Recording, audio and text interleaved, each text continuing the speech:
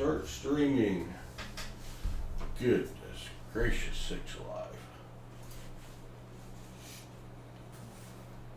Probably should have renamed it as number 2. But we didn't. A solid number 2. Oh, we don't need to hear that. They do, but we don't. Alright. Chat. Adam Coles. Oh, you've already got one of those over there. How'd you do that? The maddest of all mad stackers, NC prospectors. Oh, I know how you did that. Skills. We're still working on it, but we're getting very close. Do we have sound? Can you hear us? Can you hear us? We have sound. Yay, I like NC sound. prospector confirms. I like sound. Sound is good. Michael Urich, greetings. Alright, we're gonna do that. Jim Cantor, 2 out of 3 ain't bad. We are going to do this and that, and we're going to give you your own screen. What?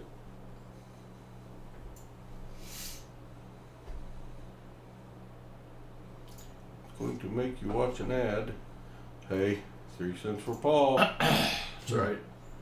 Alright, thank you. Go. Where'd chat go? Don't know. Where'd chat go? Oh, chat way down there. Interesting. Is that a commercial playing over there? Maybe go away. Go away. What happened is the computer updated when I turned it on. Bad computer. Can I close that or we'll just do that? Okay, I think we're live. Welcome to PasSpareTime again. Hey, 24 people back in here quick. That's good. That's really good. Sorry about the sound issue. It just was not working. We had a little laggy going on, but we'll deal with laggy versus no sound at all.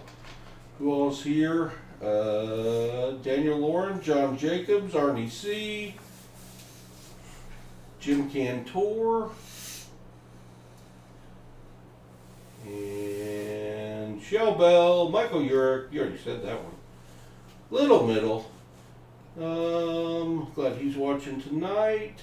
Cody Bird, Michael Fallis, NC Prospectors.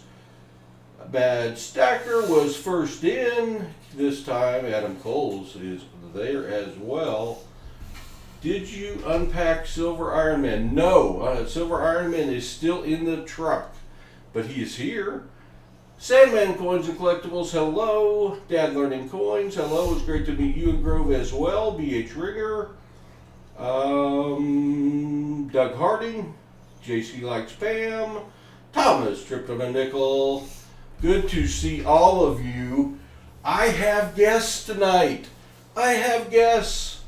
On the far left, we'll try this again. I said this once, but no one could hear it but you. That's right. And someone else that's here. Ruthie Wrangler, good to hear you, Paul. Yeah, good to be heard for sure. That was brutal. We've got Baseman 64 on the far left. Say hi, Baseman. Hi, Baseman. There you go, talking to himself again. Baseman and I and Hudson have been sharing a booth over in Grove this year and this week, and we had a big time. We'll talk more about that here in a minute. And in the middle, he's the little guy in the middle, especially compared to the two of us. It is Little Middle. Hello. Welcome, Little Middle. Little Middle came down to the show, and I invited Little Middle to stay with us. Baseman staying in the basement. We put Little Middle on the 3rd floor. Yep. Gave him the choice of 3 bedrooms. Yep. He settled into one. He got here late last night, and we invited him to come stream with us today. So everybody, welcome Little Middle. Got to meet Little Middle at the show this year, so that is awesome.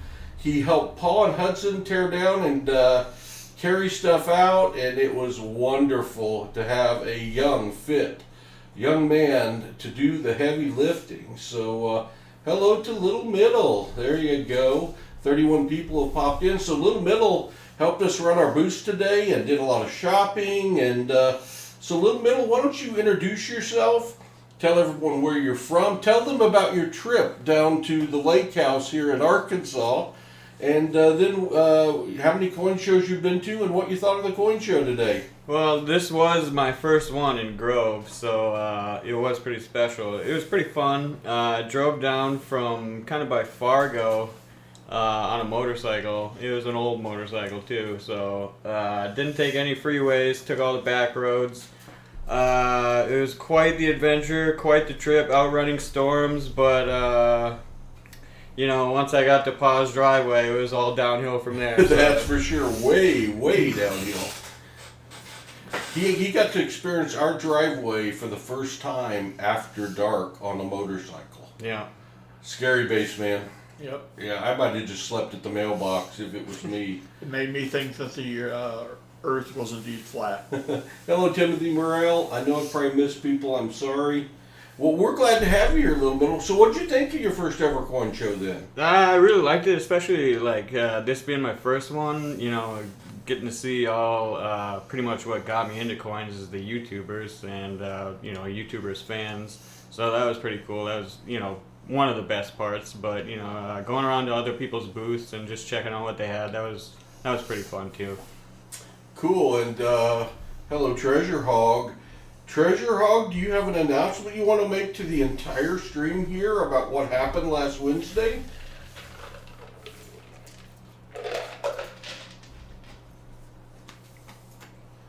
You've got big news for the Treasure Hog. Waiting for the Treasure Hog couldn't be with us in Grove this year because let's just say he and his wife were busy 9 months ago. Just saying. And Busy again. He's going to be busy forever. Miss Vivian Grace Rose was born. Treasure Hog and Mrs. Treasure Hog have a baby. Let's congratulate the Treasure Hogs. We are so happy for you, Treasure Hog. That is awesome. Baby time, but it kept him from the coin show. You know, priorities. You gotta do what you gotta do. Need the specs. Pound and link, says Michael Urich. What size is this kid? From the picture, it looked pretty normal. Normal size, I would say, for a baby. I don't know if it's not like a 30-pounder and it's not like 6 foot tall or anything. I don't know. I don't know if it is what the specs are. Not my kids. 10 pounds, 14 ounces, 10 pounds, 5 ounces. Adam Cole's raising a football team, starting them young. Ta-ta-ta-ta, hello. So, Can in the house. We missed you, Can.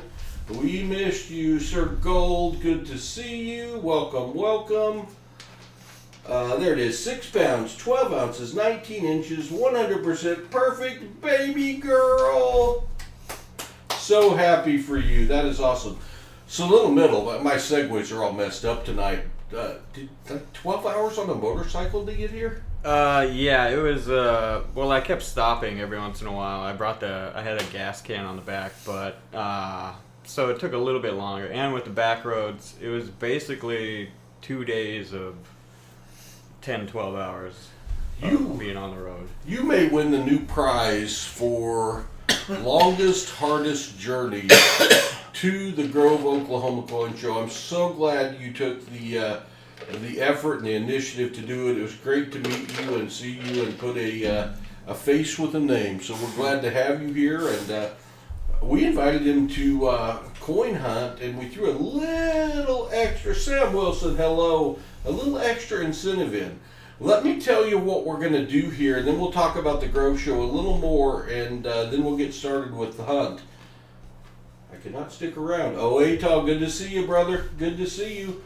Got to meet Atog over there this week. Sam Wilson was there today making a hee-hee sound in a, he's got a note there, bassman, I cannot hit. Yeah. He's got a reach in the vocal cords that I am not capable. Maybe in severe pain I could get there, but I'm not even sure about that. what we are going to do tonight is Paul has had a few mom and pop penny boxes trickle in since we stopped doing them, as mom and pop are cleaning up the last few buckets. And I gave a few of those out as prizes, I think last week or the week before. So, Paul, what is the places they are looking at? That rumor has it, Baseman. Yes. Apparently the building that the Grove Civic Center has been sold, and that's why they moved it up to these dates.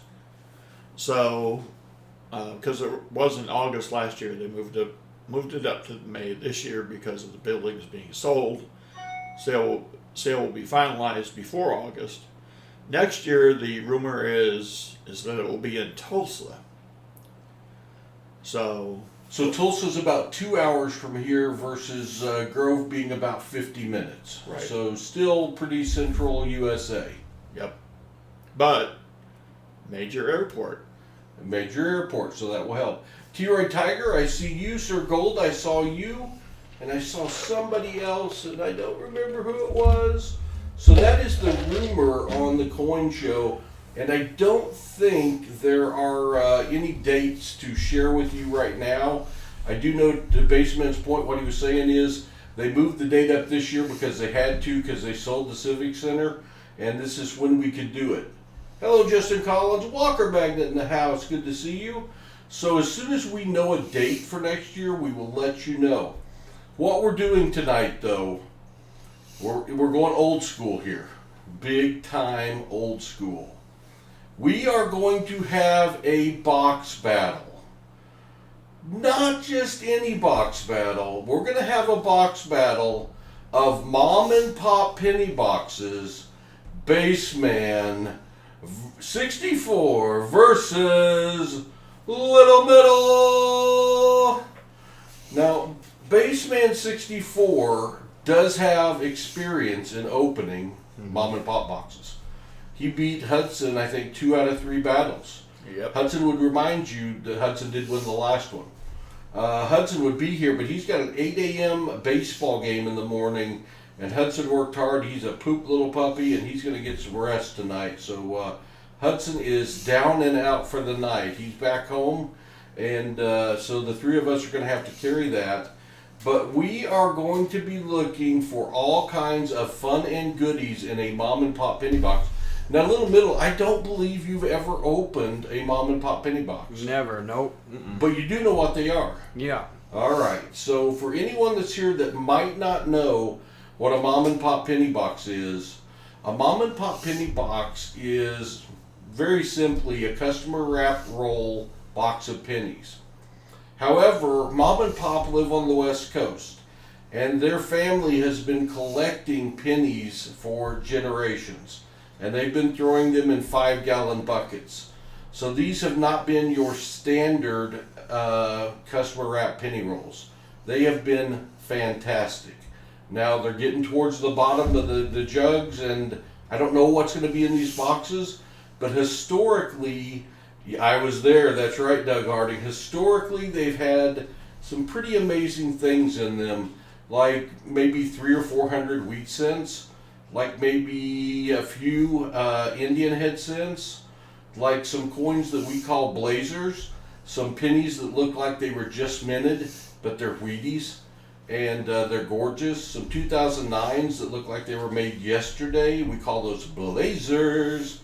We have found silver in these boxes. We have found Rosie dimes, we have found Merc dimes, we have found Seated Liberty dimes. We have found Canadian silver dimes, the blue nose. So we call those OMG finds. Oh my God finds. Oh yeah, Hudson's not here. It's an oh my gosh find on PG-11. So, and one time, Hudson, while opening one of these boxes, he flipped out a coin and he said, "Paul, it's gold." I'm like, "No, Hudson's a penny box. It's not gold. What do you got over there?" Hudson had flipped out a 1945 12 medio peso. Miguel E. Hidalgo Castilla gold piece out of Mexico. So then Hudson and Baseman were having a box battle one time. Baseman flips out a 12 medio, 2.5 pesos, gold coin from Mexico. So twice that you know of, and I know of one other, a gold piece has been found out of one of these boxes. So very unlikely, but you never know. Hello Sheepdog 13, what you might find in one of these boxes. Grammy's in the house. So I'll go over the score sheet here in just a minute on the mom and pop penny boxes, but since Grammy's in the house, Grammy stayed up late Wednesday night and Thursday night, and Grammy made Grammy's cookies for us to take to the Grove show. She made over 100 cookies, individually wrapped them, had a special sticker made up, put it on. We took those to the Grove show. We handed out Grammy's cookies with the Grammy's cookies sticker, and people went wild for Grammy's cookies. Silver Seeker stopped on the way out today and he said, you have to tell your wife, you have to tell Grammy those cookies are amazing. I need the recipe. She's driven me to diabetes. The cookies were amazing.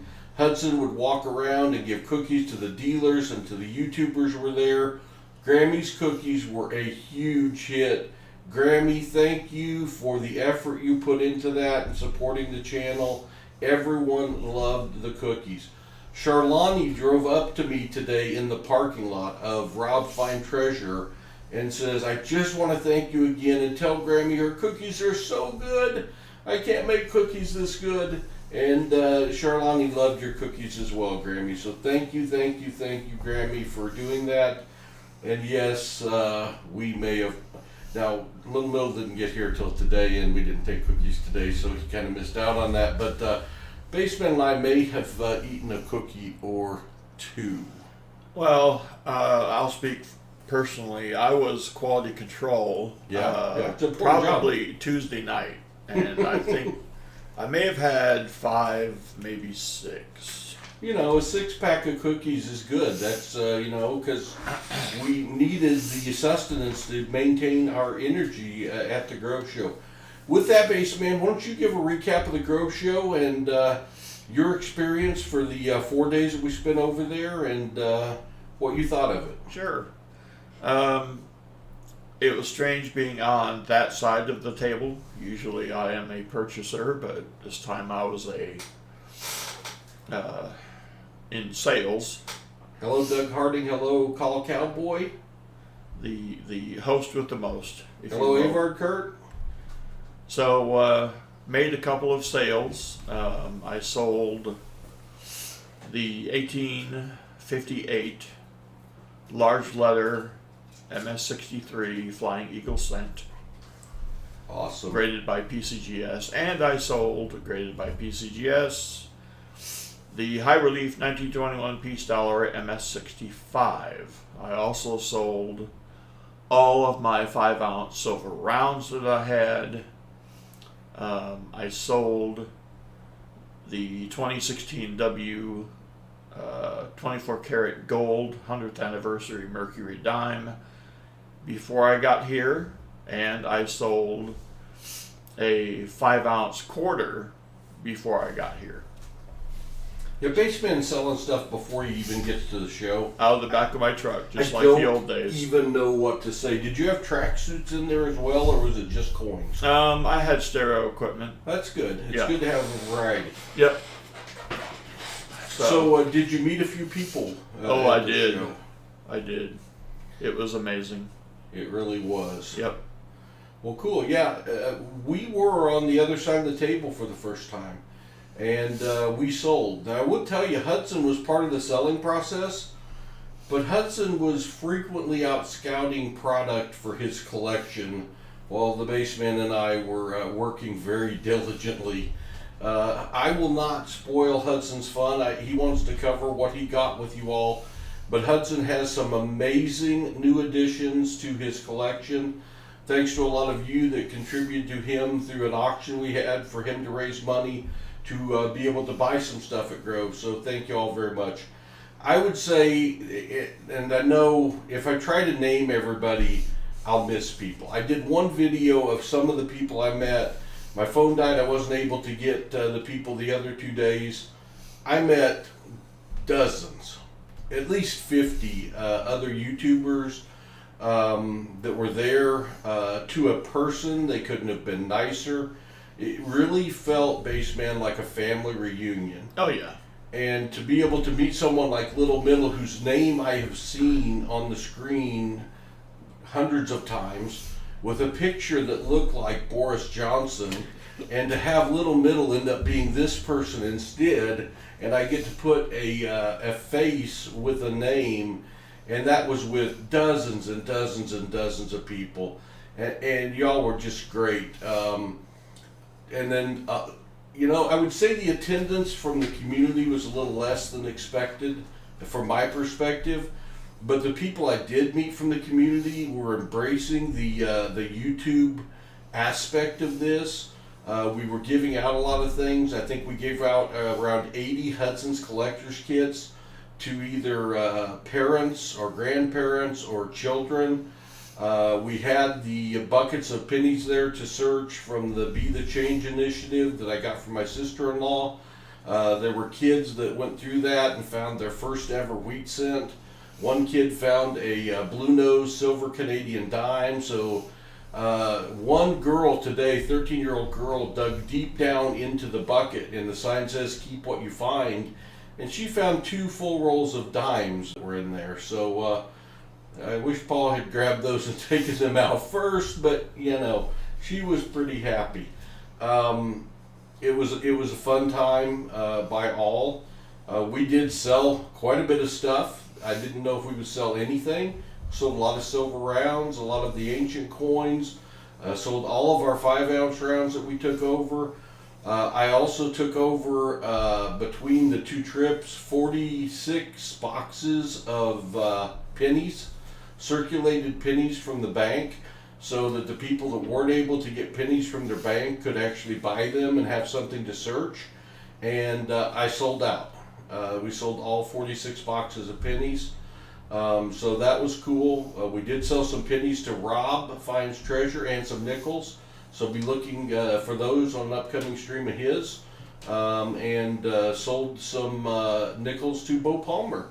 And got to meet Bo and enjoyed meeting Bo and just so many people. So it was a lot of fun. So it's not going to be a $50 stream, but it is a Saturday, and we've been known to go to midnight before on Saturdays here, Baseman, when Hudson and I got crazy and tried to do 13 boxes or something like that.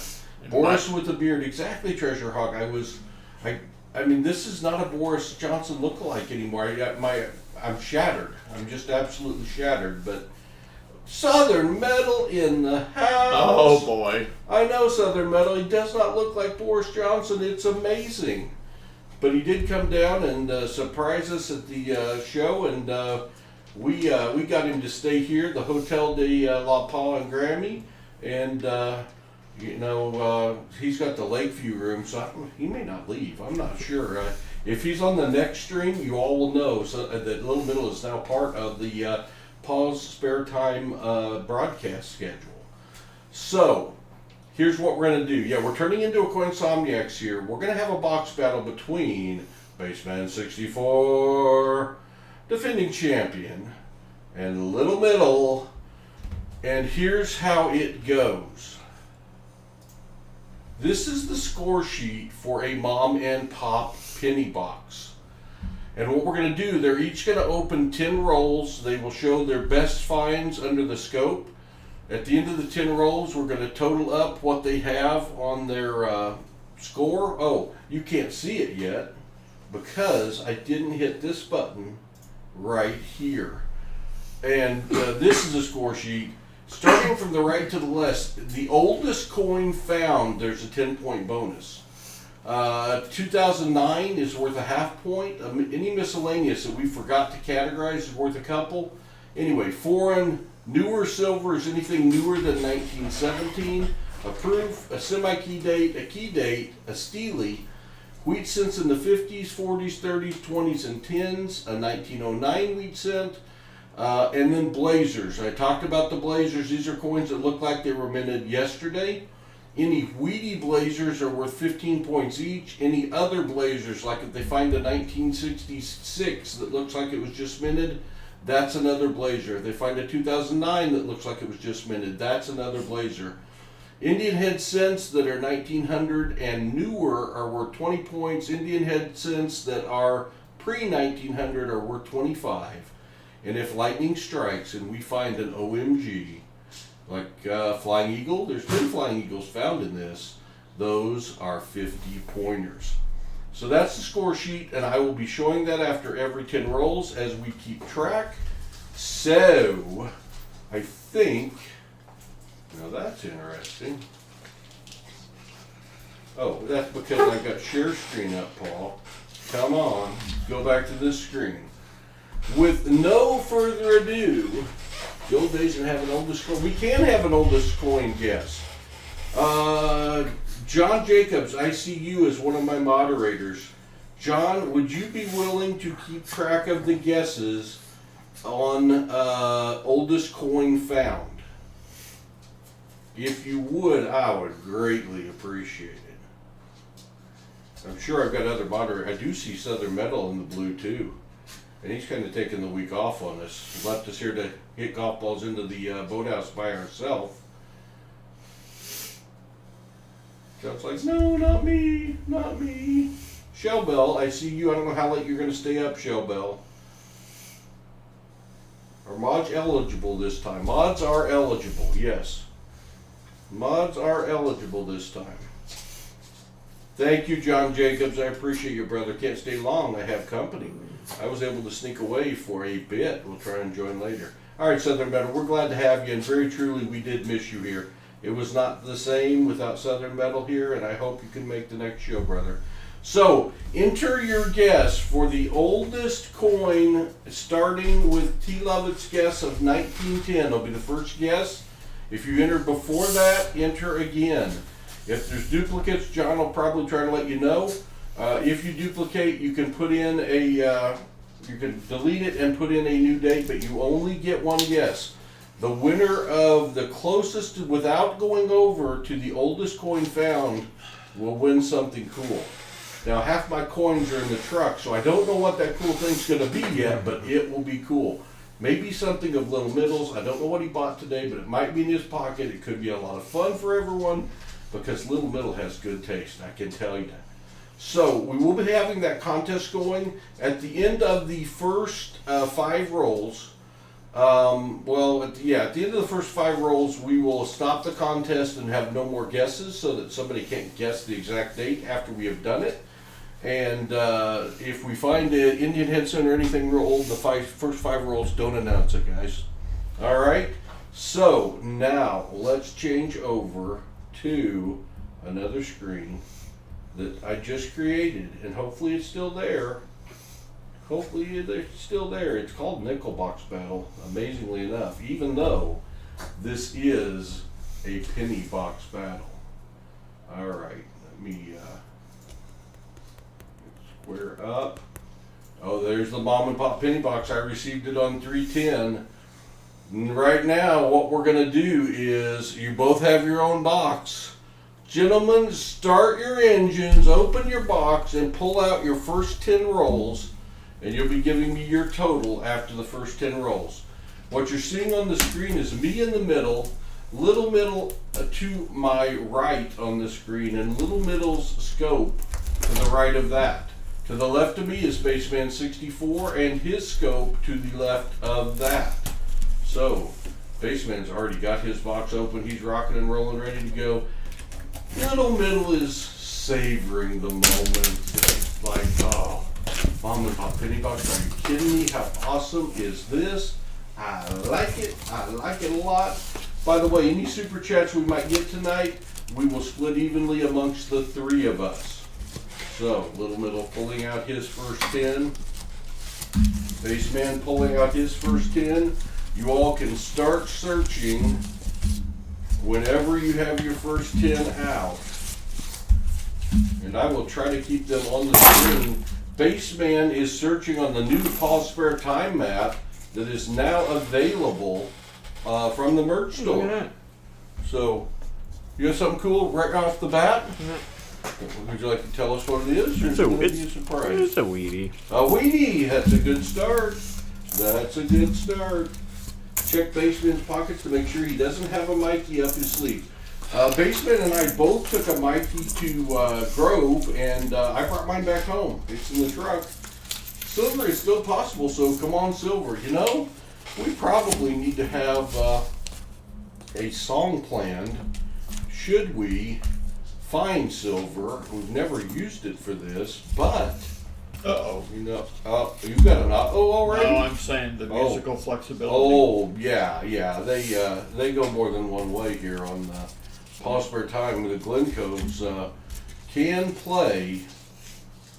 They can play even for a mom and pop penny hunt if I figure out how to make them play without us getting feedback. Let's do this.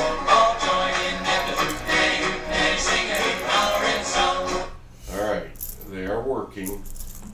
And the volume, the audio isn't going out doubled or anything. So you've got little middle on the right searching. If they find something good, they can put it under the scope and show it to you. If you find a weedy, you want to tell them like what dates you found, or if you find a blazer, or if you're a poker face baseman, you can hold off so that you can surprise it. That looks blazerish, baseman.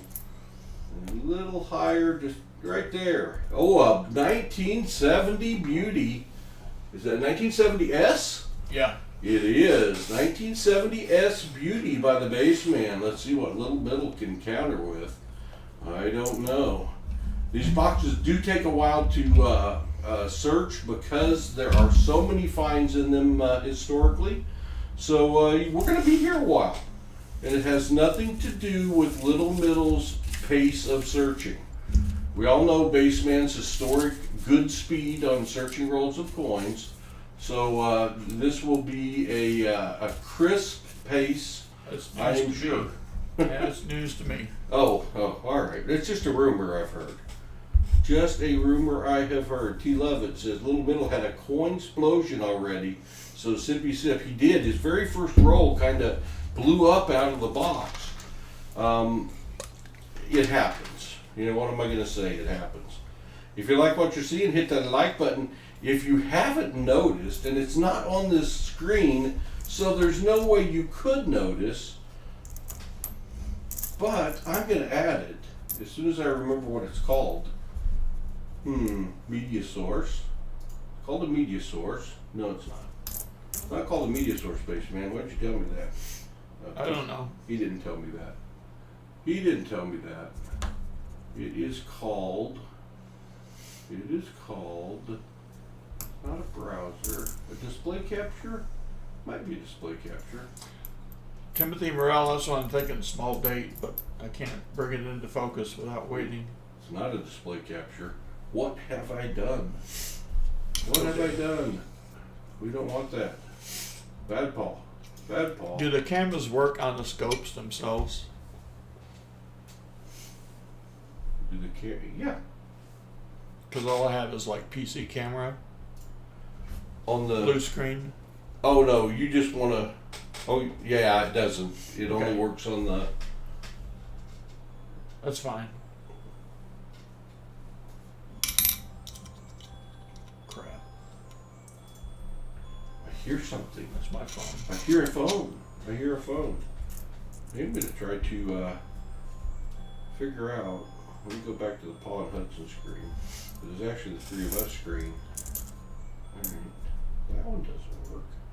There it is. There's the sub count. There's the sub count. We have had a little jump on the sub count. A little jump. Window capture 5 is what that's called. Window capture 5. You know, Paul's taking a couple days off from streaming, so you have to forgive me. try to add window capture 5.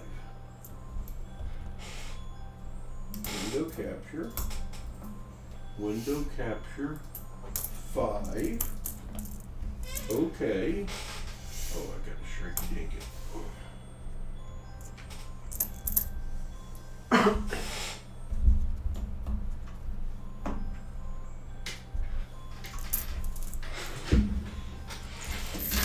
Somebody is urgently wanting to get a hold of the basement.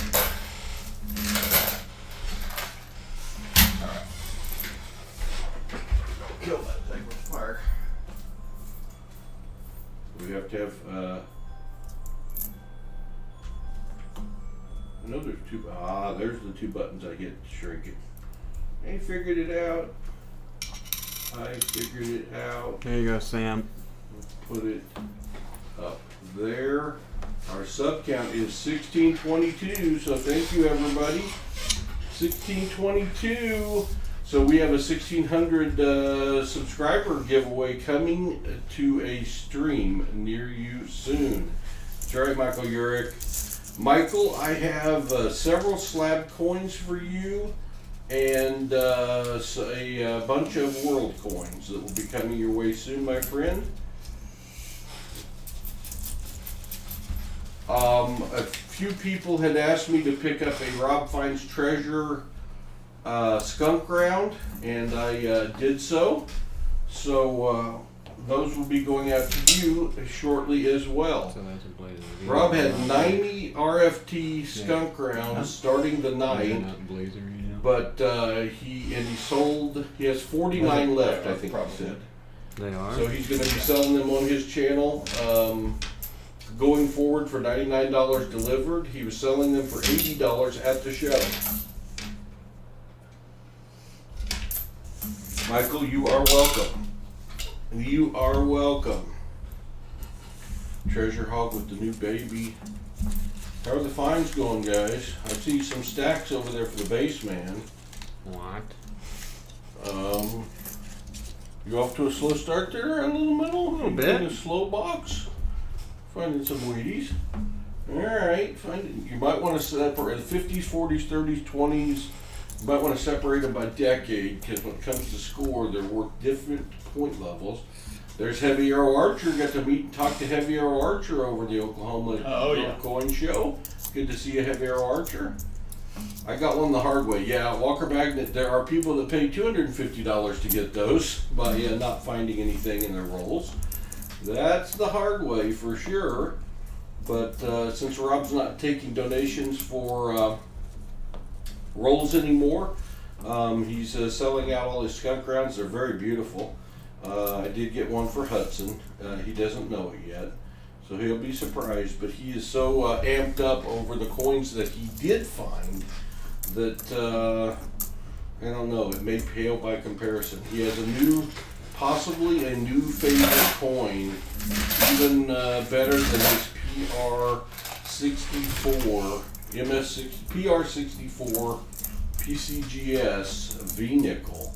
He found a new treasure. He is very happy with that. I'm not going to tell you what it is, but I'm just going to tell you he's happy. That looks like a 1964 dime. That's why it looks like that. Baseman with silver. That is a post 1917 silver, and I think that's like 5 points. That's a good one. But the Glencoes won't play for just any silver. Ooh. No, they won't play for just any silver. So they're kind of yawning over there. They're like, yeah, we'll be there soon. We'll be there soon, hopefully. Tell me of your package ordeal. John Jacobs sent us a package to hand out that had envelopes in it for several people at the Grove Show. And it first came Wednesday. And we were at the Grove Show Wednesday, and for some reason, they wanted the post office wanted a signature for it. Don't really know why. When we got home from the Grove Show Wednesday, there was a note that said the signature required. So I signed it and stuck it on the mailbox. We went to the Grove Show on Thursday, and got home late Thursday, and the note was gone and the package was not here. We went to the Grove show again on Friday and came home, and we got home very late because Hudson had a double header last night, and the package was here, but it only gave me today to get all the envelopes handed out. So I don't know what the holdup was, John Jacobs, because usually if I sign it the next day they just bring it because they had marked first attempt. We'll attempt redelivery. So got it last night. Hudson opened it on the way to Grove, and we found everyone we could. There were a few people that weren't still here today, like Tupac was here yesterday and had left, and Sue Hatton, and I forget who all. So, and Can wasn't here. So there are probably 6 or 7, John, that I will mail out for you, that we weren't able to give out today. But John sent gifts to several people, and the post office messed us up. So that's the story, John. I don't know if you sent it, signature required, but that's the way they treated it. And we were in Grove and Grammy was at work, so the dogs don't know how to sign for anything, and they just bark at the postman, and nothing happened. Heavier Archer, it was great to meet you, my friend. It really was.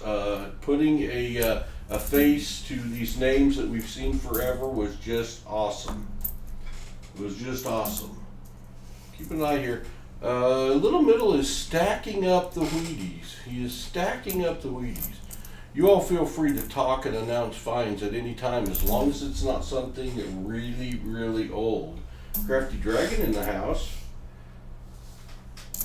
Crafty Dragon. By the way, John, Hudson and I did open, well, no, Hudson didn't open his envelope, and I didn't open mine either because we got really busy today with kids coming in, and we're giving out a lot of Hudsons Collectors Kits. So when I unpack the car, we will open our stuff, but John sent gifts for Hudson and I. Did see the stamps. Thank you for those, John.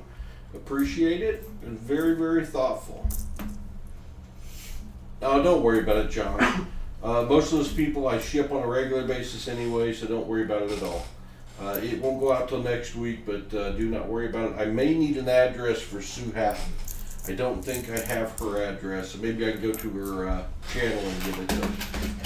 Treasure Charger, it was awesome to meet you. Treasure Charger left some of his stickers at our booth, and they went quickly, Treasure Charger. A bunch of your stickers got given out. All of them got given out, actually. We ran out early this morning of your stickers. Walker Magnet, we had your stickers on the table, and we gave away about 3/4 of those. So they liked having the extra stickers there. I think Original ATOG left some stickers with us as well that we put out. So it was good to have the variety out there, and people were really enjoying getting the stickers. Off to darts, Timothy Morrell. Win, my friend. Have a great time. Throw them straight. Be careful. No one needs to lose an eye over a dart game. T. Levitt Coin Hunter. It was great to see you there as well.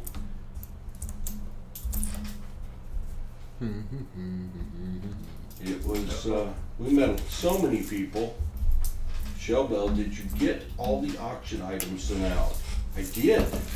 All the auction items shipped, let me think, Monday or Tuesday. They shipped Tuesday. All the auction items shipped on Tuesday, so they should be there very soon. Although I know I had a package going to Stan Horn that did not make it. I shipped 2 packages to Stan in the exact same kind of box with the exact same kind of priority mail label on them, and one got there and one is somewhere else. So hopefully none of your all stuff went with Stan Horn's second package, because it did not make it. But I am caught up on shipping, except for the giveaways that we did the other night when we streamed the Baseman comeback $50 box where Bassman in his first box searched in I don't know how long of $50. He's like, hold my beer, and he pops a Walking Liberty 1944. And as if that isn't enough, he also pops a 90% 1964 Kennedy. Nubs was the donator. Nubs won the bounty. So that prize has not gone out as well, but will be going out next week. Hello, Epic Blades. We did have a great time. I know that this is not the most convenient place in the world to get to, Grove, Oklahoma, from around the United States. Everyone's circumstances are different, but there were people there from Minnesota, like Little Middle, or up near Fargo, and there were people from California. There were people from Delaware. I met some people from Ohio, Indiana. Several people from Oklahoma, obviously. Several people from Arkansas that came over. So there are people from all over the world, and as we find out what the date is for next year for Tulsa, we will let everyone know. And it's a lot of fun. It's only the third coin show I've ever been to, and it was really the community aspect of it with all the YouTubers that really made it, and it was a lot of fun. And I'll tell you, the coins that were there, first off, I sat next to Bassman for 3 days and I had envy because Bassman might have had the nicest looking coins in the house. There was like this angelic glow from Bassman's table that he was right on the end, and he got a lot of traffic over there. He had the big dealers. I mean, he had the slickest guy I've ever seen from New York. Oh, yeah. That was dressed to the nines. He did everything but have a tux on, carrying his little professional briefcase around, looking for the best coins to sell. And he spent so much time with Bassman, I was starting to think, partnership, sponsor, what's going on? Bassman had them all their tongues wagging with the beauty of his coins. I think he came very close to selling a 1909 SVDV that's gorgeous. You're welcome, Treasure Charger.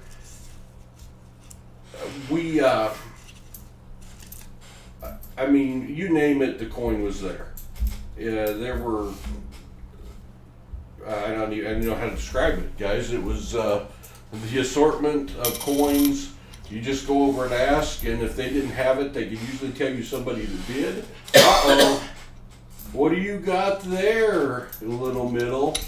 That looks silvery, and that is a dace of 1947 Canadian silver dime. That's going to call for a little music. We got silver. We got older silver.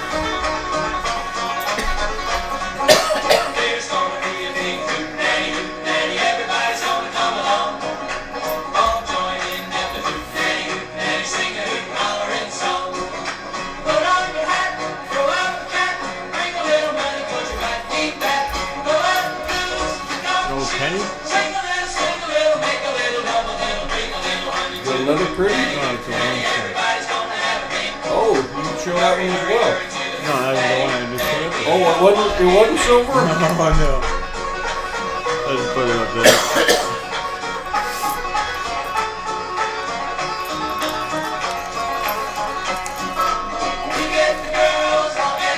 We have a false playing of the Hootenanny. I have to report a misidentification by Paul. Put it back into the scope for me there, and I'll re-identify it as not a silver coin, but as a 1946. It does look silver to me. I got to tell you, it does look silver to me until Little Middle showed it to me in person. When you see it in person and the back, it clearly says 1 cent. I'm not silver, Paul, but I am 1947, but I'm just a foreign penny, and I'm not worth big points. So cut the song, Paul. Play it when you mean it. Cool coin, not silver, Epic Blades, not silver. Pause bad. Pause bad. We haven't had a lot of false stock. The Hootenannies were queued up, they were ready to go, they were excited. They're a little mad I didn't play them for the 1964 dime that Bassman found, which clearly was silver. identified correctly, I am 1 for 2. I was a baseball player, baseman, big money. Yeah, that's Hall of Famer. Big money. I would be in Cooperstown. Oh, hey Jimmy Lacari, good to see you. Ruthie Wrangler, Timbo White, how are you? Hudson is in bed prepping for a game at 8 a.m. tomorrow. Yeah, just a cent, John, but a cool cent. 1947 Canadian with King George V on it, I believe. But not silver. Paul jumped the gun. It was a horrible breach of the Hootenanny song, and I can only apologize. Mr. Marmello, good to see you. Welcome. We appreciate. We were over 40 a while ago. Well, that says 41 concurrent viewers on the live tote. So thank you all for being here. We appreciate it. Although it just immediately dropped to 24, so I don't know if there's a tornado, lightning storm, or just the false playing of the Hootenanny has driven people away. Okay, 38. It is stabilized. It was just a glitch. Just a glitch. Daniel Lauren, good to see you, moderator extraordinaire. We are past the 5 roll mark, so this is your last chance to get your guesses in for oldest coin found tonight. We are doing a mom and pop penny box battle between Baseman 64 and Little Middle. You'll have to welcome Little Middle to the channel. This first time he has been a co-host and box opener on PasSpareTime. We met him last night. He's staying here at the lake house with us. We had extra room and coerced him into coming over and staying, and coerced him into carrying coins and buckets of coins, and that was much fun. He got to see the coin hog, and I did take some coins up the stairs with that, and then I converted over to Little Middle Strength for transportation, and that was nice. I'm going to need the big scope picture. Oh, Baseman is going to need the big scope. Testing pause flexibility here. Let's see what the Baseman has. What does he have? That looks a little Indian penny to me. It looks a little out of focus. A little focus action. A little focus action. You can look over at my screen. There, perfect. United States of America. That doesn't look okay. Indian. That's not close. Okay. All right. He thought he had a variety. False alarm. Paul thinking big. Well, I was thinking big, but it was a false alarm. That's the wrong screen. That's the right screen. We'll get the hang of this streaming thing here in a while, Baseman. It's been a while. It has been a while, like 2 or 3 days, so, you know, I'm going to put it up here by the Paul and Hudson scope area. I have taco money. You got taco money? Yep. I like taco money. 1969. 1969 dime. Rosie. There he is. Yep. We like taco money. Unfortunately, the Glingos, I done ticked them off. They're not coming out for taco money. I don't blame them. You love it, Lotto Scratcher with a new name like this, laugh out loud. I have to say that I have not seen Baseman scratching since he got here on Tuesday night. So I think he left that in Texas. Perplexed Mind, good to see you. There was some talk about getting some scratcher tickets in other states. I did. Oh, he did. Yes. But there was a talk of redemption being difficult. But with Paul living up here in the corner by Missouri, Oklahoma, and Arkansas, it sounds like the desire to have out-of-state scratchers has won over. What state did you purchase said tickets in? Well, I didn't. Or is it going to be a I surprise? didn't purchase. No they were purchase. gifted. Oh, gifted. Yes. Those are my favorite kind I know. of lottery tickets. Gifted ones.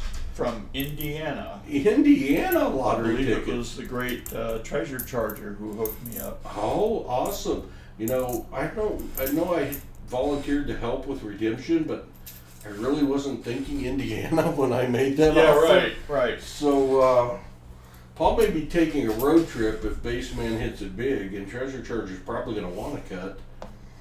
You know, it's nice to gift lottery tickets, but you know in the back of your mind you're thinking, Please don't win. if that's the $1 million ticket, Please don't win. you know, I don't mind you like a 2, a 5, maybe even a $10 win, but as far as big, it's kind of like when we got, we took boxes of $half to Nubs. We wanted him to find silver. He found 132 in the first box. He found silver. He found silver. We were not really rooting for 132. We were kind of had seller's remorse, but we were happy for Nubs. What are you going to do? There's Nubs right there. Nubs is lurking. What up, Nubs? Nubs, the big winner of the bounty the other night in Baseman's comeback search. What? That. 72 double die. All right. PayPal him and he can mail. There you go, Treasure That's Charger for the with big the big screen. win. If he gets a big win, he probably won't mind paying for the postage Where's it himself. It's going to be on the date. Oh, okay. And- Show yourself, and you can Indians. look Yeah, at, that's one thing. And one of motto. the reasons I stopped doing the The what? series The on the motto. mom and pop penny boxes Also, is because we were Yeah. down to the end of the buckets. And what do we have here? A 1972 P. Looking for a variety. Do you need a bigger scope up there? Yeah, just We show can do this, and you can look over here. If that helps you. Doesn't look like anything. I'm not seeing any doubling. I don't see anything. You guys have much more patience than me to look for the varieties. This stream could go into early Monday morning. On the variety search, when we find a few, it'll be worth it because it will be much fun. For sure. Alright. Paul's gonna see a man about a horse. I shall be right back. You two got the helm. All right. No fighting, no punching below the belt. No promises. That's right. So, wait. So, who's your guy in Indiana that gets your scratch offs? I thought it was Treasure Charger. Who's your guy in Indiana? That's right. Yep. Beat him at his own game. Dang it.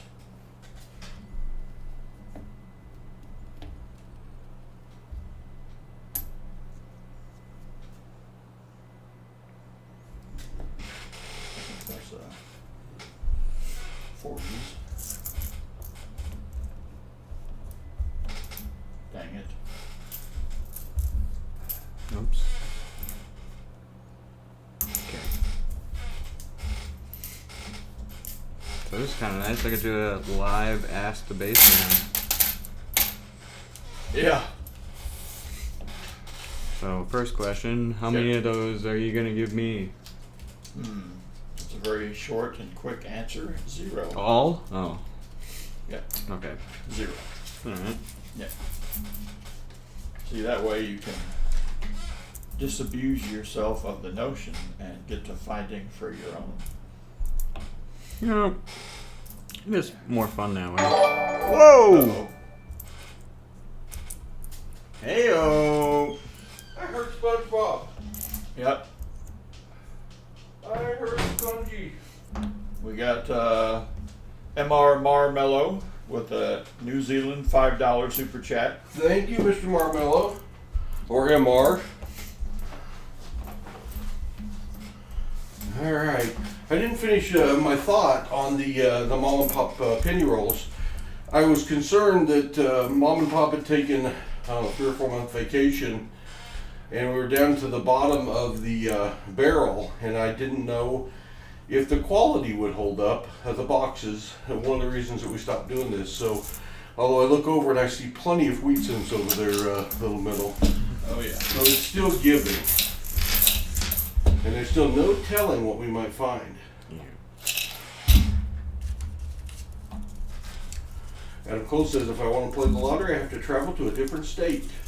That state is only 3 miles to the border, but still, yeah, I know, kind of the, I guess, it makes it seem longer if you have to go to another state, even if it's only 3 miles. That's like us in Missouri. It's kind of just like over the hill. Come on, the 1886 Indian headset says Justin Collins.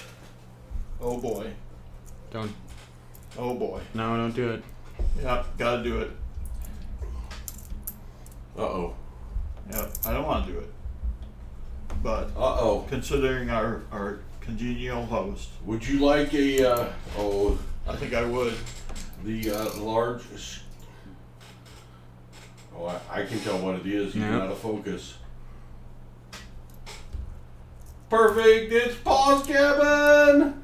That's a 2009 Paul's Cabin Blazer. I think that was the cabin that our president might have grown up in, but I have gone to calling it Paul's Cabin because I really think that when you get those Blazers, they are like a piece of art. Do you need large scope again? Just for the fun of it, since it's so in such good condition. All right. Your finger be in the way. 1972 P. It is. It's party. Party for a 72. It was not a Mikey John Jacobs, but we can keep hoping. Paul's Cabin, you know, next best thing to a Mikey, I suppose. And Paul does like the Paul Cabin. Paul's Cabin Lincoln Sense for sure, the 2009. Woo. I don't know, I'm used to Hudson's sounds when he finds a coin. I'm having to interpret Little Middle and Baseman's reaction to their finds Gonna because roll. you have to get over the fact of the box in every roll having like multiple wheat cents in it, and that being so good to the point of then you find crazy stuff from time to time. So I'll keep working on my translation. Big learning curve. It is Chauvel. Hudson, it's obvious because Hudson's laying on the floor, and I know something good has happened. If Hudson goes down, something really good has happened. And if Baseman goes down, they have to Well, move his... that's calling the paramedics. You know, we may be pulling his box down with him so he can complete the hunt. We'd have to rework the cameras and everything. Little Middle's pretty spry. If he goes down, I bet he could pop back up. Plus, we've got Little Middle in the uncomfortable chair. He does have the disadvantage of being in the folding chair because I didn't get my third chair put together. It's in the garage, Little Middle, if that is any consolation at all. And it's really nice. It's exactly like the nice comfy one I'm setting in. Uh-oh. He also had the disadvantage Whoa. of not getting cookies. Uh-oh. Get a camera right there on top of where his pennies are. Yup. We've got Grammy's cookies. There we go. Nice. There we go. Grammy's cookies. So Little Middle gets his own plate because this is a battle. Thank It is you. a battle. So everybody gets their own plate Nice. tonight. You can't Wow. expect No Baseman sharing. and Little Thank Middle you. in the to share Thank a you. No meal sharing. in the middle of a battle. Thank you, Grammy. I thanked you earlier for all the cookies you made for Grove. I appreciate it. Everyone had had their mouth water before from seeing you deliver Grammy's cookies when we're streaming, and now they got to taste them and they fell in love with them. Well, Yep.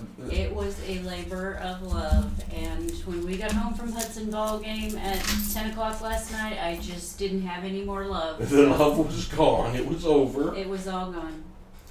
And but I do appreciate it. You worked very, very hard. People have recommended that you sell your cookies. I did say that we have received bids before on cookies, but Grammy had a full-time job, and I didn't see her. And maybe this will be a retirement gig one day. Yeah, But I don't know. they are tasty, and we do appreciate the sustenance. We have not had dinner. We did. As we left the Chinese buffet after lunch today, they did announce a shortage of food because Yes. Hudson in Chinese buffets, Hudson gets his money's worth, and the rest of us, we did our best, and it was good goodies at the Chinese buffet for sure. And Well, I will say he learned from the best. well, he did. Uh-oh, going down. Uh-oh. Ran overboard. Thank All right, you, Grammy. who's ahead? Yes. Oh, we Who's have ahead? not. We have to finish the first 10 rolls before we get our first okay. tote. We don't know right now. Some people would say that we are slow hunters, but I would say that we are deliberate. Deliberate Yep. and Deliberate methodical. hunter. Yes. Avar Yes. Kurt loves cookies. Avar Kurt, we missed you in Oklahoma. I knew you're doing your best with your rehab and stuff to get better, and every day you're getting a little better. We continue to pray for you to get back on your feet and get the neck surgery out of the way and feel better, my friend. But you were missed over there at Grove this week, for sure. For sure. Now, I've got a Smeg sighting. Let's see. What did it say? Smeg, you better save me, says John Jacobs. Yes, I have been promised by Treasure Hog and Princess Rose that we are going to be able to meet Baby Rose one of these days. Well, if Baby Rose is up, hop in the car, Yeah. Treasure Hog. We're here, and we're still going to be searching. So you are safe, my friend, to catch this stream. If Baby Rose and Mrs. Treasure Hog might be thinking, even if Baby Vivian, I hope that's the correct pronunciation, is awake, Mommy's gonna take a little nappy nap, and Daddy's gonna Stay do a up little rocky rock and with that the thing. princess. That's right. They love car rides. Yeah, car rides. Well, one of our children, the car ride put him to sleep. Yep. Fixed everything. Yep. Other kid, not so much. Oh. So when they were both grumpy, we just had to decide which one we wanted to make happy. Yep. Because the car ride was going to devastate one into mass angerness. I don't think that's a word, but at the time it think it sure is seemed now. like a word. And the other one was going to be sleeping. So everything in life is a precious balance, I guess. So Justin have fun. Collins says, "I got my package Thank from you. last Saturday." Good, Justin. You got your Enjoy. auction items. Thank you. Good deal. Thank you for your participation in that auction, Justin. We appreciate it. And Hudson did spend all of his auction money, plus a little extra, down to the penny. He wanted to spend it day one, first hour. He found a coin he was in love with. And I had to talk him out of it. Baseman was over there like, Hudson, it's the first day, the first booth you go to, and you want to spend all your money in the first hour? The show didn't even start till the next day. And so we got him to hold off, and Baseman, he told me today he was really glad that you told him to wait because he found stuff he likes a lot better. Ah, yes. That's good. All right, Treasure Hog. Understood. Patience is a virtue. I hope that Mama and Baby are feeling well and that you all are getting a little bit of rest. I can't hope for more than a little bit of rest because I believe that would just be unrealistic. But you never know. We always heard that. Do you need a big soap? Oh. No. We had always heard that. I can turn that even a little bit more maybe, and you guys. I'm just reading this Smeg chat over Oh, here. the Smeg chat. Yeah. Smeg! Yeah. The baby's the first night. They always cry all night and everything. And our daughter, when we brought her home from the hospital, slept through the whole night. MR Marmello with a $12.59 New Zealand super chat. Thank you, MR. We appreciate that greatly. Any super chats this evening are going to be spread equally between Little Middle, Baseman 64, and Hudson. Because you know where my cut goes. We are very excited. So thank you again, Mr. Marmello. We are very excited that we did get over the 1,600 mark in subscribers. A lot of those new friends came from Grove, Oklahoma. I had kids that came up and took the picture of the QR code. Would you like a bigger scope? Just checking out the ear. I don't think so. Yeah, I don't think so either. I was saying something, but I don't remember what it was, so I know it was important. Kids would come over, take a picture of our, you're welcome, Avard. We did miss you, my friend. Take a picture of the QR code. They would get to our, while I was explaining they had it done. They were already subscribed. They said they were going to watch. I told them we weren't streaming today, so I guess that was a fib. But we usually streamed at 2 o'clock on Saturday. They were going to watch Hudson open some coins. So I met a grandfather and grandson coin opening tandem, and they're going to start watching us together. Also gave them a clue on a bank they could go to because they're having a hard time getting $50. And they mainly search pennies and nickels, but it was nice to meet them. But Gypsy Rose wants a cookie. Yeah, me too. And I guess I could eat a cookie because I'm over here not opening. Paul once again has gone the Tom Sawyer route. Hey guys, why don't you come over? Let's do a stream. Oh yeah, you guys do all the work and search the coins, and I'll just be over eating cookies and talking. But actually, when it's a mom and pop penny box, I don't think they're going to complain too hard. Good to see you. Gypsy Wolf says, hi, Baseman64. Howdy. But it was quite a different dynamic explaining the QR code, the YouTube streaming business, the coin hunting, how it worked to people my age that weren't aware of it, and to people under 20. The people under 20 are like, yeah, shut up, old guy, I got this. And the people my age were like cross-eyed, just give me the sticker. And so it was different. But really, that is the whole incentive behind it, the initiative to grow our hobby and to get more kids involved in this hobby. And Little Middle is certainly under the average age in the room, and I'm glad Little Middle is interested and involved in this hobby. And it's real important because you walk around these shows and you see a lot of people that are my age. And we need the new generation coming in, embracing this hobby to keep it going, to keep the government putting coins out, and interested in the history of coins. There was one little boy that was about 4 that I gave a Hudsons Collectors Kit today to, and I pulled it out and showed him the Ike Clad dollar first, which is really big. And his eyes got just about as big as that Ike's Clad dollar base man, and he was so excited. The Merc dime, little and silver, not as excited about the Merc dime as he was the big old Ike dollar. I'm just a guy. Little treasure hog, you got that going for you. I did see I'm Just a Guy t-shirts at the Grove Show. Talk about t-shirts, man, there are t-shirts everywhere. We had our t-shirts there, and gave several out, sold a couple, made many trades with people for their t-shirts. So Hudson's going to be set at school for life in t-shirts. Did equip Little Middle with a PasSpareTime shirt, and he wore it. So we appreciate the advertising from that, Little Middle. Thank you. Don't worry, if Baseman starts winning, I'll switch to the Paw shirt. All right, yeah, you do have the Baseman shirt on this evening, so you are rooting for the enemy there. But whatever works for you, this reverse psychology has been known to work. Brown Sugar 0069, good evening. Oh my gosh, Spaceman.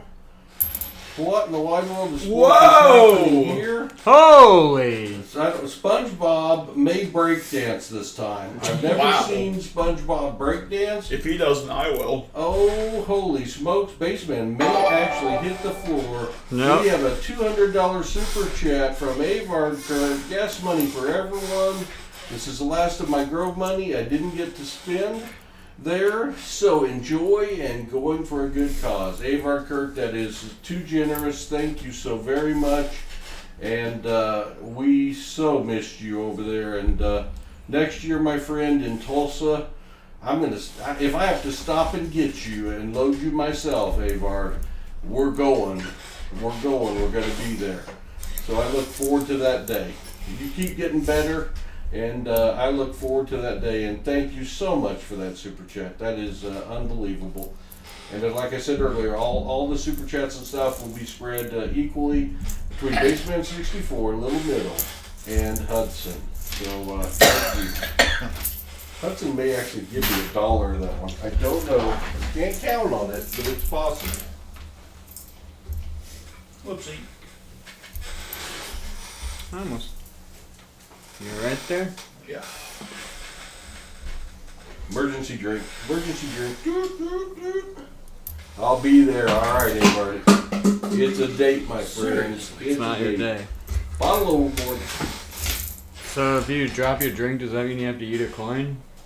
No. I don't even know how the sippy sip rule plays out when you drop your whole bottle. That's a new one. But it's always good to have new stuff happening here on Paul's Spare Time. Would my moderators please, and you probably have been, but put Baseman 64's channel link up. If y'all don't know, Baseman 64 started streaming before Paul and Hudson. Paul and Hudson were donating for boxes on Baseman 64 when he started streaming. He does still stream on Mondays. He's having a hard time getting coins right now. So he's doing scratcher tickets right now. And if he makes money, he gives away a coin. And if you've ever received a Baseman 64 coin, they're very nice. If you haven't checked out Baseman 64, he's become a very good friend. And we really appreciate him. And it's been great to be able to spend time with him for the second year in a row. Mr. Marmello with another super chat. Let's go. Penny Road Trip is out. Friend birthday, teal time, tea time for Grammy. Thank you, Mr. Marmello. That's very, very generous of you. Get us some of that New Zealand money. That New Zealand money spins well, I've heard. You can get cookies with that, base man.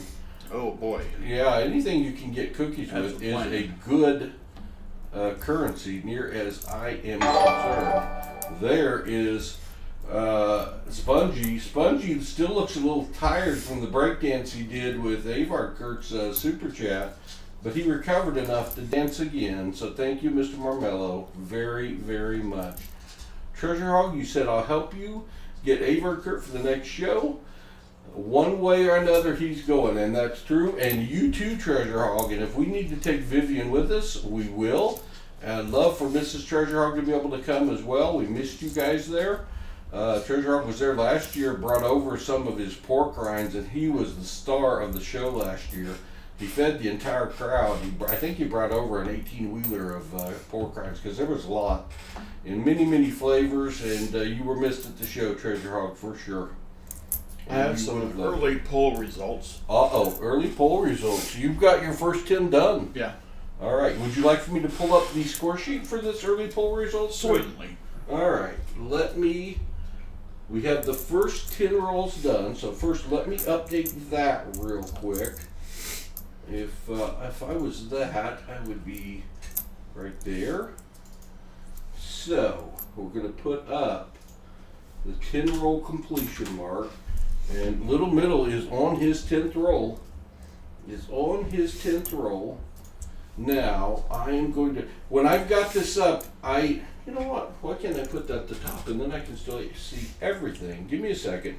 Technology, a wonderful thing, but there's no reason I can't move that up there other than it may hide my, no, it didn't. All right, I've got the score sheet. I'll leave you. Okay. Viewing Little Middle finishing up his 10th roll. Baseman 64, where would you like to start? I have 5 foreigns. Five? I'm sorry, 6. 6 foreign pennies for the baseman. Yep. In his first 10 rolls. I have 5 2009 Blazers. 5 2009 Blazers. I have 1 2009 Meh. Okay. 1 regular 2009. I have. Hold on, I've changed my mind. I'm going to move this down and show the score sheet as I'm entering this. I won't be able to see chat, so forgive me. Let me do the share the screen. All right, I'm ready.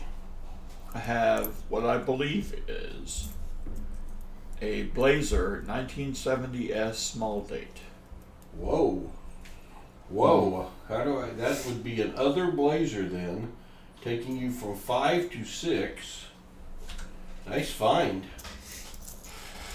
We don't really have anything up here for varieties because that actually should be bonus points, but I can't change the score sheet right now. I have a 1960 and a 1961 D Blazer. That's 2 other Blazers. You're up to 8. Are you scared yet, Little Middle? Yep. A little bit. I have 2 Wheat Blazers. 2 Wheatie Blazers, 15 points apiece. I have a Silver Dime. A silver dime that is a post 1917 silver dime worth 5 points. 1964. A Rosie is what you found. I have a 43S Wheatie Steely. Alright, first Steely on the board. You don't find a lot of those in bank penny boxes, No. do you? No. Alright, I'm going to do the 50s now. Alright, 1950 wheat cents are up next. It's 15. My dog wants part of a cookie. This is an important break. Ellie must have her bite of cookie to keep her semi-happy. You're a very patient girl. Very patient.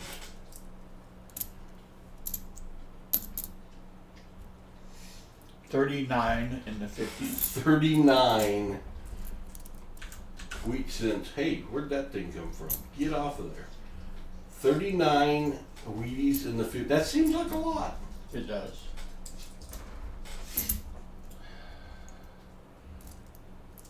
Our average bank boxes have about 6 to 10 Wheaties in them, so Mom and Pop continues to give.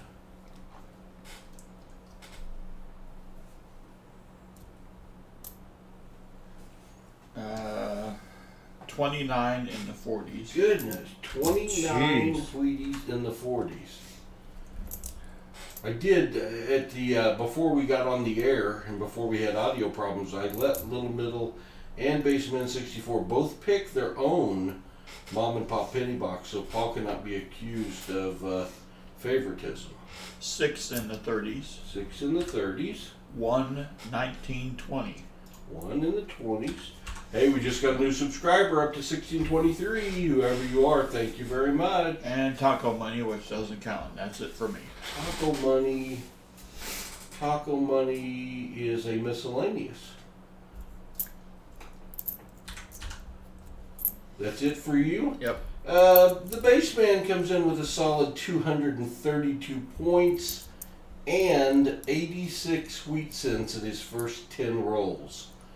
I'd say that's pretty solid. That seems pretty solid. Hello, Perry Custom Cards. Hello, Shannon Smith. Is Smeg winning? Smeg is got his shoes off and he's counting up on his toes to see his point total.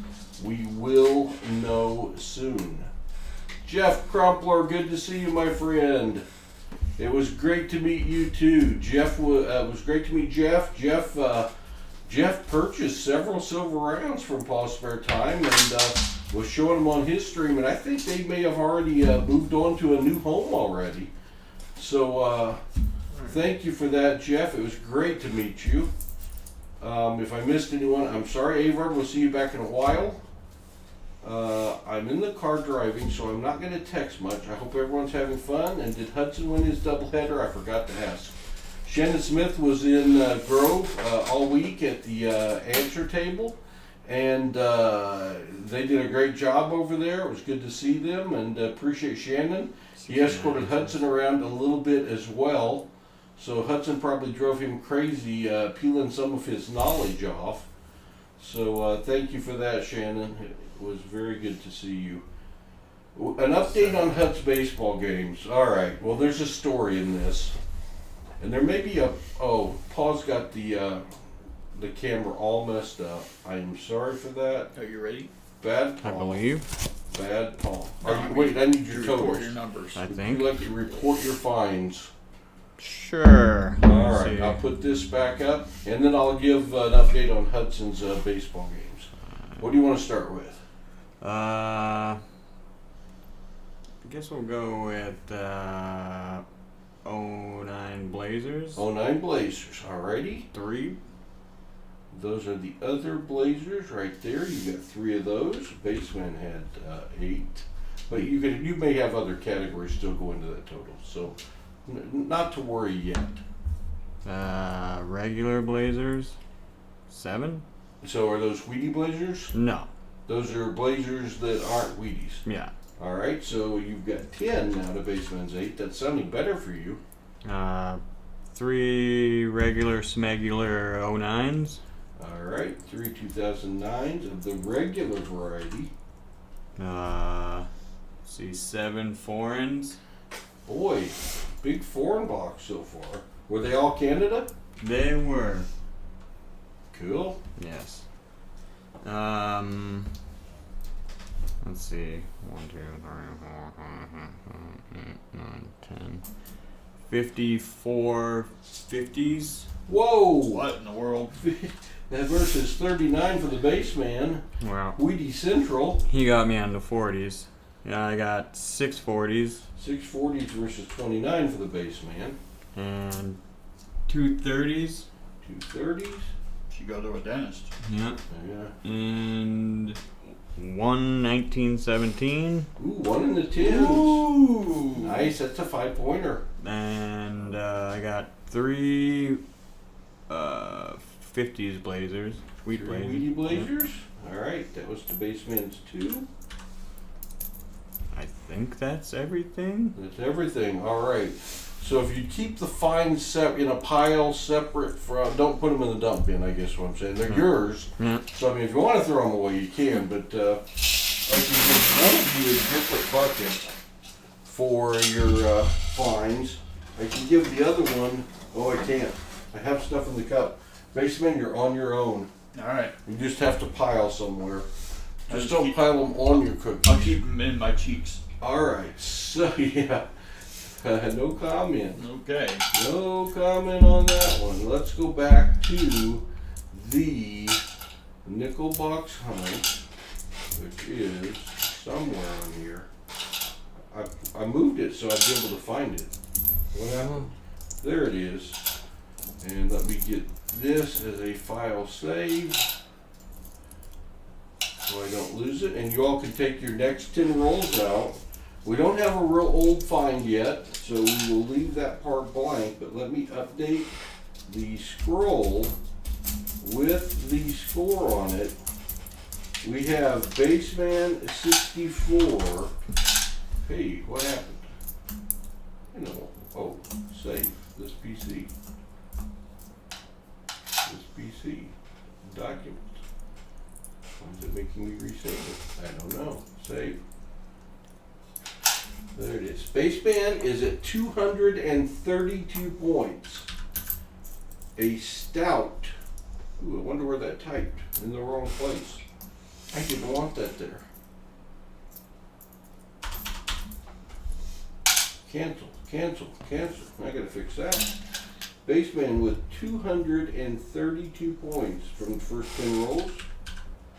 And Little Middle with all of those 1950 Wheaties is coming in at 214.5. There is a 10-point bonus for oldest coin, and right now we're not even going to give credit for that one because we don't have anything super old. So we have ourselves a close battle. Let me do that, we'll do that and that. Hit enter. From the first 10 rolls, Baseman 64 had 86 wheat cents. Little Middle had 66. A total of 152 Wheaties so far. When's the last time you found 152 Wheaties in a box? How about in 10 rolls each? Alright, I will try to get caught up now on the chat. I gotta go back. Southern Meadows back. Is Baseman 64 on roll 5 yet? Yes, he's doubled that. He is on roll 11, Southern Meadow, and welcome back. So there. Yeah, take that. That's right back at you, I think. See what all I missed here. Hello, Katie Bailey. Welcome. Anyone I missed, I apologize. Paul was doing some score toting. Hello, Sam Wilson. I'm hunting the first of the penny boxes I got from you today. Finally got my first Tweety and rolled 9. All right, Sam. Don't compare to these mom and pop penny boxes or you'll get depressed. But Sam Wilson did buy 8 of Paul's boxes of bank pennies. Paul decided to sell those at the $25 face value to everyone that was over there so we could spread the love. And Sam bought a 2-wheeler load of them. So he was the high purchaser of the day in quantity. He bought me out. Crafty Dragon says, I believe Smeg shall beat the baseman. Crafty Dragon, I see you. Ooh. I see you. Fighting words, Crafty. Fighting words. I'll remember this. Smeg, did you remember that Mikey? Yes. Oh, baseball story. Alright, baseball story. Boy, how much of this do I tell? You can audit me. You can audit me. We made it in time for the end of game 1. And I believe the score was something like 23-4, 2, something like that. And we were not the 23. We had our best pitcher going, and I guess he was beset by wildness, and it did not go well. Sam Wilson said, in the words of John Tron, I'll take your entire stock, and you did. You took it all. So game 1 did not go well. Hudson hit a hard ground ball to second base and got out at first, is my understanding from the first game, and played some first base. In game 2, we did get to watch the entire game. It was immediately following game 1. We were the visiting team. Let's see. The team we played, very disciplined, very well coached, very much. Hey, another subscriber up to 1624. Thank you all very much. That's appreciated. Hello, Cody Bird. Copper Out Coins. Welcome.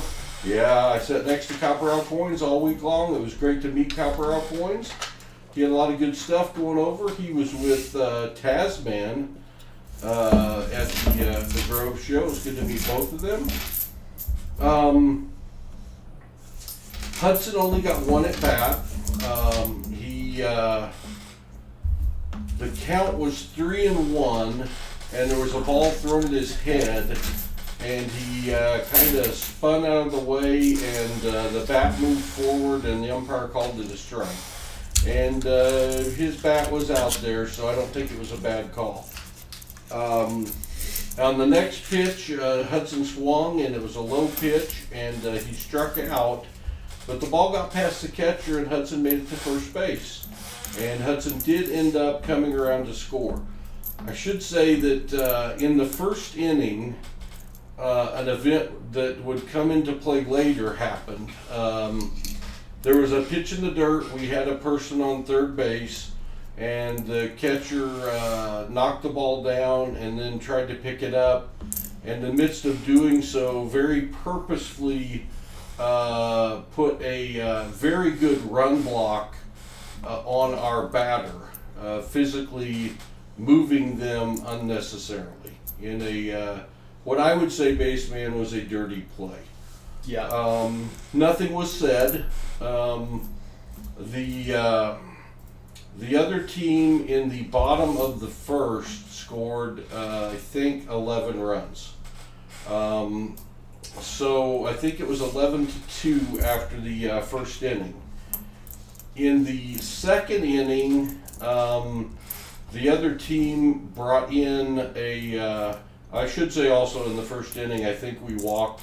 Baseman and I had a little wager on the over-under of walks, and I won. I think we walked, I don't know how many we walked, 7+ people and 4 hit by pitches. So we were having a little trouble getting the ball over the plate. In the second inning, we had our best rally of the year. And we put 6 runs on the board, making it 11-8. And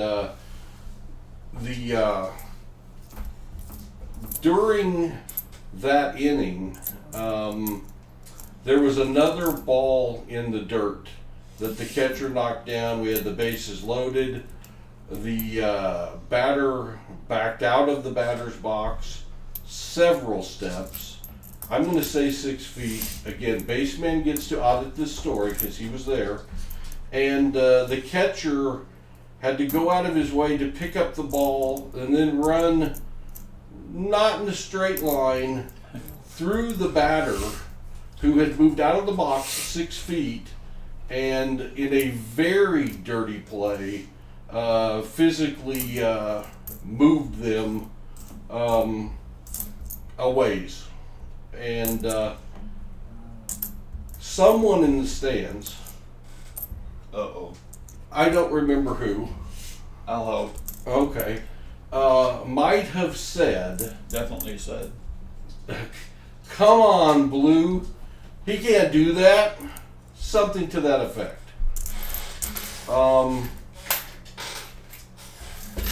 Had someone not said that, nothing was going to happen. Because it had already transpired. And no one on our team had complained, and the umpire hadn't done anything about it. For the second time, their catcher had molested one of our batters physically.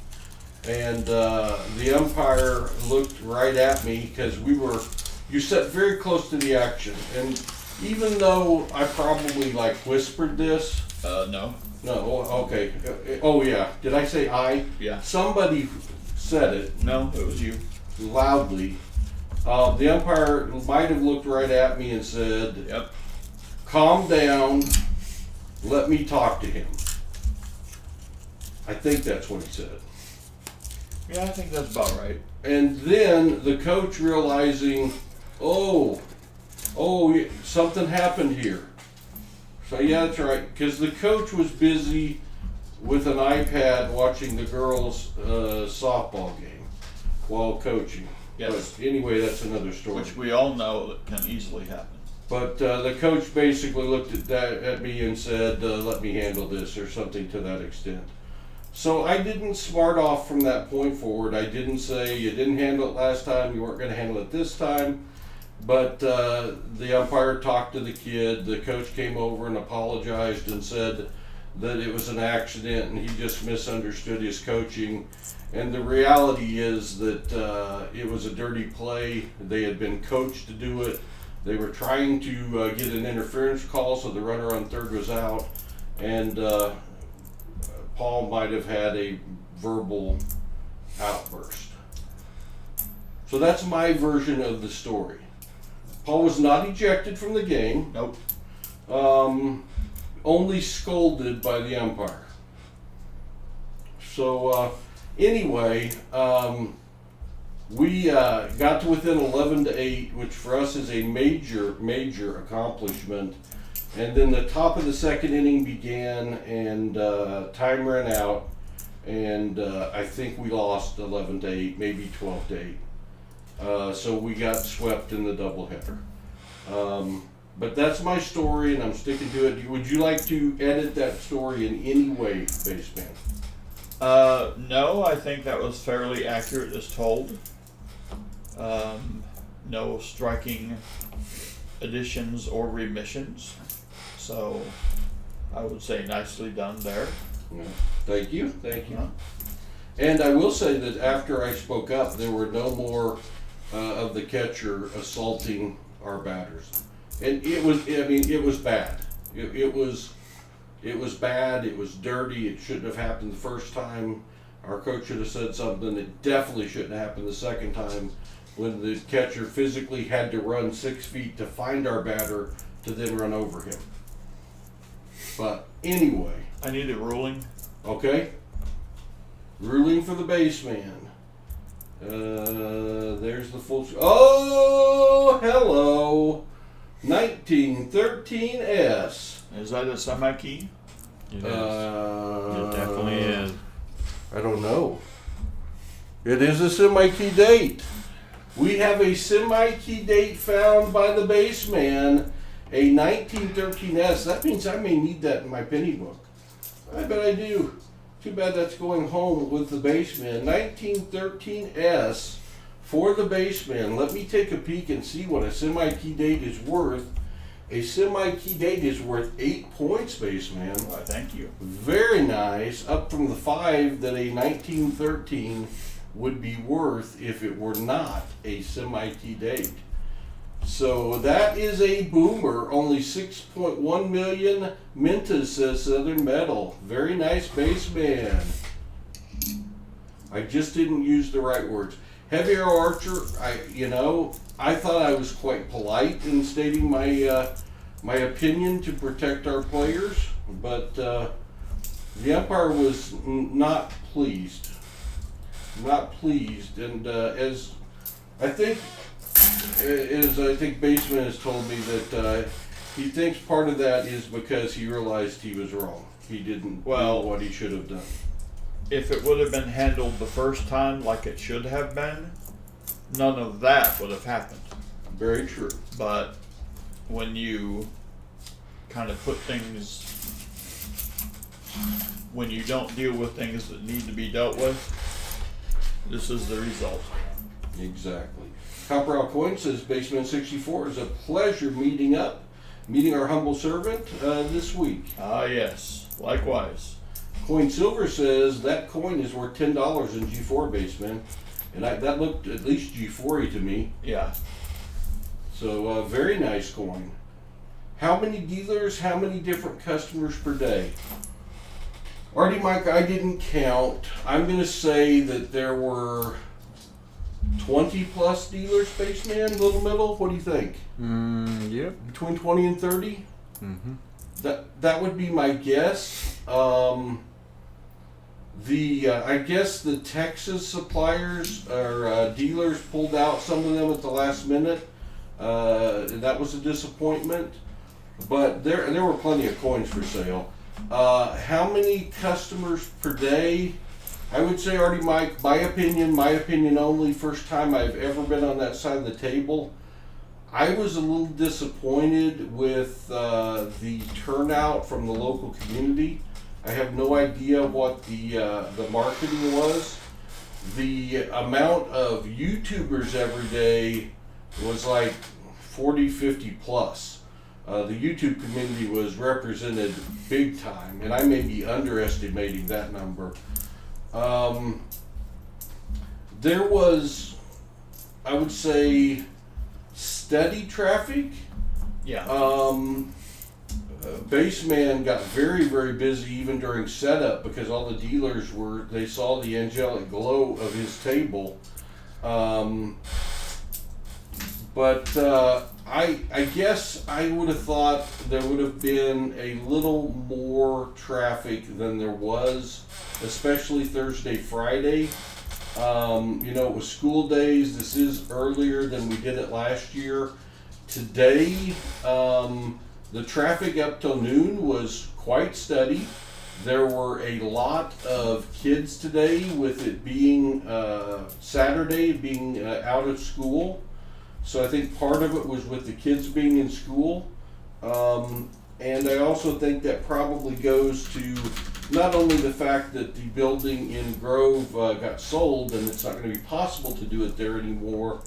I would say that moving it to a larger city like Tulsa, if that does happen, will be really, really good for the show and should draw a lot better. And again, I am not an expert on it, Artie, Mike. It's third show ever, so I really don't know.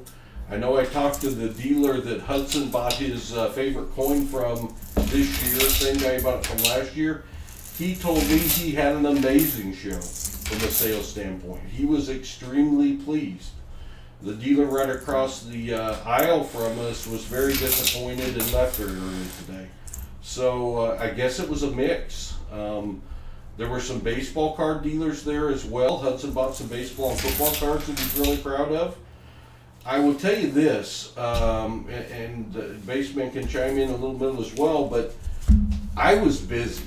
With the amount of traffic that was there, even though it was a little lower than I thought it might be, had it been a lot more than what it was, I don't exactly know how I would have handled it. I had some organizational learnings from the show on some things that I can do differently, but I had steady enough traffic that I wasn't wanting for something to do. I talked a lot over the 3-day period. What's your take, Baseman?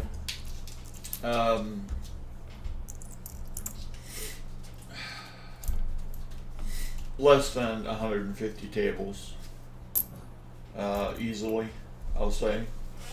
I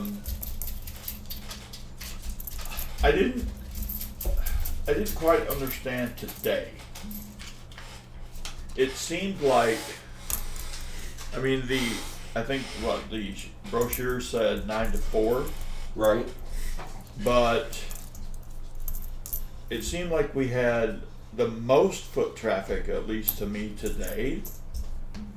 But Certainly afternoon. yes, and then people start folding up, and I don't understand this. So there must be something going on that I don't understand. So of course I follow suit because I'm young, impressionable, and not that smart. And as soon as that happens, you create Feeding interest. frenzy. Yes. So, people come over and ask you about what you have or what you had, and then you start talking to folks like that as you're packing up, and I think it's a big fear of missing out situation. But I guess that's normal human behavior. But I think being on the outside of the tables last year and then being on the inside this year, that is going from buyer to seller, I think it's hard to tell from the first year selling what a realistic expectation was. But I will say that as we drove through the town, there was absolutely no signage about the event. Yeah. I think Little Middle found a small ad on one of those free want ad type deals. Maybe it was a 1-inch by 1-inch ad about, describing the event. But you pretty much had to know we were there to go. Yeah, totally agree. And I did have a few people that came in today told me they saw the sign up in Mid-America Coins is how they were made aware of it, that there was a flyer posted at Mid-America Coins, and that's how they became aware, and they'd had it on their calendar for a couple weeks to come in. But I don't know how much community outreach there was, radio, print, to get the community there. And it did, the show was supposed to last till 4 o'clock today, and the show was over at 2. Yep. And it really was mostly over at 12:30 after the gold was raffled off. And same story as Baseman, I started packing up after you did. Yep. And as I started packing up, it was like throwing chum in the water. And I couldn't get packed up because I probably as busy as I was all week. It was like everyone came over at once, and I was having to take stuff back out of being packed up, and I might have sold as much during that 30-minute time frame when I was trying to pack up as I did at any other time of the week as well. So that was an interesting learning for sure, that perhaps a couple of fake pack-ups could draw additional business. Southern Metal says the coin show flyer said 150 plus tables, And I do know there were some last minute backouts and there were some empty tables on the dealer side. So that could have been, I have no idea how many tables there were, I didn't count. We had 3, and we had relatively steady traffic. Hoping they change the dates, as time is tough for me to get time off.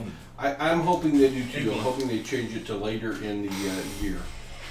I think they're being in Joplin next year. I thought I heard, says Dad's learning coins. We heard the rumor of Tulsa today, so it could even be it's not decided at this time. I think it's fair to say it won't be in Grove next year because they've lost their location to do it in.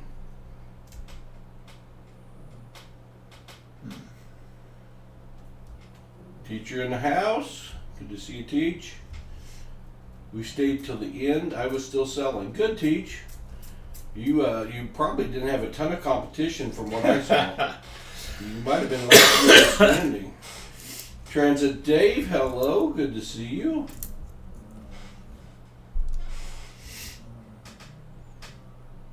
What you do?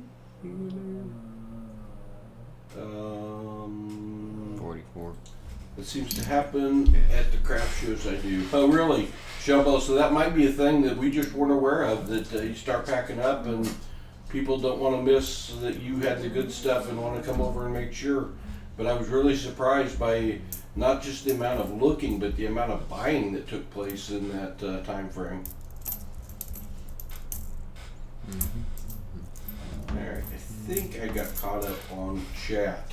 How are y'all doing over there? Let's see. Little Middle has 3+ rolls left, and the Basement has 3+ rolls left. I think they're pacing each other. We really appreciate the 44 people that are in watching, the super chats, the 64 likes, and we will have some giveaways. I may do a midstream giveaway here, but I'd have to figure out what I'm going to give away. And Little Middle has not dropped anything yet, so I'm going to have to go over to my stack. I know, again, I will reiterate that I'm disappointed that Little Middle does not actually look like Boris Johnson. I know. I'm still not over it either. Shellbell has been a member for 8 months as a PasSpareTime fan club member. Shellbell, I appreciate you greatly. Thank you so very much. Earlier we posted Baseman's link. And he does stream on Monday nights on his channel, and he streams with Southern Metal on Tuesdays and Thursdays at 6. So could we list Southern Metal's channel as well, and then we will list Little Middle's channel here in a few minutes as well. But let's list Southern Metal's channel. If you're not a follower of Southern Metal, you got to check him out. He's got a great channel. He's got the dad jokes of the Bassman. When Bassman can't be there, you have Robo Bassman in his place. And there's a major competition between Bassman and Robo Bassman on who is the most popular, because it is Robo Bassman is good, very, very good at what he does. Coin Making Sense is in the parking lot charging M4A2 MasterCard. Well, some people use gas, some people use power. I hope you get charged up quick and you all make it home safely, Teach. Jim Cantor in the house. Yes, Little Middle is quiet. Yes, he is quiet. I don't know if it's it's a strategy that he's trying to sneak up on the Bassman. He thinks he can get one over on the savvy, sage wisdom of the Bassman, and he's stacking up beautiful, beautiful coins over here, and he's just not telling us about them because I don't know. Again, I'm trying to get a read on this, and Where would he get such an idea? I don't know what would make him think that. Maybe he thinks you're Robo Bassman. Who does he know that would have done something like that in the past? You think he watched the past video? It's possible. Oh, he's trying to use your own strategy against you. That is... I don't think we can discount the training aspect that Little Middle may have gone through in preparation for this event. Very possible. Southern Metal with the 333 super chat. And there is a request because he says, pick 3, me lord. And there was a request for the very quiet little middle to say, pick 3, me lord. 3! Pick number 3, me lord! There it is. What you've all been waiting for. Pick 3, me lord. I had to have an explanation of the whole Smeg thing, and I'm all caught up on that now. I have a British series I have to watch, I guess, to really understand it. But I do appreciate Little Middle taking the time to educate this old man on where Smeg came from. Patrick Johnson has been a member for 17 months. Thank you, Patrick, from the start. Appreciate you, my friend. We had the Southern Metal Super Chat. We appreciate greatly. And what did I do? You don't get any Shannon woes. Smith is home. Glad you're home safe. That's not it. Shannon Smith. Baseman's got a better poker face than Lady Gaga. Whoa. Whoa. I don't know. That's pretty good. It is a nice one, Treasure. You've been saving that one up. Yep. You had a lot of late night time awake to work on your material, I think. Where's the silver and the Indian head pennies? I know. What I don't know where they are. This is the actual answer. I don't know. They're getting a ton of fines, but we haven't popped the big one. So I don't know. We're all waiting for that big fine. And it's been a long time since we opened one of these that didn't have an Indian head sin in it. So hopefully tonight's not the night. I got a feeling that we'll run onto an Indian headset, but I don't know. And again, part of the reason I discontinued the series on these is we were towards the end of them, and I wasn't sure they would continue to hold out to be as good as they were because they were just so crazy good. When Baseman is quiet, he's holding a ringer, says Jim California. Not always. Very possible. Not always. I cannot confirm nor deny. It says Michael Urich has become a partner. Michael Urich has re-upped at the PasSpareTime partner level. Thank you, Michael. That is our highest level of membership. We have 3 members at that level. Michael has been a member at that level for since we started, and your support is so greatly appreciated, Michael. Thank you so much. Appreciate you re-upping. Doug Harding with a 313 super chat, as if on command. Spongy's dancing again. Thank you, Doug Harding. I got no war nickels to put in a cup for Southern Metal, but I did say we were going to give something away, so maybe in the war nickel vein. You never know. Searching pennies, is it okay, copacetic to give away a nickel in a penny hunt? I don't even know. I don't know the rules here, Baseman. I guess we'll make them up as we go. Oh yeah. Especially when I'm behind. Well, you were ahead on the score sheet after 10 rolls, so we shall see. That was so long ago. Yeah, Yeah, piles. Michael, thank you there. so much. I appreciate it. Ooh. I may have missed it. Did we get? Yeah, there's Southern. Maybe. Did we get Southern Metal's link up? I think we probably did. I see Little Middle's link. Yeah, there's Southern Metals. And Little Middle, tell us about your channel. Have you posted any videos? Are you pretty much a watcher and not a poster? Or Yeah, long time watcher, first time uploader. I got a couple shorts on there. I got a kind of a whole setup going. I kind of want to start streaming, but for now it's just little shorts. Okay, That cool. yeah, I got something in the mail from Smeg, the one and only Smeg, JJ. Put a little special music behind that one. By the way, Smeg, I got everything that I'm gonna send you, and I just need to put it in a package and put a stamp on it and send it out. All right, very cool. Yeah. So you don't have any specific night. You don't care what night they go watch your shorts as long as they do. No. But if you're not a subscriber to Little Middle, let's jump his subscriber count up. If we could get, I saw his link up there, but if we could put his link up there again, I would appreciate it. He's here helping us out. Came a long way. Walker Magnet with a $10 super chat says, Baseman's the master of the poker face. Yes, he is. Rumor has it Baseman may have invented the poker face. I'm not sure. I wrote the song. I wrote the song. The one that makes the young girls cry? No. Different song? Poker Face. Oh, Poker Face. Lady Gaga. I wrote that. Ah, alright. Yep. I thought it was the other one. Yep. My bad. Because I was flushed. Ah, alright. Walker Magnet has also become a member. Walker Magnet has been a member. Walker Magnet has been a member for 17 months because he is also a PasSpareTime partner. The highest level. Walker Magnet, we truly appreciate your support, my friend. Thank you so much. Should have never took off the recurring payments.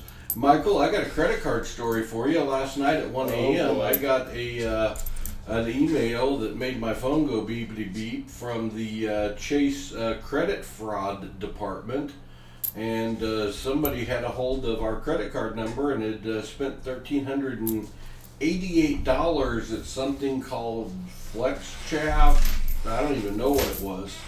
So Paul's credit card has been canceled and is being reissued. So luckily the credit card company is taking the bill off, but and I don't know how they got a hold of my credit card number, but they did. So be careful with yours out there. Artie Mike says, Paul, with your understanding of retail, I believe you would be successful with a coin show in Rogers or Bentonville. You know, we just had a coin show in Bentonville the week before the one in Grove. So it came at a very tough time for me because I was busy. I went to the one in Bentonville last year. It was the first one I went to. Little smaller than the Grove show, I would say, but many of the same suppliers there, so certainly they need to spread those two out because they're right on top of each other. But I could see Hudson and I doing this again, but I also have to tell you, Paul's tired.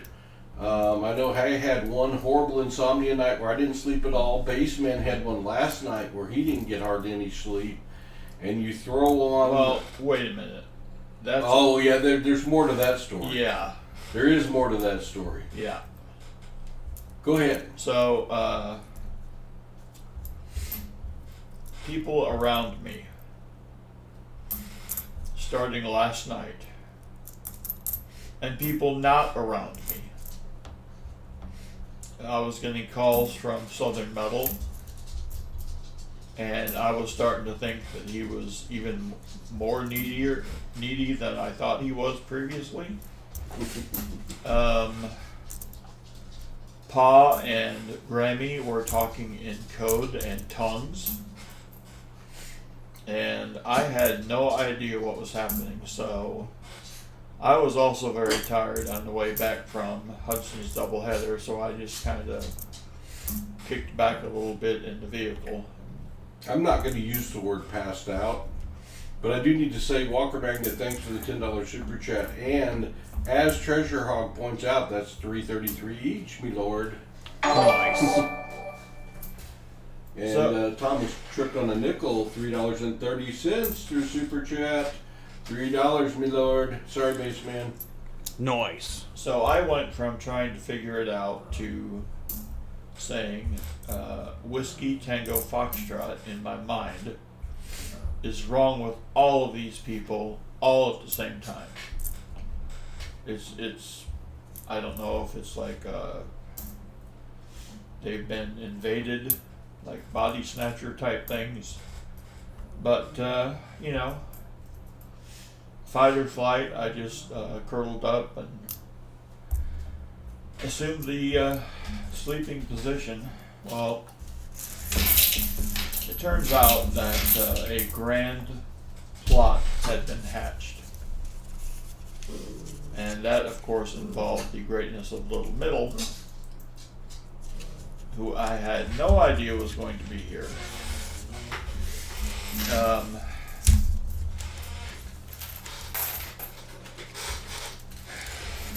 So we get home. We arrive at Casa de la Pa, which is what I call it. And I'm standing at the table. I brought some stuff in, and there is a presence to my left. And I'm like so tired I don't care. Like whatever. So Pa has to say bassman. And so I turn to my left, and there's Little Middle, and I'm stunned. First of all, I mean, there's several aspects. The betrayal aspect. Everybody keeping a secret from me. That'll never happen. I personally, I think that I am one of the best people I've ever met. Yeah, that's fair. So You don't get out much though. that's true. And I look in the mirror a lot. Yeah. So I'm stunned, and I'm also relieved that Tony is really not as needy as I thought he was, which was good. Tony, aka Southern Metal. But Little Middle shows up on a motorcycle. Down my driveway. Yeah. Yeah, and if you've ever seen Pa's driveway, well, I mean, he can go down the driveway, but let's all have a good laugh when he tries to go up the driveway. Mm-hmm. It would be graded as a black diamond if it were a ski slope. I Yes, it would be. It would be off limits. There wouldn't even be a ski slope. Too dangerous to pass. I mean, seeing the drop off will make you believe in the flat Earth theory.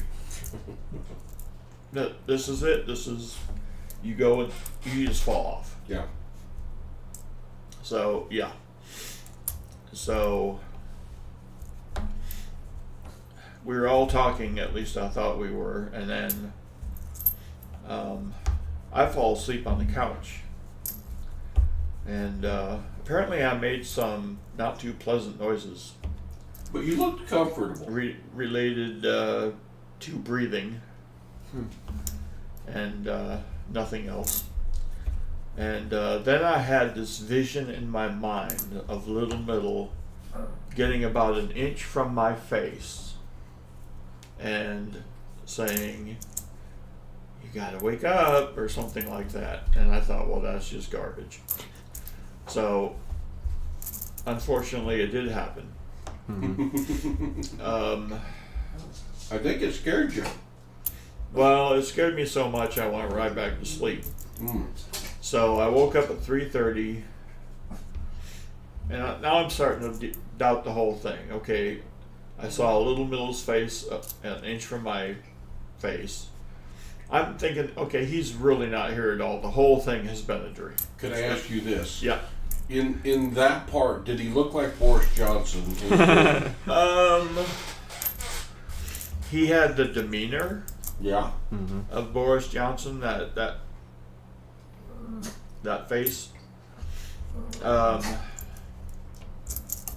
it was just the general shock of someone being in my face as I was asleep.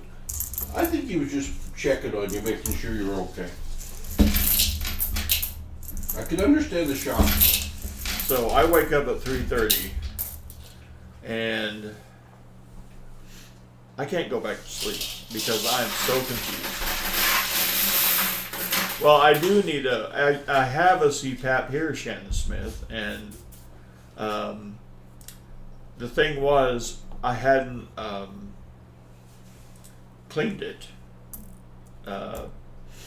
since before we left, so that was the first thing I was going to do when we got back here. I was going to come downstairs and clean the CPAP.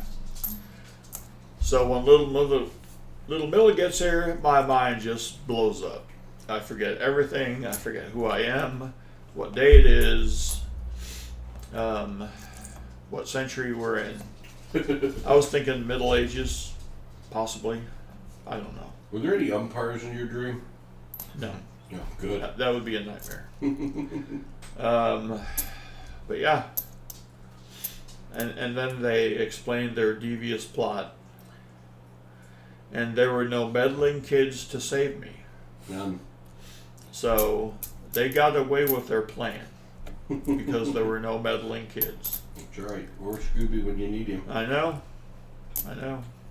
Poker Face, I hardly know her, says Southern Middle. Of course. Paul, you need to speak like a Goffin. Well, Little Middle has completed his second 10 rolls, and as he is looking through and sorting them into piles, is probably wondering there's no scoreboard visible here from the 18th green, wondering if he has finished in the lead or if he is still trailing. Well, I'm behind. Well, Baseman went into the final round, and this is the final round, but if it was, he went into it leading. So we can try the golf. Would you like to report first? Shannon Smith says, I got you subbed, Little Biddle. Walker Magnet, you're welcome. Glad to pass out your stickers, my friend. It wasn't a teacher 13. Nope, no teacher. It was, he was haunted by the greatness of Little Middle. It's a potato juice to help you sleep. I think I do. Probably the large bottle. It was the ghost of Grove Present. And That's what it thank you was. again, Thomas, for the $3.30 super chat. I'm getting caught up on chat here. What's good, Coin Dragon? We're getting ready to find out what happened in the second set of 20 rolls. So, who wants to give me their numbers first? I will, I guess. All right, Little Middle with the reporting of rolls 11 through 20. Okay. 12 plus 1 regular blazers. Ooh, that's dang near 13. Yep. Takes you to 23. And I don't know if this counts, I can't remember, but 5 1960s blazers. That counts as other blazers, up to 28. Okay. You didn't even know the rules, Baseman. If you lose, Yeah. I know. Yeah. you may never live this down. 3 regular smegular 2009s. 3 more 2009s, matching your 3 from the first 10 rolls, putting you at 6. 5 foreigns. 5 foreigns, taking you to 12. There's a foreign in there. Again, all Canadian? Yep. Alright. One of them looks kind of cool. You want to show it on your scope? I don't know, like, yeah, I'm good. Let me put your scope up. Here's Little Middle's kinda cool looking. Was that Canadian? Oh, that's a Canadian blazer. That's the Centennial. That's the flying bird. That's the bird coin. I love that coin. That's one of my favorite coins. Oh, Canada. That's beautiful. Nice. Flying bird out of the box. Very nice. Very nice. Glad you showed that. I've got 2 30s Wheaties. 2 30 Sweeties. That's what you found the first time as well. That's 4. I've got 11 40s. Takes you to 17. You had 6 the first time. I do have a Steely, 43. Steely, your first Steely. Yep. Very nice. That's a 5-pointer. Nice. Steely in the house. You want to show that one? Is it a nice one, or how's it look? Let's the scope back up. Yeah. 1943 P. Steely.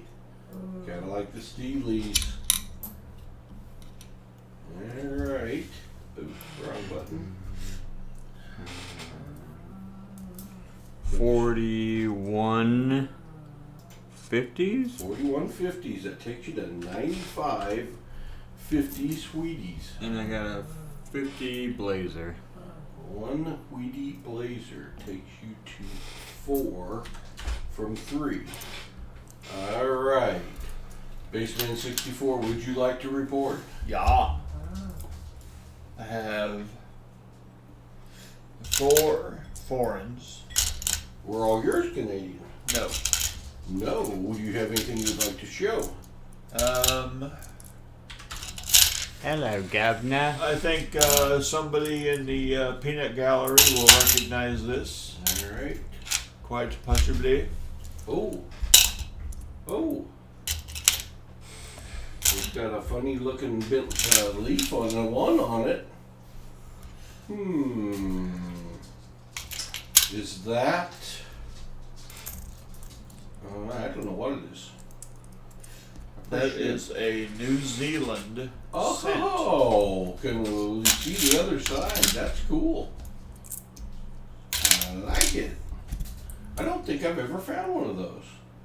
I don't think I found a New Zealand. So that's one foreign. 1980.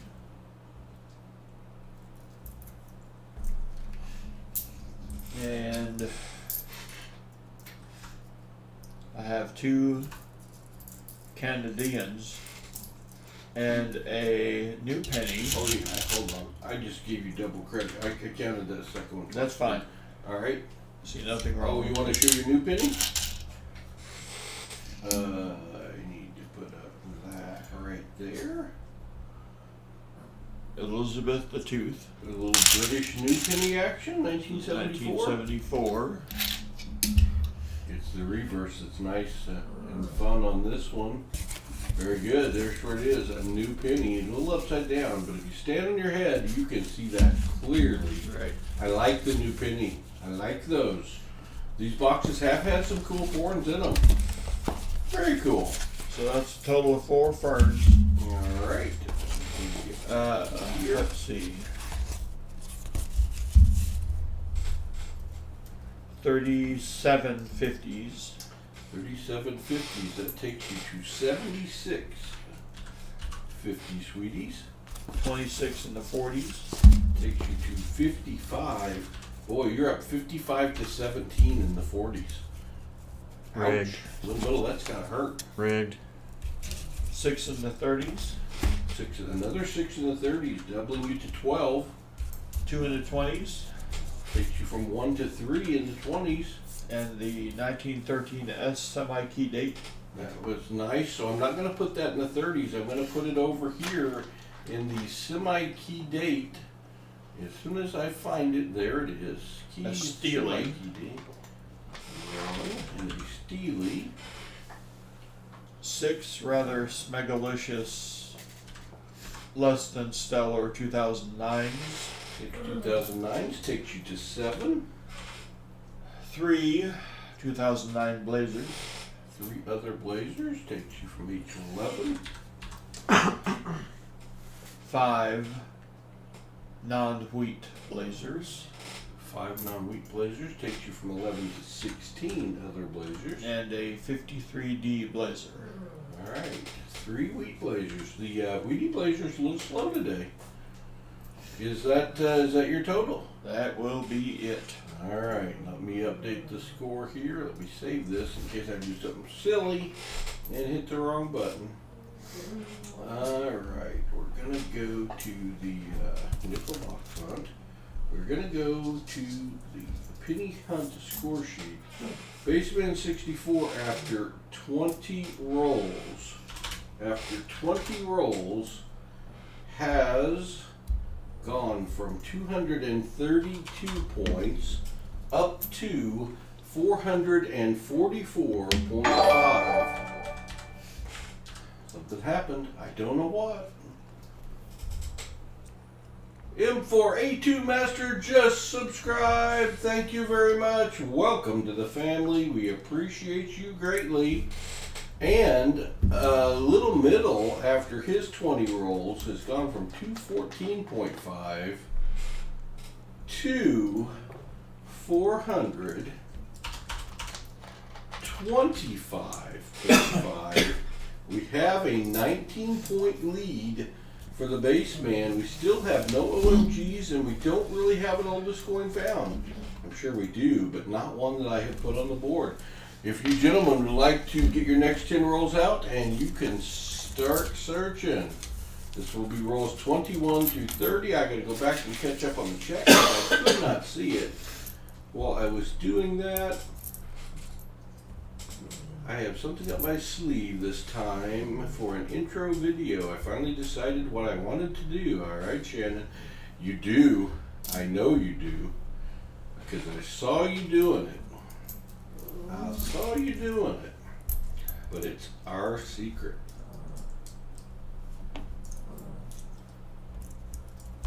Alright. Yeah, I meant to do a live video today and I just never got to it. Just didn't have any of that there PasSpareTime. Alright, I think I'm caught up with the chat. We want to see one of you guys pop something big out of these rolls. We're trying. Okay, and I'm going to put away, or put together our first giveaway. Let's see what I got over here in the giveaway pile.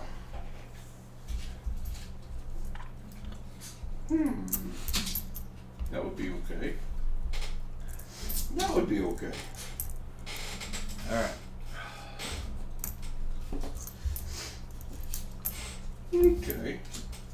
That's what we're going to give away. We're going to give away 2 coins. I'm going to try to steal the thunder from the 2 of them for just a minute. 1,626 subs. We appreciate y'all greatly. Thank you very much. German. We do have a 1,600 sub giveaway coming in a stream soon. Here's what the giveaway is going to be. I don't know how well you can see this. I did a hunt, a nickel hunt last week. And I got confirmation from a person that knows more about coins than I do that this 1964D, Jared333 just subscribed. Thank you, my lord. Greatly appreciated. Nice. That this is a clip planchet. If you look at the top of the coin, you can see the clip. And then there's a second clip on the side here. Jeez, so it is a double clip planchet coin, a double clip planchet nickel. There and there, you can see them both. So we are going to give away the double clip planchet nickel, and Paul ordered some Merc dimes to finish filling Hudson and I's Merc dime book, except for the 1916D. And somehow Paul ordered 2 1931Ds. And that 1931D, I don't remember what the minage is. Someone could bail me out on that. But there's not a ton of those because that little dude cost me $20. And I got 2 of them. So, what we're going to give away here first, we're going to give away a 1931D Merc dime and a double clip planchet nickel. Let me get you back to the screen so you can watch these gentlemen battle it out. So, I am going to, well, that's what I don't have, but after our crash, I never put Streamlabs back up, but it appears to be working without even being up. So that's nice. So let's get to the giveaways, and let's see, what are we going to call this one? We got Coinsomniacs, we got Industry, and we're going to call this a Coinsomniacs giveaway since we're approaching the 11 o'clock hour. You're going to have 3 minutes to enter. It is going to pop up on the right side of the screen in the chat. It's going to say right there, a Coinsomniacs call raffle has started for viewers. Use exclamation raffle to enter the raffle. And we're giving away a clip planchet, double clip planchet nickel, and a 1931D Merc dime. 31D, nice measurements, well thank you. Greatly appreciated. 1.2 million only of the 31D. Doug Harding, that's probably why it cost me $20 twice. But it's a little more rare of the nickels, so we'll give that away and hopefully it will fill a spot in somebody else's book as well. So you got 3 minutes, exclamation raffle. Exclamation raffle. Today, M4, I had a lot more kids than the rest of the week, so yes. I was pleased. I probably saw, I'm going to say 18 to 20 kids today. I think we ended up giving out 80 of our 100 Hudsons Collector Kits. So it had a lot of excited kids. So that is good. It was good to see them. They were all excited to get the coins. I saw some little boy's eyes get really big when he saw them. When he saw the Ike dollar and a little girl, and I guess maybe this is the way it goes, she was more excited about the silver. That one has silver too? Yeah. You're killing me. I just woke myself up making baseman noises at PasSpareTime. Uh-oh, Walker Magnet, it's catching. Nice. Look out, it's catching. Did you have visions of the little medal over your head? 57 seconds left in the raffle. Make sure you get entered. We have 42 people in here, 70 likes. We will call this the 50 like giveaway. Double clip planchet nickel. You probably don't have one of those. You could. Certainly the first one I have ever found. And I did consult an expert, and they're saying, yeah, real deal. Nice coin. So someone's going to get it for their collection. Appreciate the 40 plus viewers in here. Make sure you get entered in this raffle. We have 20 seconds left. 20 seconds left. I'm going to switch over and let you watch the clock count down. And still waiting for one of these gentlemen to pop a big find. It's quantity finds, and now the raffle is ended. The raffle has ended. There's an 8-pin, but we're still waiting for a big find. Little Middle is here with, was here for the coin show and is staying with us. And we also have Baseman64 in the house. He's been here this week. We've had a great time with him. And they are in a battle of mom and pop penny boxes. It's a battle of the witlesses. We are going to pick a winner. Good luck, everybody. Jim Cantor is the winner. Nice. Congratulations, Jim. What?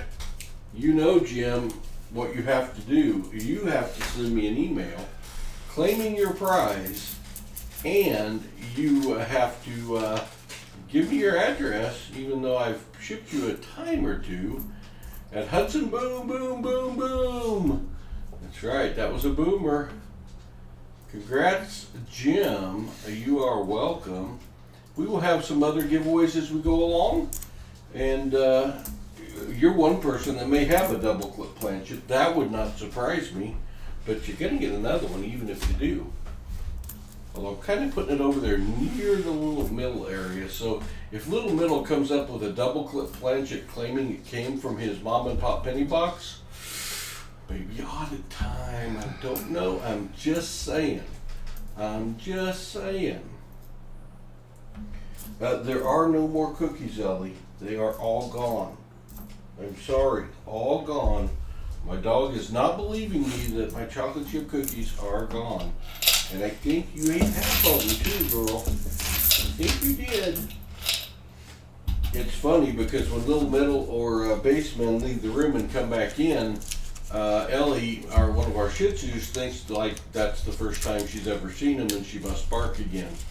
It's like, how'd you get in here? I think after a couple days, Elle, cut him some slack, give him a break, okay? No harking, good girl. Alright, I think we've got an agreement here. I think we have an agreement. So, you have a best find out of these 10 rolls yet, Little Middle, that you're proud of? Well, I got this. Alright, let's put the scope up here. That's goldish in color. What you want to try to pronounce that? Deutschland. Got the Deutschland part. It looks like another Centennial coin. It's a Pfennig. It is a 5 Pfennig. That is a nickel. That's a foreign. Boy, we've got quite the assortment of foreigns. We've got a British new penny. We had a New Zealand penny. Now we've got a Deutsch a 5 Pfennig. We've had a lot of Canadians, so we're doing the foreign things. What we're doing, that's a pretty coin. I don't know that I've ever seen one quite that color before. I like it. We have a new redeemer for Tuesday. Redeem 3, just 4 at Little Middle. Nice. All right, Southern Metal. Oh boy. 3 for the price of 1. While Little Middle was helping you over at your booth today, did he try to institute the buy 3 get 1 free on you, Baseman? No. No? No, Okay. well, I'll say, at least not that I am aware of. Yeah, John Jacobs, that was a German nickel. 5 Pfennig. Oh, I've got Little Middle made a noise. I don't know what it means, but Little Middle made a noise. Digestive issues. Yeah. Okay. Was that a noise like I have a good coin I want to show on the scope, or was that just I just like these Wheaties blazers. Oh, the blazer weeds. Aren't they pretty? Yep. They're like artwork. They are like artwork. Until you've opened one of these boxes and seen them in person, theirs are just unbelievable. Baseman, did you sell any of your blazers at the show? I don't know if I saw those out over there. No, I didn't. No blazers. That's No. surprising to me. Well, people were saying, well, I have those already. Really? And, In like MS 66 well, see, that's what I was thinking. to 70 state, they have blazer weedies? I don't think so. Yeah, I don't think so either. That would surprise me greatly, and that would surprise me. I know that they were popular, and a lot of people donated for 5 and 10 rolls, but I don't think everyone got blazers. Surely not. Thank you for posting Little Middle's link. I appreciate that, John Jacobs. If you haven't checked out Little Middle, just kind of getting into the streaming thing. Has some shorts out there. Let's see if we can't jump his subscriber count. Give him a little motivation that says, Little Middle, we want to see you doing something on YouTube. Finding some cool coins. We're pretty flexible. Entertain us, please. So go check out Little Middle's channel and give him a thumbs up, or not a thumbs up, get him a subscribe. Hit the bell notification so that when he does post that first awesome full-length video, you can be one of the first to see it. Baseman is selling blazers. I was hoping to score some of his old dress shirts. Maybe that was you buy a blazer, get a dress shirt for free. Yeah, Men's Warehouse right That here. would that'd be a good deal. Big and tall, of course. Well, big. Not tall. Yeah, I demand they change the name of the store to Big or Tall, not And. I think in my case it would be Big Gimli. I have quite a few Wheatie blazers, but they make the rest of the book look bad. Yeah, and that feed, I bet you do. You participated in the mom and pop boxes several times, and I would say the same for Hudson's book. You go through and you see all these Sweetie blazers that look like you bought them when they came off the out of the mint, and then you turn back to the 1940s, early 40s, late 30s page, and they look like they came from a different neighborhood. Not quite as nice. I heard I heard something hit the scope. Little Middle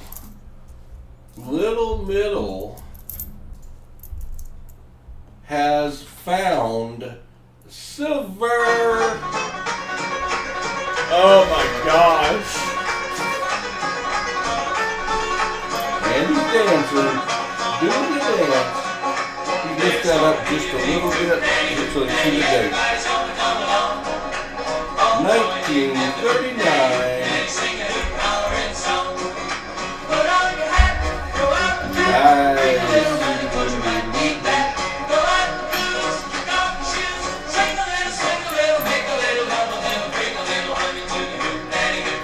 Keeping it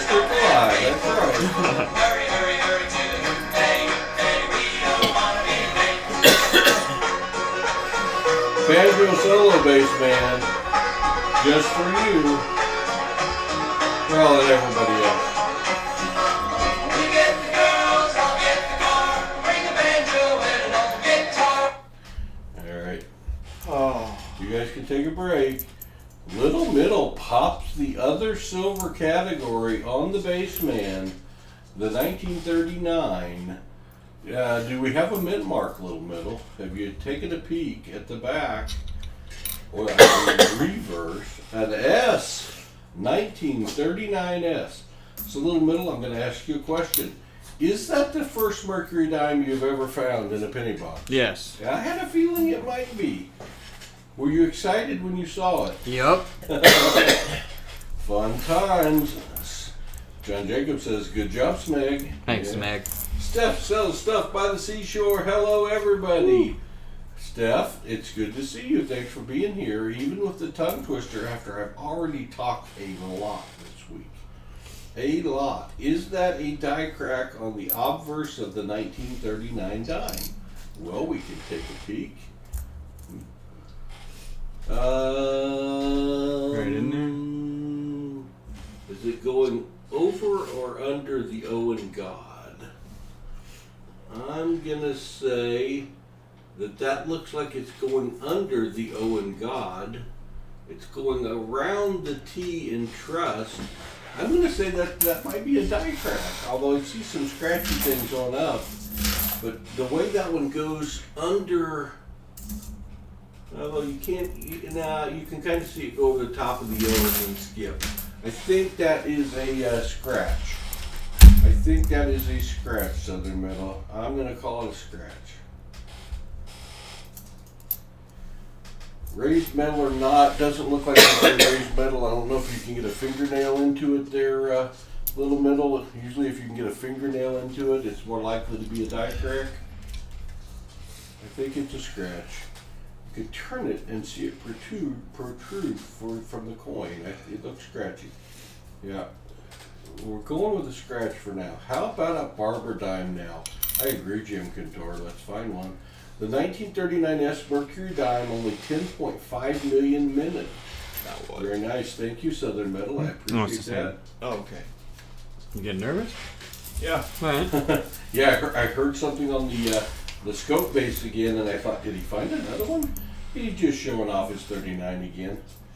He's just showing off his 39. Whoops. No, doesn't go all the way to the rim. Alright, we are in rolls 21 through 30 of this 50 roll battle between the bassman and Dreamy Lord, Little Middle, the Smeg himself is in the house. Searching. Uh-oh. Uh-oh, Poker Face has let loose with a evil laugh. I don't know what this means. He's reaching for the scope. Oh! We're going to have an oldest coin. We are going to have an oldest coin. 1897 Indian head cent. First Indian head cent of the night. Boom! That's not true. That is a That's not true. pre-1900 Indian head cent. So we gotta like that one. Congratulations, bassman. Thank you. Very nice. 1897. Hudson, how old is that? Oh, wait, Hudson's not here. I gotta do math myself. 22 plus 3, 125 years old. 125 years old. Bassman is going to, as of right now, pop that oldest coin found bonus of 10 points when we next put up the scores, unless Little Middle fights back with an older coin than 1897. Look at Little Middle's scope. Uh-oh. Are you kidding me? I look down for a second, and Little Middle comes back and says, how about 1903 Indian head cent bassman? Fishman says, that's okay, nice try. I got you by 6 years. But congratulations, Little Middle, on your first Indian head set. I found that before the Merc time. Oh, you did? Did you know it? Or you Yep. You were playing poker face Yep. over there? But then he whipped out his Indian head, so I had to You had to match it? Yep. Take a little of the luster off the top.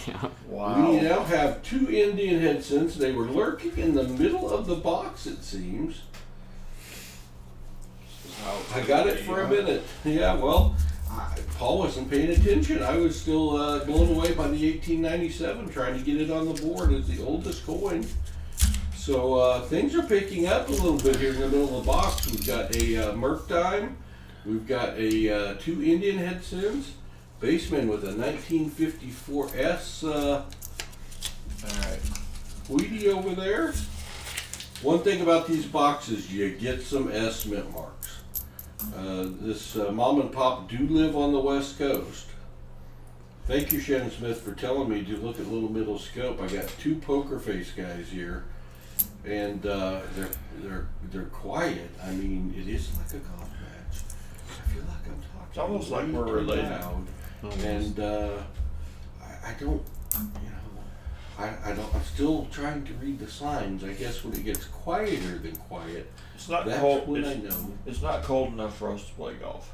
Oh, you only like to play golf in freezing weather, Like wind, coat maybe rain. and hat weather. They golf. Ooh, a 1944. You want the magnet? No. Okay, I got the magnet over here. If you get anything suspicious, we have not found a 44 steel penny yet. That would be nice. Doug Harding says, I love these boxes. Me too, Doug. Me too. We miss them. I do have a few in.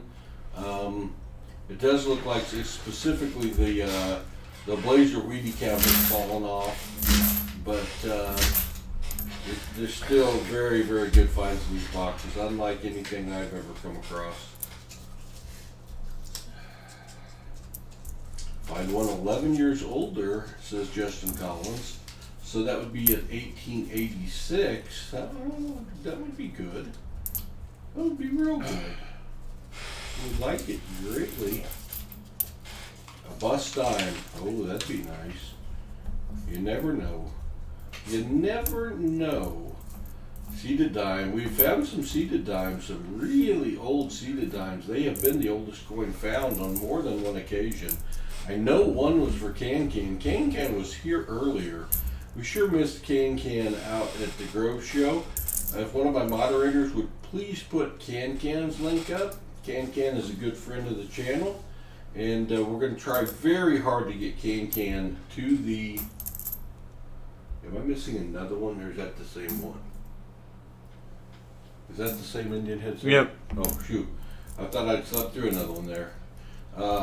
We're going to try very hard to get Can Can to the coin show next year and here to the lake house and have some good fun times.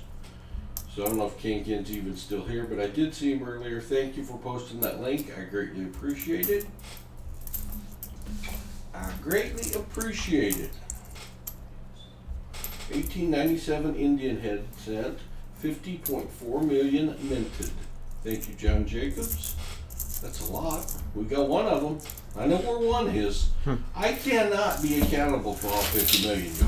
I mean, we've got Baseman has got one corralled, and the other 49, 50 million are on their own. That looks like a Blazer, their Baseman. Yeah. What year be it? 58. 1958. Beautiful Blazer. Let me put your full scope up. Let's show that thing off. 1958 Wheatie that looks like it was just minted. I haven't found any in regular boxes that look like that. Oh, there you go. Perfect. We slide him to the left a little bit so they can see the date. There it is. Boy, that's pretty. Those ones that you can actually see the grain in the coin in the metal. Ah, it's just beautiful. Yeah. I like it. Very nice. Congratulations. There are some weedy blazers. It's just the frequency's a little lower than we're used to. Next year, we start earlier and do an auction or something to raise some funds for an airplane ticket for the Can Man. I agree, Shannon. We got to get him there. I'd hate to have to drive all the way to California to pick him up, but stranger things have happened. We based it in a little middle on a motorcycle. Oh, nice. 1927 Wheatie there for base man. Very nice. One in the 20s. Little Middle, what do you think about picking up Can out in the California area on the motorcycle and seeing if you could beat your longest trip record? Hey, I wouldn't mind that. I've drove Route 66 once in a car, and I think it would be even cooler on a motorcycle. But, you know, it's there's barely any room on it as it is, but, you know, we'll probably get it done. He's not a big guy. Yeah. It might be a little crowded for the long ride. Might be a little uncomfortable. Well, Reynolds says 1958 penny, 252 million minted. Yeah, but this one's in better shape, I bet, than 251 million of them. It's a pretty one. what if Can turns into Knack Knack on the way? Ooh, if he turns into Knack Knack, you're gonna have to let him hitchhike. That could be dangerous. The 1927 penny, 144 million minted. A bit fewer. Getting you a count here. Little Middle has 4+ rolls remaining in rolls 21 through 30. Looks like the base man has progressed just a little bit farther, having 3 rolls remaining. Huh. Who'd have thunk it? No. Baseman, the speed dimming this evening. He searches quicker in Arkansas. It's just what it is. Baseman or at Little Middle, if you have time on your way out of town, you should meet me at the Honey Hole for some last minute goodies. There you go. Treasure Hog doesn't share his honey hole with just anybody. And it's a coin honey hole, by the way, if anyone's wondering. What? Details. Treasure Hog, Baseman's demanding more information. John Jacobs says best Indian head penny air is the 88/7. That'll give Baseman something to look for. Nobody hit their mics right now. My volume is scary high. All right. To be very quiet for the coin dragon. That'll be very quiet. Hunting Wabbit. Well, Hunting Wabbit. So if you combine the who's Hunting Wabbit? Is that what's that guy's name? Elmer Fudd. If we combine the Elmer Fudd voice with the golf announcer voice, it sounds something like this. Be very, very quiet. We're hunting Wheaties. Alright, poor attempt. Sorry. Never mind. No one has hit their mic. I think we're okay. You may want to consider turning the volume down there for your Just saying, the 1875 dot would be Coin Dragon's favorite variety of the Indian headset. Heck, you better take him up on that, guy. Treasure Hog won't even tell me where the honey hole is. No, yeah. I babysat him in our church when he was little. Oh, man, this is a pretty well kept secret, I think. Pretty well kept secret. Well, how am I supposed to meet him if he won't tell me where to go? I think it may be one of these things where you meet him at a known place and they blindfold you and take you the rest of the way in the Treasure Hog mobile with the blindfold on. Well, gosh, Treasure Hog, you had me at hello. There you go. There you go. Would you say there's a blindfold involved? Baseman, it's on your way out of town. Not sure about you at Little Middle. Well, one's going north, one's going south if they're going directly home. So somebody would have to make a detour. But for the right honey hole, and I think several of the Treasure Hog's coins that he has shipped out to be graded, or at least some, may have come from said honey hole. What? Yeah, It's in Tawny Town. All right, Tawny Town is about it's 20 miles south of us, and then a tiny bit to the west on the interstate. So certainly right in the path. Basement would not have to go more than like let's say maybe a couple miles out of your way. So that's pretty close. That is pretty close. Alright, does anyone have a nice looking foreign coin or different new foreign coin or anything they would like to show? Baseman's got the 1943 up there. Little Middle, any exciting finds so far? Oh, he's got something up there. He has something up there. What is this? 1 cent. That looks like the back of something Indian heady. 1906, third Indian head, found second for Little Middle. It is newer than 1900, so not quite the same point total, but a lovely find nonetheless. Little Middle, congratulations on your second Indian head set. Baseman continues to lead the oldest coin battle with an 1897. But you know, when you find an Indian head set, that's a boomer. Okay. That's a boomer. You gotta love it. Isn't it nice when an Indian headset pops up and you're like, seriously, is that my roll? I like it.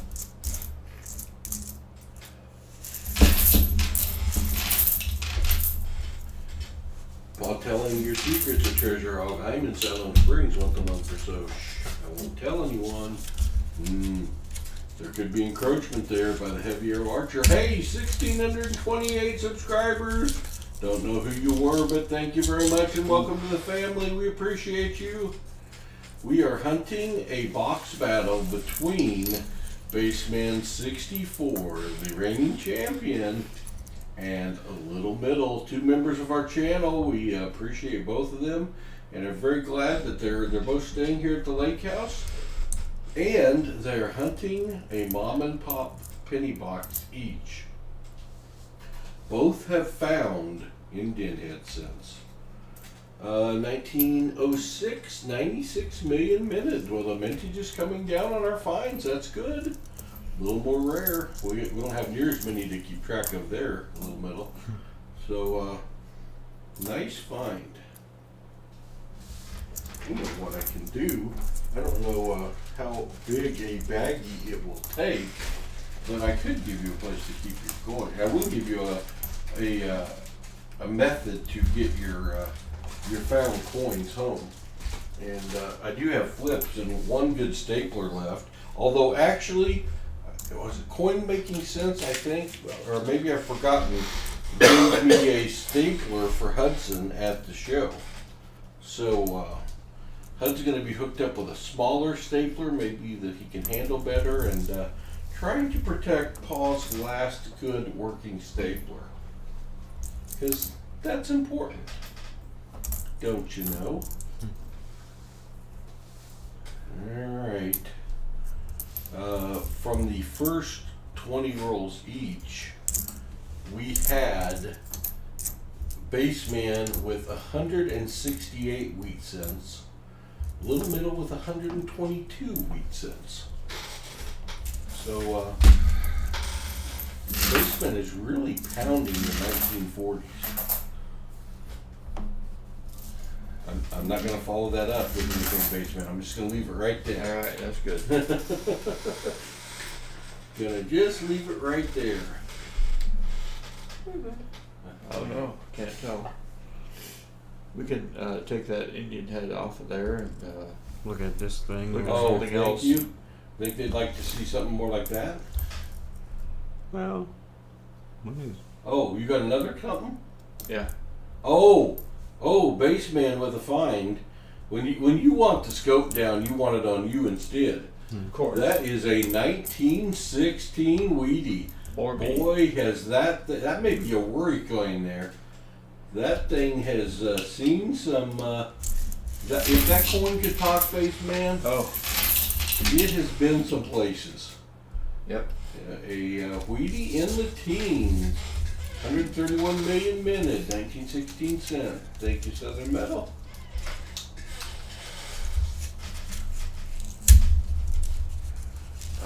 The update on the count here is we have Little Middle with 2 rolls remaining. Baseman with has just opened his last roll. Paul is going to go visit the horse again, or visit the man. I forget. 1916 that is. Says Sir Lurks-a-Lot of Washington. Well, welcome, Sir Lurks-a-Lot of Washington. Yeah, Paul, I'll get it eventually. Welcome. We appreciate having you here. That is one Slick Weedy. Justin, that is one Slick Weedy.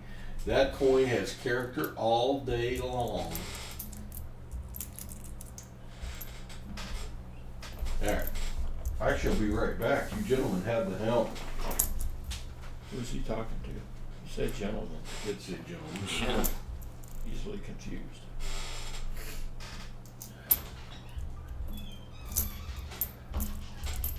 So, you ever been in a cockpit before in an airplane? Nope. Never. I've never seen a grown man naked either. Well, never mind. Now that I think about it.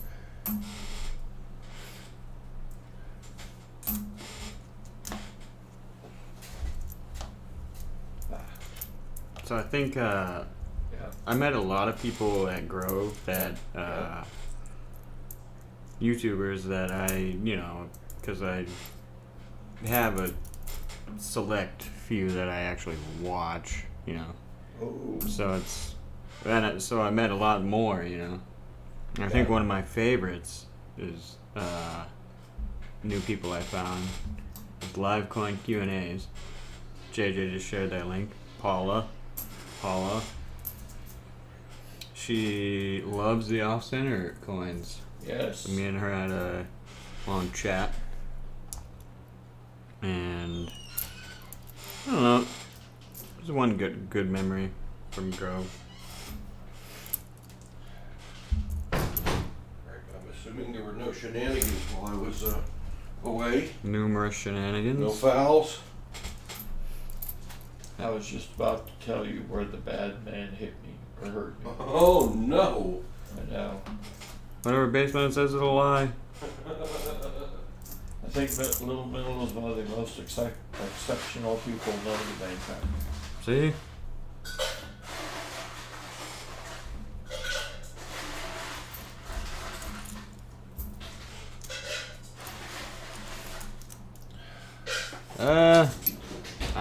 I don't even know, Treasure Hog. I don't even know. Maybe it's got to be before Tuesday.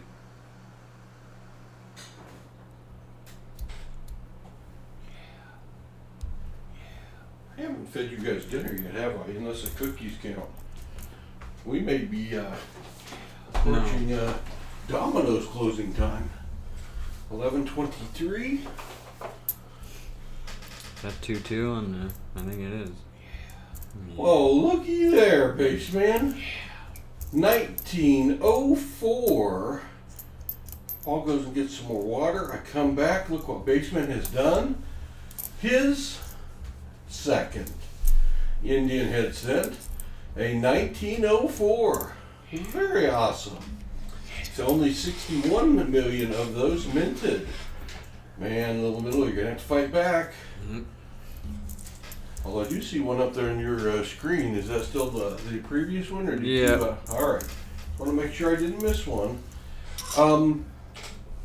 With some of the new people in the stream, I want to explain we are searching what we call mom and pop penny boxes.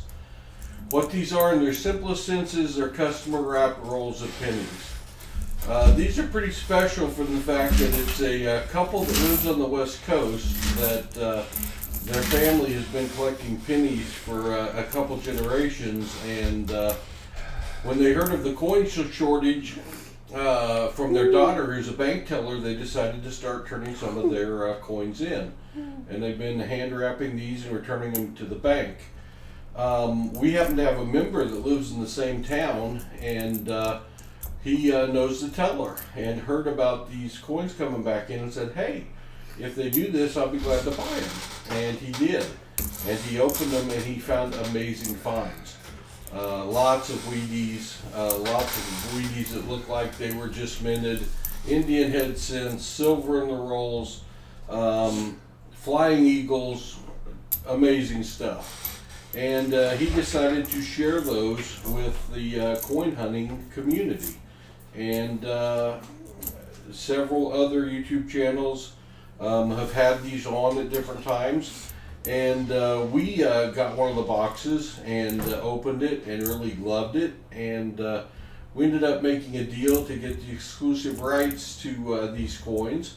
So when our member picks them up, he ships them to us. We buy them from him. And we had a long series going as we were opening these, and they kind of dwindled down and there were none left. And Mom and Pop had gone on a long vacation and came back, and they started rolling them up again, and they're just, I think we're at the very, very end of the buckets. We're getting box occasionally, and with the special occasion of the Grove, Oklahoma Coin Show, and having Little Middle and Baseman 64 staying with us, we decided to have a box battle tonight of Mom and Pop penny boxes. And they are fighting it out. We're finding tons of Wheaties. I think we found 4 Indian head cents now, and 1 Mercury dime. So you never know what might turn up in one of these boxes. You never know. Treasure Hawk says, Baseman, when are you headed home? Baseman has left the room briefly, so we'll hit him with that when he comes back. We will hit him when he comes back.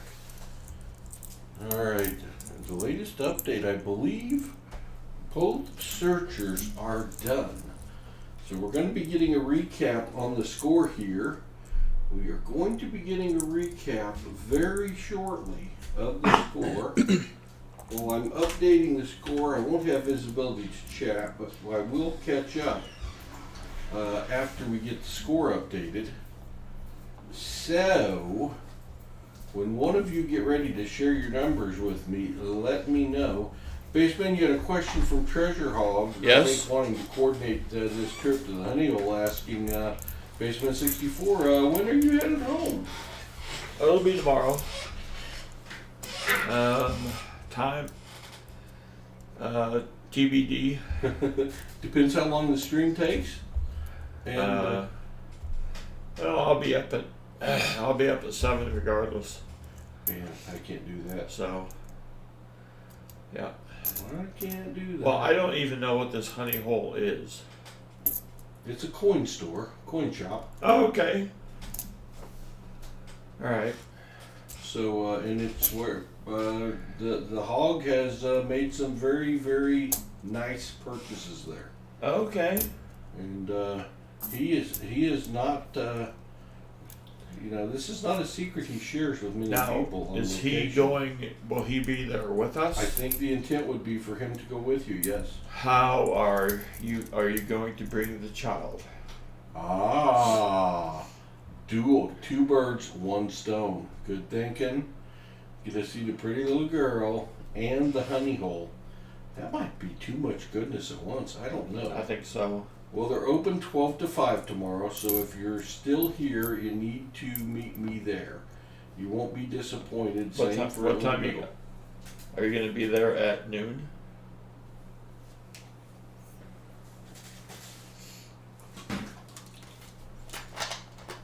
We're setting a date here. You guys ready to give me some totals? Yep.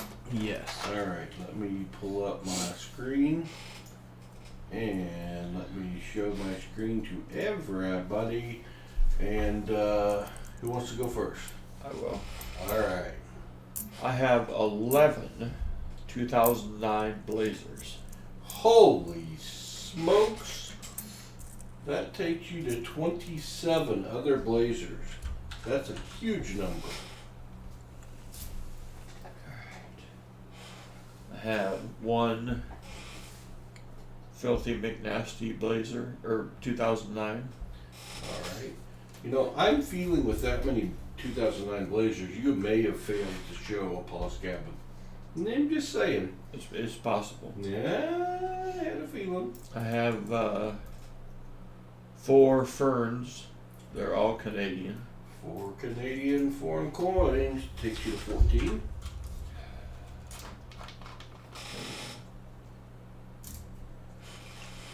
I have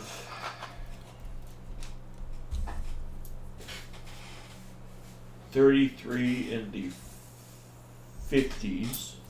33 takes you to 109 in the 50s. Let's see if he pounded the 40s again. Not so much. No? Nope. Slowed down the pace on the 40s a little. I have got 19 in the 40s. Still a pretty salty total. That takes you to 74.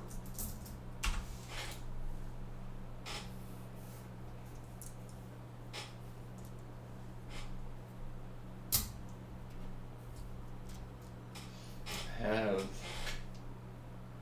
4 in the 30s. Takes you from 12 to 16. I know 2 in the 20s. Wow. I know you got one in the 10s at least. Yes. The 1916. Very nice. Yes, another steel scent. Ah. Steely, that's your third. Ooh, 1 every 10 rolls. 2 wheat blazers. 2 Weedy Blazers. Takes you to 5. Ooh, not 54. That'd be hard to overcome. You can leave that. I have the 1897 Indian Head That's 1 pre-1900 25-point Indian head. and a 1904 Indian Head. And that's 1 20-point Indian head. And that are it. That are it? Alright. Let me then get Little Middle's total. Alright. 10 blazers. 10 other blazers. Yep. Not the hoodies. That No. takes you to 38. Nice. 109 blazer. Alright, that takes you to 39. And 409s. Takes you to 10 of those. 4 foreigns. Takes you to 16. 3 Canadians and 1 Deutsch. Deutschmark. 2 20s. Nice. Ding. Sorry about the ding. 5 30s. 530s, that takes you to 9. 4 regular 40s. And 2 blazer 40s. Whoa. 21. 2 Blazer 40s. 2 Weedy Blazers takes you to 6. Hey, show those. Because you don't find 1940 Blazer Wheaties very often. Oh boy, is that pretty. Are you kidding me? Look at that 49S. Wow. That's the star of the show right there. That is pretty. I'm going to hook you up with a flip for that one. Man. Very pretty. That's what nice wheat stocks look like on a 1940. Oh! You got 2 of the same one? That's kind of being piggish, you know, if you're going to pop 2 49S's. Well, I guess I'll give you a second flip because those need to make it home just like that. Congratulations, those are beautiful. Those are beautiful. Alright. 1, 2, 4, 5, 6, 7. 3750s Wheaties. 750. That takes you to 132. And 4 Blazer 50s. 4 more. Wow. You got a nice little vein of wheat there. 2 Indian heads. I have post 1900. 20 pointers. And 1 Merc dime. And a Merc dime, that is a newer silver. 39. 5 pointer. Oh, interesting. Well, oldest coin.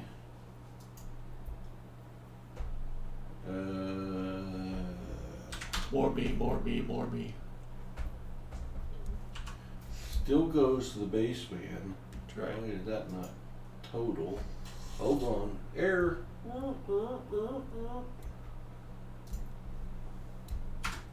Plus. Oh. We have us a tight battle. Holy smokes. Alright, let's get back over here to, and you gentlemen can load up rolls 31 through 40. I thought this was going to happen. We had a comeback here. He just done went and weeded you. I'm gonna save this off to the side because I'm just keeping all my possible whatchamadingers Okay. over here for the end. And this is Alright. 55, so I'm just Okay. alright. If you want to flip those 240s so they stay good, feel free. Alright. Let me get Baseman's score on the board. Baseman has the 10-point bonus right now for oldest coin, and it puts him at 710.5 points. That's right. However, in a major reversal of fortune here, Little Middle done pounded some Blazer Wheaties on him and has taken the lead at 712 points. A point and a half separates our two contestants. A point and a half. You know what's worth a point and a half? That is one 1950 Sweetie difference in the two of you. That's close. I think it's really in how you think about it. I don't consider myself in last place. Yeah. I think that I'm in second place and he is in next to last.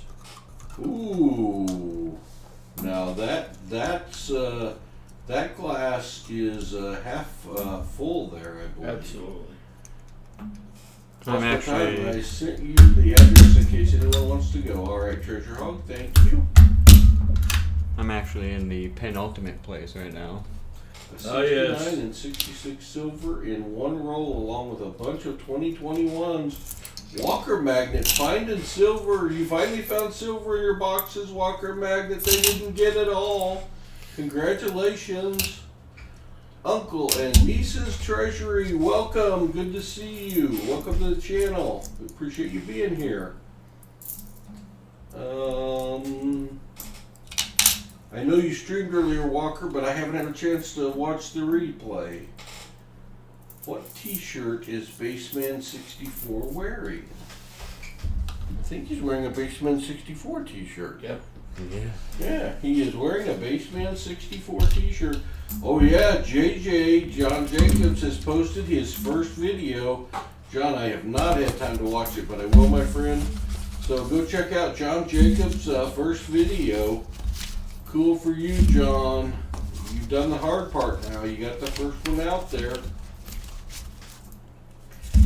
Exactly. You can get your very own Baseman 64 t-shirt on Amazon. That's right. There's the link. Alright, Baseman 64 streams on Monday night, 6 p.m. And you can have your own, very own Baseman 64 t-shirt.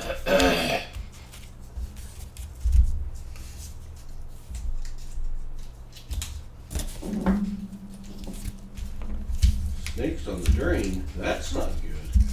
I don't like snakes anywhere, Doug Harding. We definitely don't need snakes on any drains.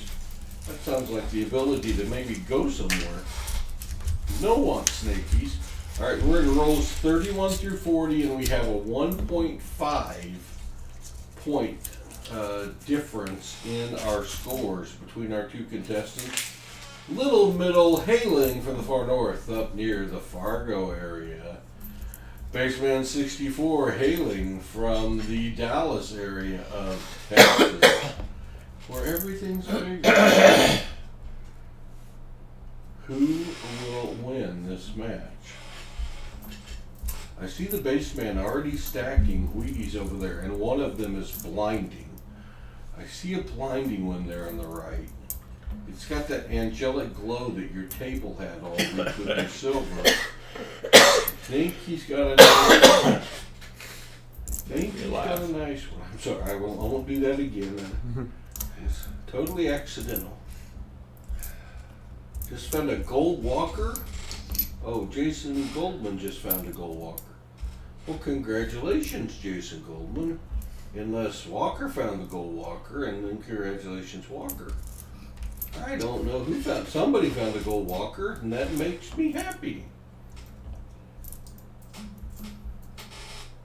But Coin Hunter still in the chat. Good to see you. Appreciate the 30 people that are hanging with us as we approach the midnight hour. Our chances for real food have diminished. We have to figure out. This is a Saturday night, though. If you guys are hungry, we could probably find. Oh, I know where we could go. I know a place that I think's open late. If you guys want to venture out, be up to you. We'll have to check the IHOP hours. Oh, yes. Didn't they used to be open like all night? Yep. And I could hit some pancakes. I'm really good with pancakes. I know just the correct way to use my fork amongst the butter and syrup to eat it in a very tasty way. Strip club? What kind of food they got in a strip club? I don't think I want that. I'm going to stick with the pancakes. I'm just going to slowly back away from the answer I had in my mind. Oh, Jason the Goldman Shot found the gold-plated walker. Ah, I had missed something. Congratulations, Jason the Goldman Shot. That's awesome. Gold-plated walker. I think that's something, Baseman, I have never found. I can't imagine such a thing. Of either of the two of you found a gold-plated walker? No. Little Middle, gold-plated walker? Mm-mm. No. Of course the gold man would find it. I mean, who else would find a gold-plated walker? Alright.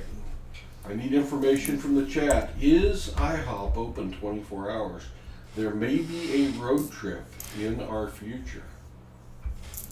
That's one day, yes. We had the Chinese buffet for lunch about, what time was that? 2:30? 2 o'clock? Spectacular. Uh-oh, what's he got? 1950. Just trying to read the date. Yes, oh, okay. Can't really see the dates that well. I can't either, my friend. The eyes are going. I just heard open late night, but some do have buffets, so I've heard. Buffets? Open late night? You had me at buffet. You had me at buffet for sure. Oh, yeah. Had me a pancake. Yes, they are open 24. Thank you, Shannon Smith. Thanks for the information. This is important. Denny's is as well, as is Village Inn. We have choices. Oh, Village Inn is where I used to work. Oh, really? Oh, yeah. I did not know that. When I was a Village Inn teen. has great pies. Gold-plated cinch. Yep. Walker, nope. Yeah, John Jacobs hadn't found one. Yeah, I found some gold-plated stuff, but never a Walker. I've got several gold-plated Kennedys, but not a Walker. I have a gold-plated Peace Dollar that I think they accidentally shipped me with one of my orders one time. Subscriber number 150 at John Jacobs. Alright, make sure you subscribe to John Jacobs. Nice. Southern Meadows 150. This means 151 is available.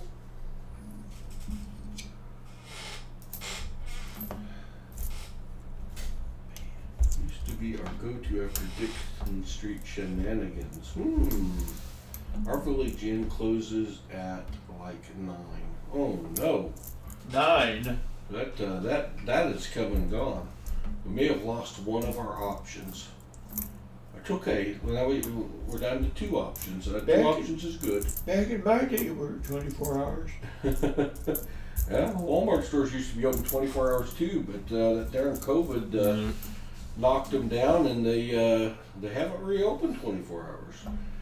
Justin Collins says, "Did you ship that Noah's Ark coin yet? Gotta keep a watch out due to method."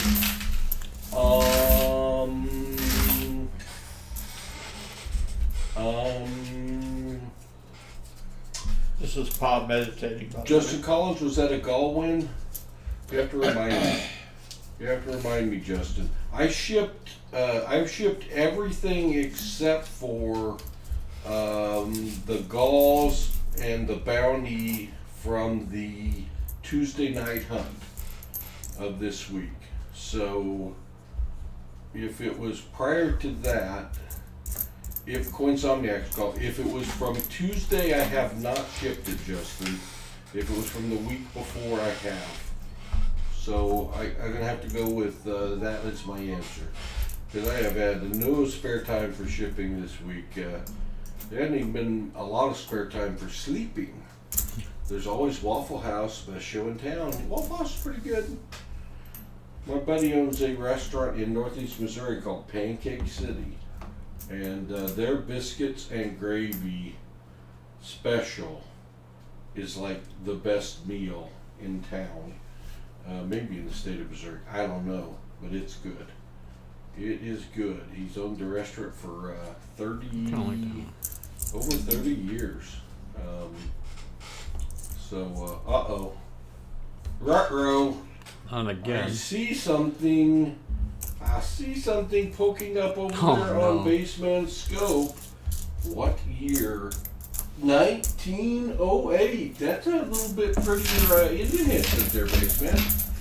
A 1908 Indian headset. That is Baseman's 3rd, and that is the 5th overall. That's a pretty darn clean Indian headset. I like it. This is the who's who of koi roll hunting. Rick Lewis, good to see you. Okay, just trying to keep an eye out. Luckily, all my packages from you have arrived without a good. Because I got one out to Stan Horn right now that is lost. I don't know if it's a meth heads, but it is lost. So, if it was the Coinsomniacs from Tuesday, Justin, it won't go out till Monday or Tuesday of next week. It was last week, it's on its way. Rainbow toning, oh yeah. Beautiful, it's beautiful. 4 40%ers in 5 rolls. At least there's some silver left down here in Bama. Alright, Walker Magnet. The Walker Magnet, you can't have the perennial national championship team and silver. You're gonna have to give up one or the other. Which would it be? Ooh. Tough decision. Tough decision there. I got a feeling the perennial football championship contender is not going away for a while. Congrats on the silver, the Walker Magnet. That's good. I'm glad you're finding some. We gave it up to, he did give it up to Southern Metal this week, or this year. You're right. You got him the first time. It was that second game, Walker Magnet. Shouldn't have demanded the rematch. Should have just left it at the one and done. Rick Lewis just returned from birthday dinner with my family, but instead of having a year, I now deduct 3 years for every birthday. Ooh. Cool, Rick, but that would get complicated for me to keep track of how old I was. Wait. I wouldn't know when to retire and file for Social Security and things like this. No hurry, I was just trying to. Okay, no worries, Justin. I don't remember which stream it was from. A lot of things went through my brain this week. Ugo was the national champion last time, so we are allowing the Alabamians to find a bit of silver. That is a fair trade, Southern Metal, and very nice of you. You Georgians are kind-hearted to share the silver with Walker Magnet down there in Alabama. I'm now 26 down, 2 from 29 last year. Alright, sounds like complicated math. I'd need a calculator or Hudson, and Baseman was actually checking Hudson's math homework the other night, and from the corrections being made, I fear I may need the calculator.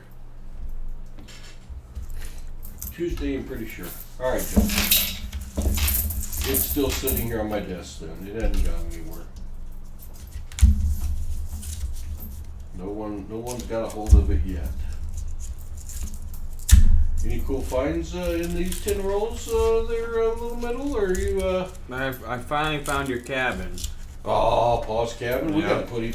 We gotta see. There's kind of a rule that when you find Paul's cabin in a blazer state, you have to put it under the scope and let me go. She's almost a blazer. Almost blazer state. All right. See Paul's cabin. I could live in that cabin.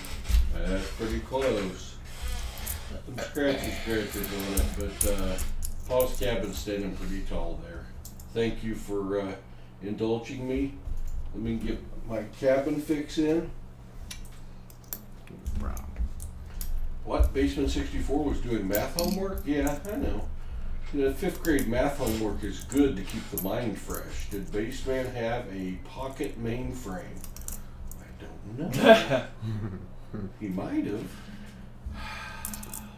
We'll see what happens to Hudson's grade if it goes up or down, and we will make a judgment on the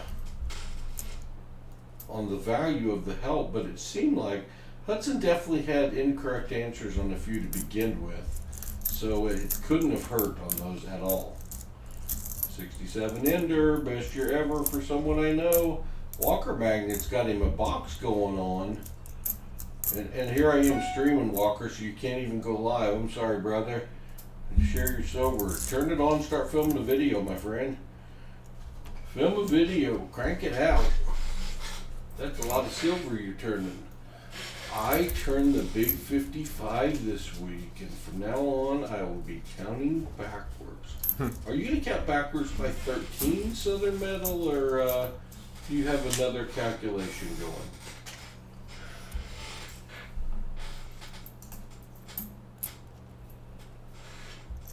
Protractor and T-square.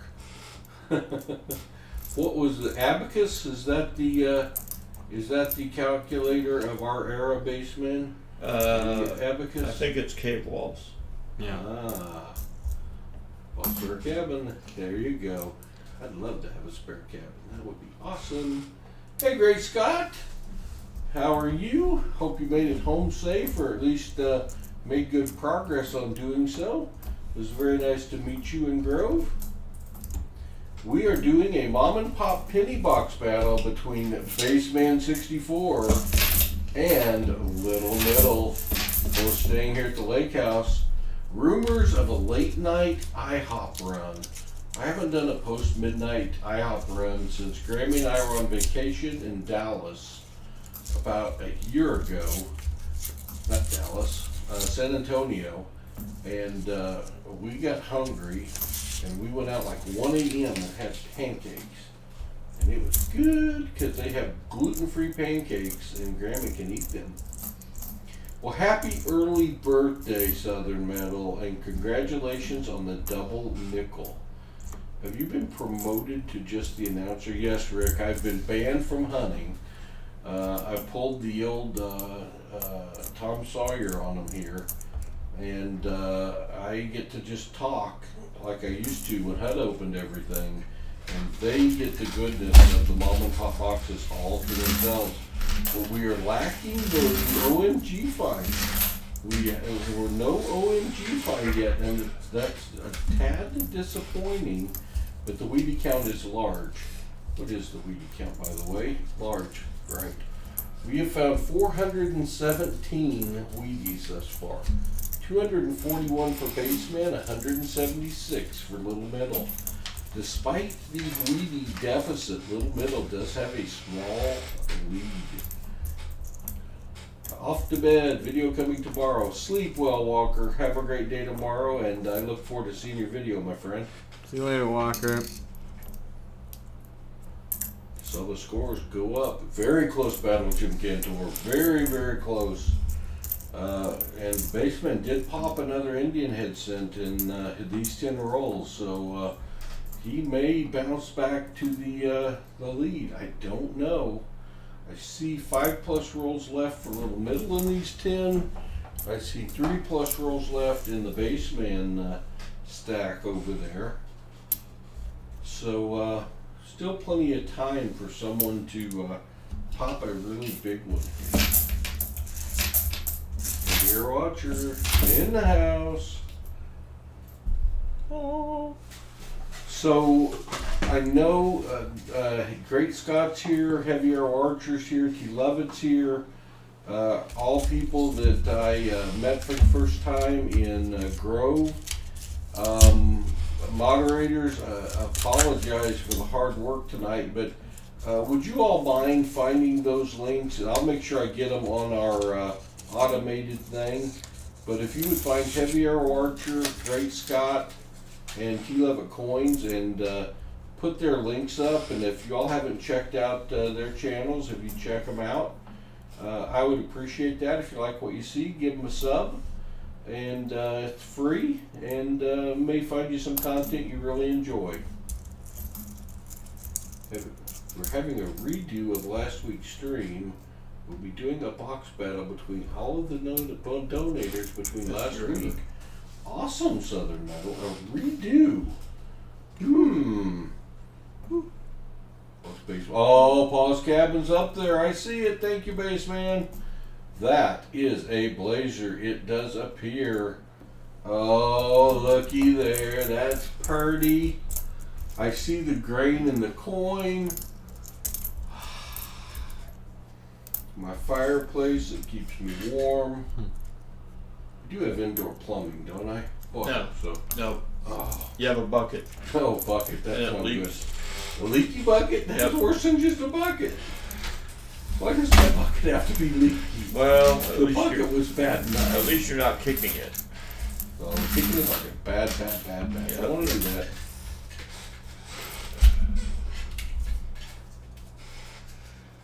I got 13 rolls left. Oh, lucky 13 rolls left. Well, I have a honeydew list longer than well you know, so I won't have time to do packages, so box battle. Oh, okay. What if they find a bunch of silver though? Don't you have to do packages if that happens? I don't know. Or don't know. I don't understand the rules of this box battle, but I will be watching on Tuesday when you do said box battle. It's we enjoy box battles. We got a box battle going on here. There was a little kicking under the table earlier. I think I heard Little Middle grunt. Could have been something else, but I think he might have got kicked by the baseman. Digestion, I think. Could be. Could have been, since we mentioned pancake. Could have been a stomach groan. Well, for a time, I'm sorry, I missed the other one. I the hot and posted sour Great soup. Scott and Heavy Arrow Archers. The third one was T. Levitt Coins. Shelbell, T. Levitt. He has a post in the last minute or two. T. Levitt Coin Hunter. Thank you, Shelbell. I appreciate you. Number one, Thug Stacking. Hello, hello. Good to see you.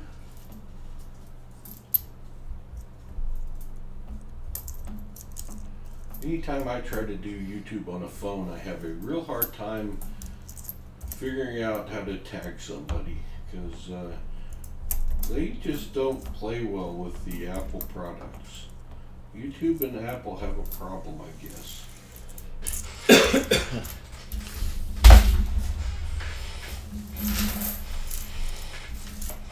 Number one Thug Stacking. Throwing the emojis out there. Very cool. Thank you for that. Treasure Hog says, I think Baseman would look good with a monocle. You know what Baseman would look like with a monocle? You know the little guy on Monopoly? Mr. Monopoly. Is that Mr. Monopoly? I apologize for any disrespect. It was not intended. Mr. Monopoly Baseman. Mr. Monopoly to you. Do you have a monocle, Baseman? No. Oh, well, I thought for Halloween maybe. Do you get into Halloween? Are you one that dresses up to hand out your candy at the front door, or are you one that turns off the light and acts like you're not at home? Actually, when I hand out the candy, I don't wear anything. Ooh, scary. Yep. You gotta win prizes for that. You wouldn't believe the prizes I win. I bet that's right.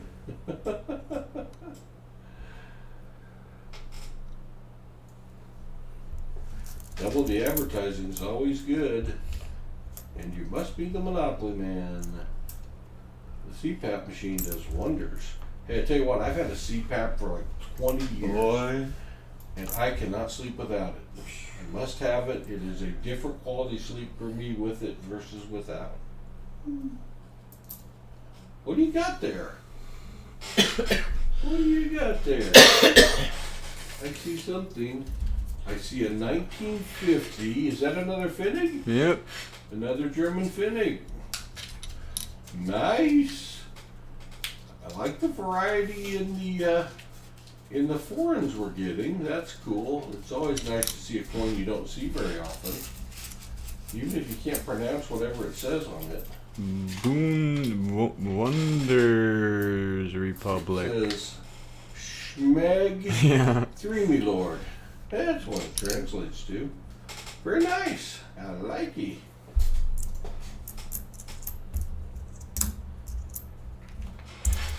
You're welcome, Heavy O Archer. Less content than your hero at Shannon Smith. Well, Shannon Smith is a lot of people's hero.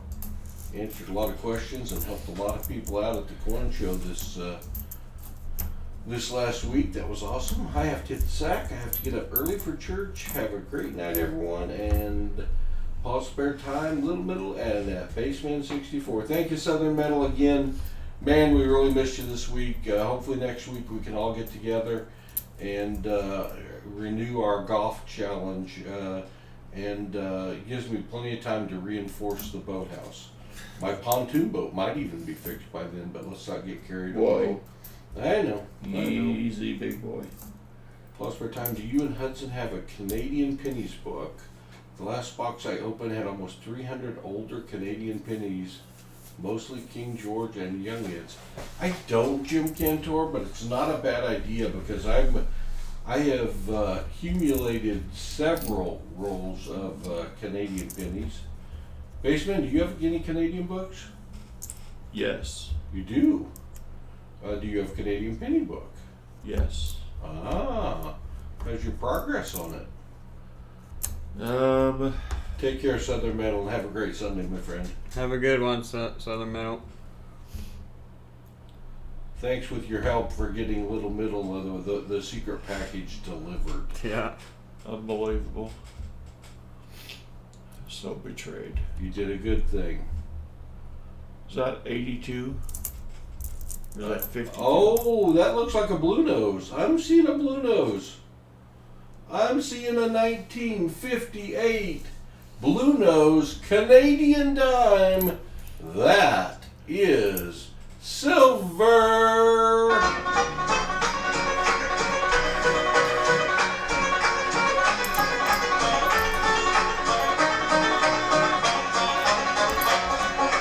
There's gonna be a big hoot-daddy, everybody's gonna come along.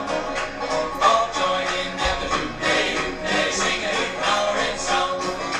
Put on your hat, throw out the cat, bring a little money, put your right feet back. Throw out the blues, kick off the shoes, sing a little, make a little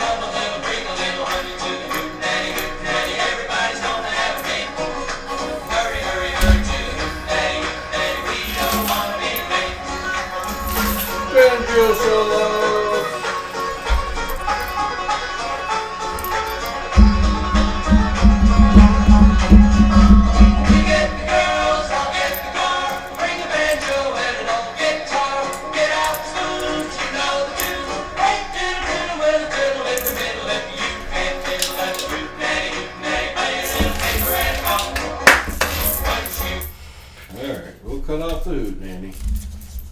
Good to hear from the Glencos again. Bassman with the Canadian Blue Nose. It's a 1950 silver dime.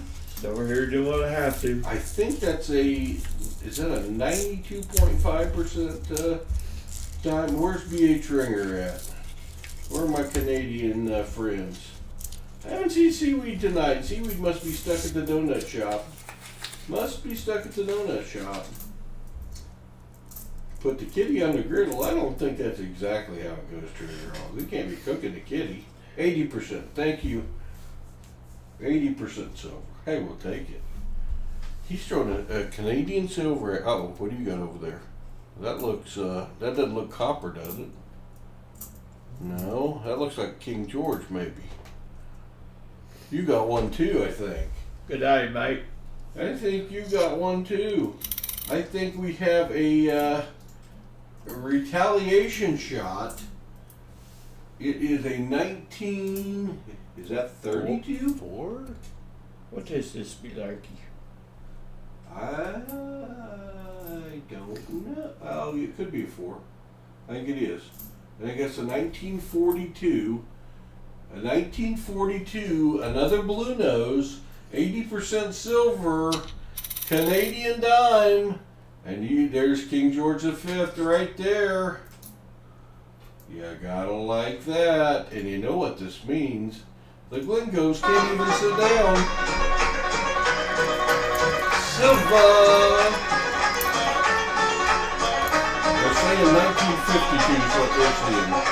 There's gonna be a big hootenanny, everybody's gonna come along. All join in at the hootenanny, sing a hoot, hollering song. Put on your hat, go out the back, bring a little money, push I think it's a 42. go out the blues, kick off the shoes, sing a No, little no, it is. It's a 52. bring a little honey to It is a 52. everybody's gonna have a big hurry, hurry, hurry to the hootenanny. It looks like both. It does. Maybe it's a RPM. Alright, thank you to the Glencos. Whether a 52 or 42, either way, it's a nice coin. Will I? More silver. It initially looked like a 42. When you turned it sideways, I saw the 52. So it's got the gunk right on top and a bad place to figure it out.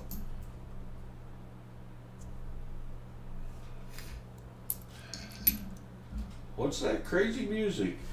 Johnny T, that crazy music is whenever we find silver during our $50 streams, we have a hootenanny, a party breaks out, and that's kind of our silver theme song there. It is a hootenanny. We used to celebrate as we had a streak of 45 streams in a row finding silver. Every milestone we were coming up with different kind of celebration, and I was running out. So at one point we had a hootenanny, and we had a really, really good stream that week. And the hootenanny kind of stuck as part of our channel. And what does Bassman have? I don't know. 56? Looks like a 56 from here. Maybe get Bassman to play live. That's a good idea. He says he thinks he could do he could do it with the bass guitar, but not the fiddle. So I gotta assume that would just be really good that he could play along with that. Maybe a request for the Bassman music post soon. We'll put in our request and see what happens. But I like the idea of Bassman playing live with the song. Then I could use that cut. We're not real high tech here at PasSpareTime. We have fun with only one song and whatever Hudson happens to be humming or singing. You never know there. Let's see, roll count. I'm seeing Little Middle with just a little over 2 rolls left. I'm seeing the Bassman with some major stacks of wheat over on his side. We know he's got a silver. We know he's got another Indian head. So Will he recapture the lead going into the last 10 rolls? I just don't know. I think it's going to be close. The scores are heading to be over 1,000, and that's good. DC Joe Nelson, we are still at it for sure. They're just finishing up the 40th rolls each, and it is a close battle. It is a close battle. So there's no telling who's going to come. This is going to come down to the last roll. Like they always do.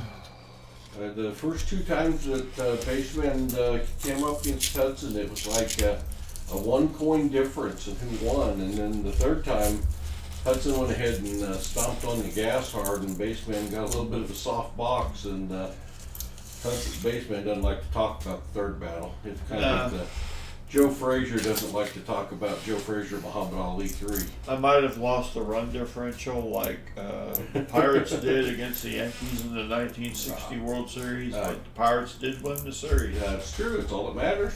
That is all that matters. Oh.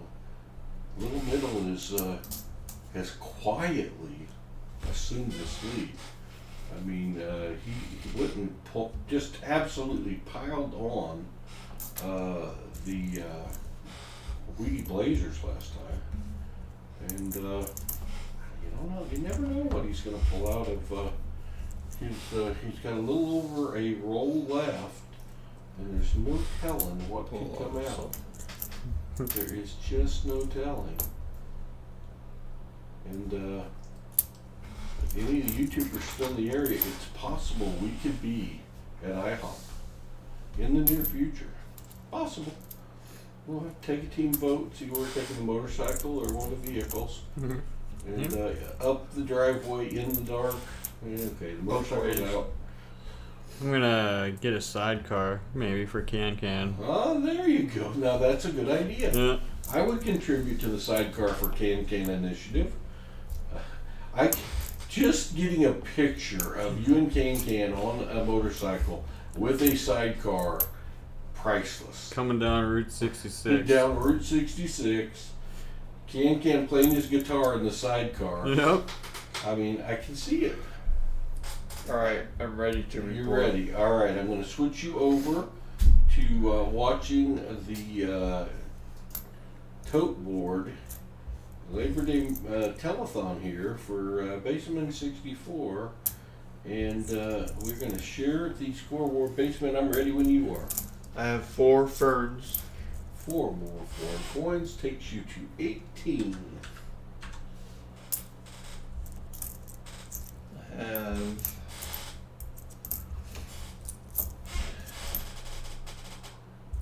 27 50s.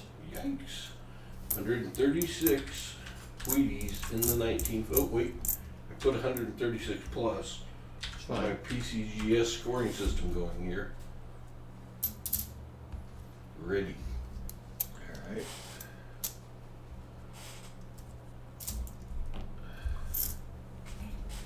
Trying to stack and Oh my goodness. Is that a good, oh my goodness? I just missed the weedy. A bit? Oh. Now I gotta go through all of them again here. There's so many, it's hard to get them all.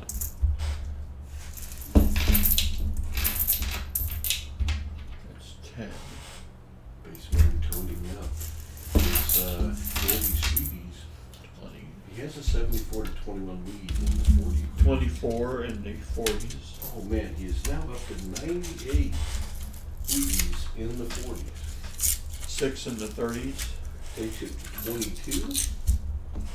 2 in the 20s. Takes you to 7. 1 in the teens. Takes you to 2. Very nice.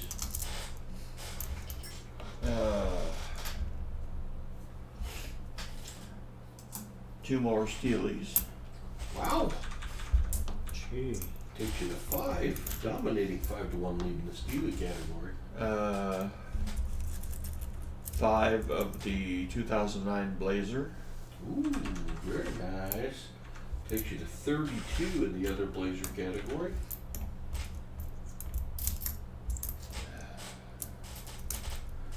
I think this is the first time ever we're gonna have more other blazers than wheat blazers. 4 in the other blazers. 36.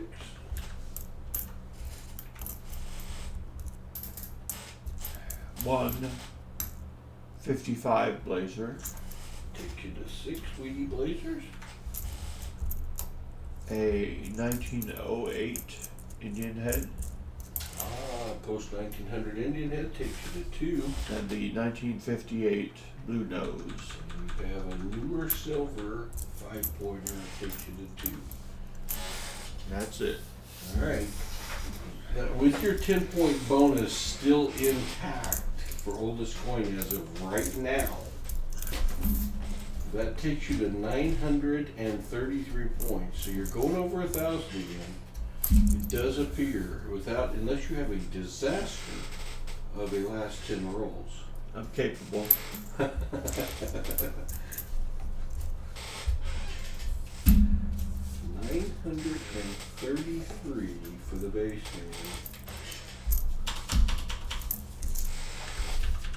man. Can Little Middle hold on to his lead? I don't know. Okay. Alright. Little Middle and Can will look like Colonel Klink and Schultz coming down the road if they got the right helmets. That would be funny. That'd be a really good picture. Hey, you could have fun with this, Little Middle. Well, fun for some of us anyway. That is Little Middle in the middle. Where else? Little Middle be actually that's Paul in the middle of the screen, I guess, with the face cams. But Little Middle's between the baseman and Paul. Little Middle with the hat on the right. Are you ready, sir? Somewhat, yes. I can get it started here. No, go ahead. You get organized. Okay. I'll catch up with the chat. I surely missed something. Banks need love too. Sure they do.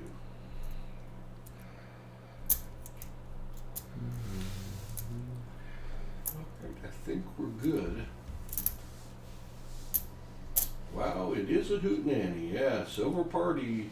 Basement 64. Johnny T wants to know, did you sell all of your goodies at the show, the 1909 SVDB? Nope. You had some people that were real close to pulling the trigger on that. I had lots of interest, but couldn't do it. Now, if you, when you sell your 1909 SVDB, will you be purchasing another? Most likely. Yeah. Had a feeling. Yep. Had a feeling. Hudson and I are going to have to get one of these days. We're going to have to find a solid G4 for us. I think this is a D. I just want to make sure. Is it a D? It Yeah. is a D. Yeah. 1913 D. Very pretty. Not the semi-key date, but close. It's 2 1913s found tonight. I believe I am ready. All right, I am going to switch over to the total screen. I'll let you see it as we add up Little Middle's finds. Lay it on me. 8 regular smegular blazers. 8 regular blazers. Other blazers, that takes you to 47. I have 3 1960s blazers. That's also other blazers. Okay. That would be 50. I have 5 regular 09s. You found a lot of those. That's 15. You're holding out on me with the Paul's Cabins again. I got. Oops. I guess I can count this. 6 foreigns. Well, 6, 4, technically 7. 7 Silver. fours.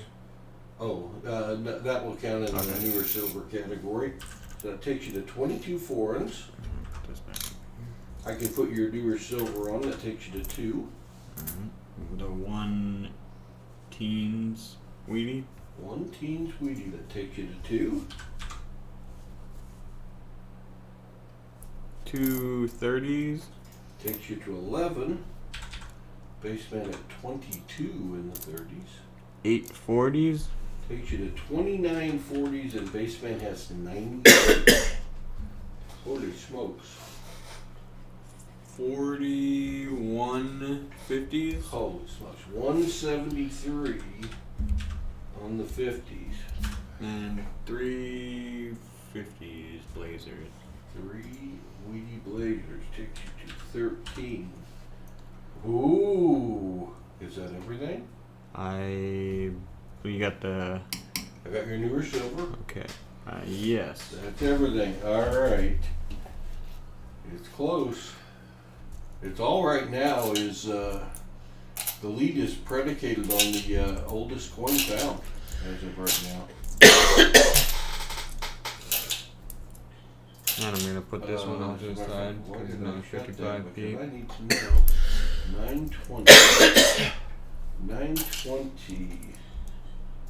After 40 rolls, we've got Baseman with the benefit of the oldest coin found bonus at 933 points. We have Little Middle at 920 points.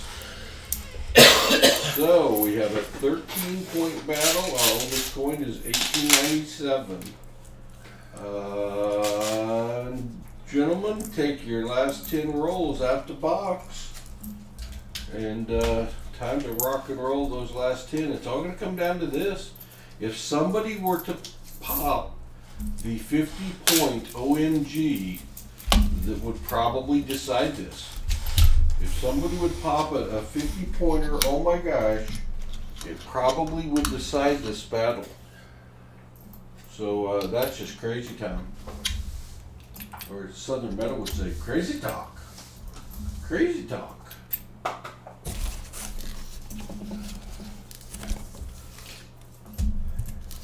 Who is going to win?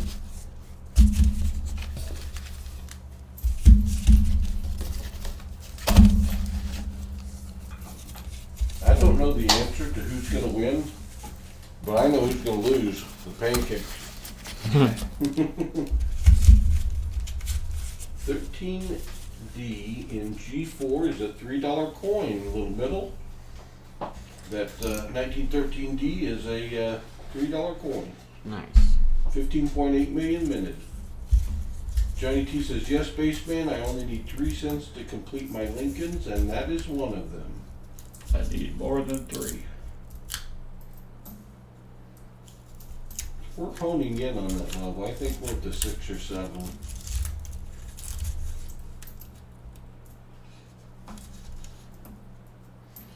Treasure Hog says, beat him by 3, me lord, at Little Middle. They're rooting against you, Baseman. Surprising turn of events here. 10 points for oldest 2. Yeah, I've got the oldest coin bonus is in Baseman's total. And if you didn't have that 10-point bonus, it would be a 3-point game.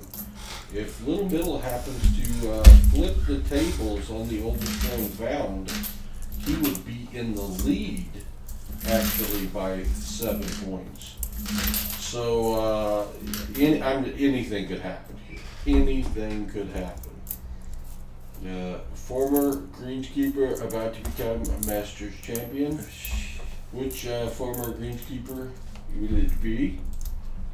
I don't know. Poor Bill Murray got himself in trouble. Read an article that said that the world had changed and he forgot to change along with it. Sounded like a decent defense. Jim Cantor says, come on, Flying Eagle. That would be the OMG that could bring this thing home right there. You know, Hudson found a Flying Eagle in one of these boxes, and he was a very happy young man. And I got a feeling if either one of these two would find a Flying Eagle, they would both be very happy. That's what I think. That is crazy talk, Johnny D. That's right. Crazy talk. You know what? It's time for another giveaway. What is Paul going to give away this time?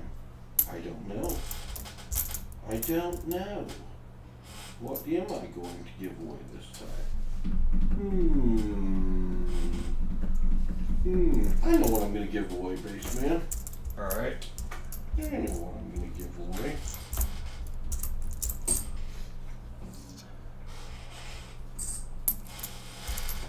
It's silver.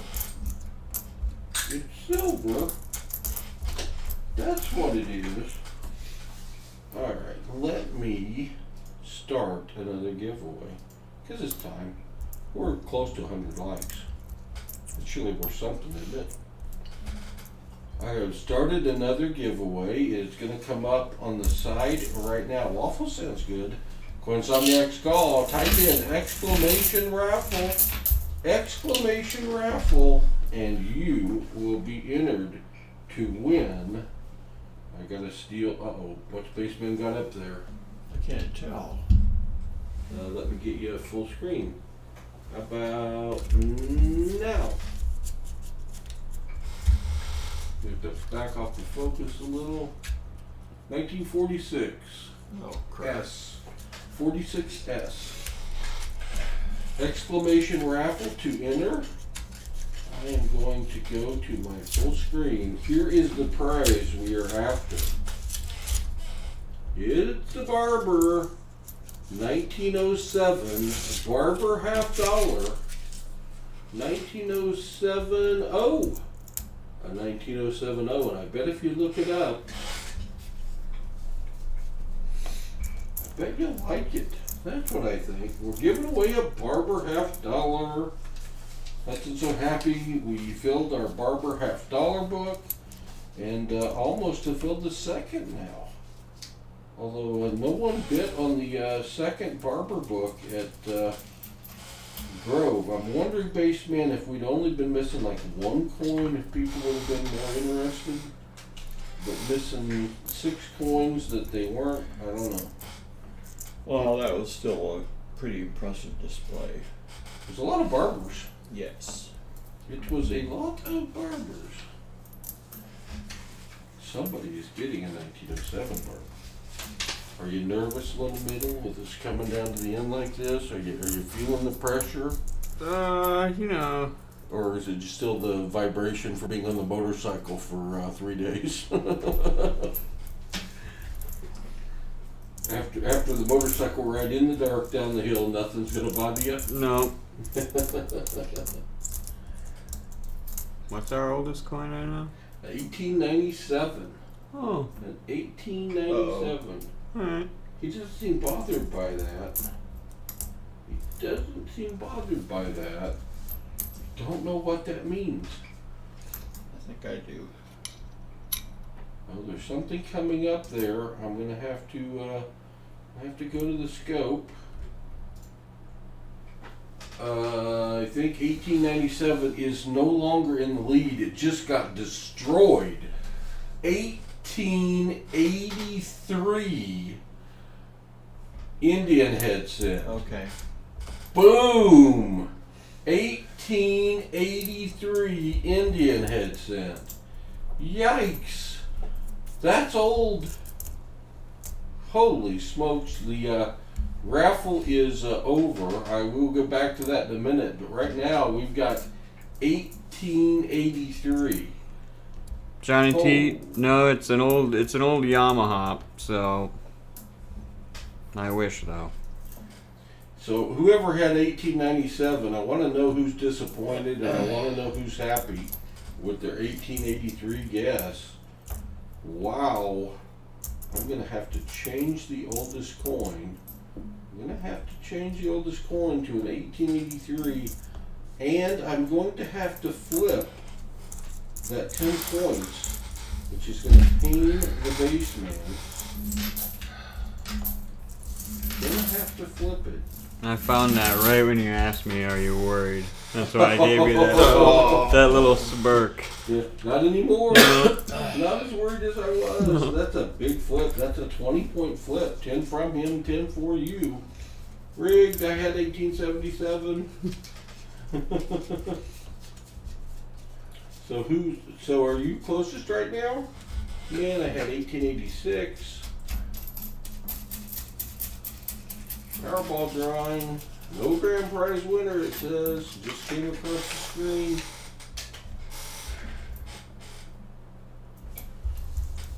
You had it. Ruthie is second closest at 1872. You're gonna have to go old. John Jacobs in the lead. If they find an 1877, I'd have to go change my pants. That would be nice.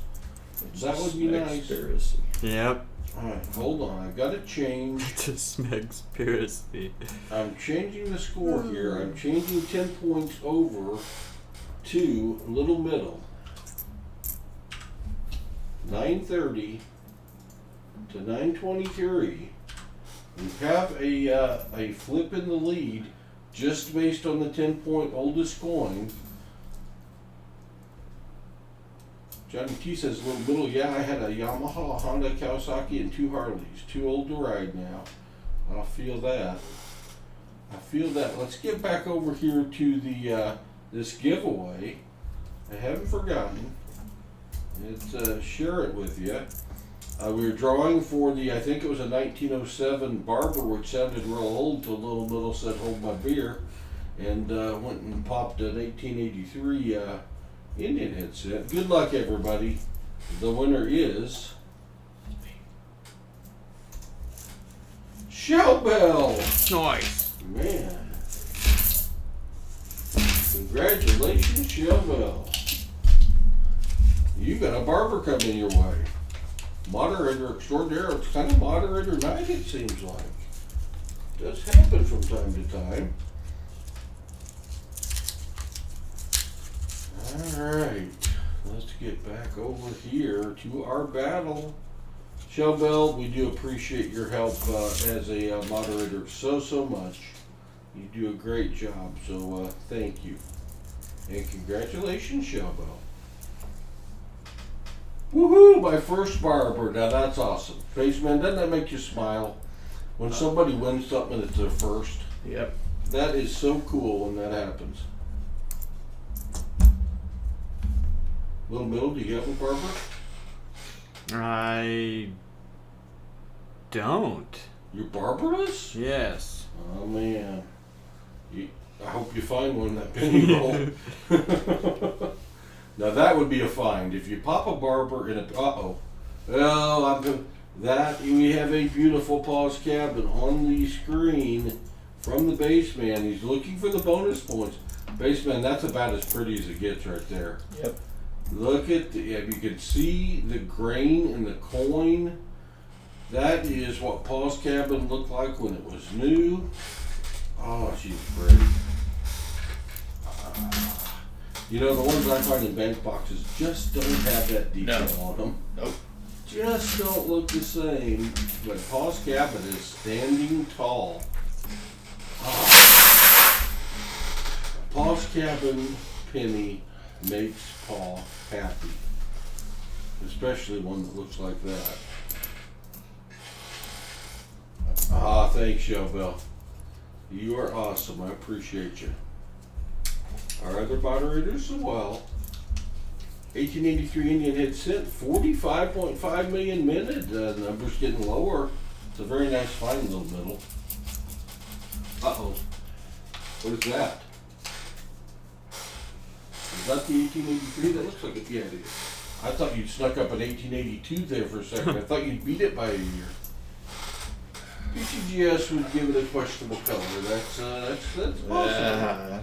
Or a harshly cleaned treasure hog. That's the new thing. Harshly cleaned on a Merc dime with full bands that's as pretty as any Merc dime I've ever seen in my life. Whatever they harshly cleaned it with, I'd like to have to clean the rest of my Merc dimes. And they still wouldn't be as pretty as that one.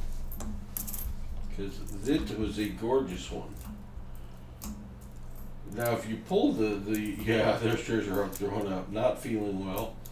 You could pull the bifecta and get the harshly cleaned questionable color, the 2-in-1.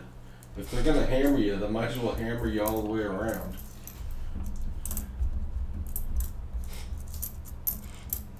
So let's get a count here. 1, 2, 3. I'm seeing 7 plus rolls left for the littlest middle, and or the biggest little middle. I don't even know. 6 plus rolls left for the base man. Who's gonna win this? That old Indian head has given a big. That's a 25. That was a 45-point swing there. With the 25-point coin and the 20-point swing and another coin, base man, that's going to be hard to overcome. But you know you got it in you. I'm feeling the effects. Or it could be last night. It could be the lack of sleep or the nightmare you had. Yep. Hammer you just like my bent 3-cent nickel. Yeah, that really stunk, Treasure Hog. Bent. I don't know how you telephone. It didn't look bent to me. What prize is up for the winner? Ooh, that's a good question, Johnny T. That's a good question. I guess Paul's going to have to come up with something. I would say if a little middle wins, he might get his first Barber. If baseman wins, I don't know. How do you come up with a prize for the baseman? That's hard. I mean, he has a very high expectation of coins. I'm going to have to think about that one. Bragging rights definitely that will live longer than any physical prize they could be given. There is no doubt with that one. I can see this being lauded over someone's head forever because the chance of doing another one of these is not high at all. Baseman, you're starting to sound like you're coming up with something. I hope this is a little allergy thing you got going. I hope. Yeah.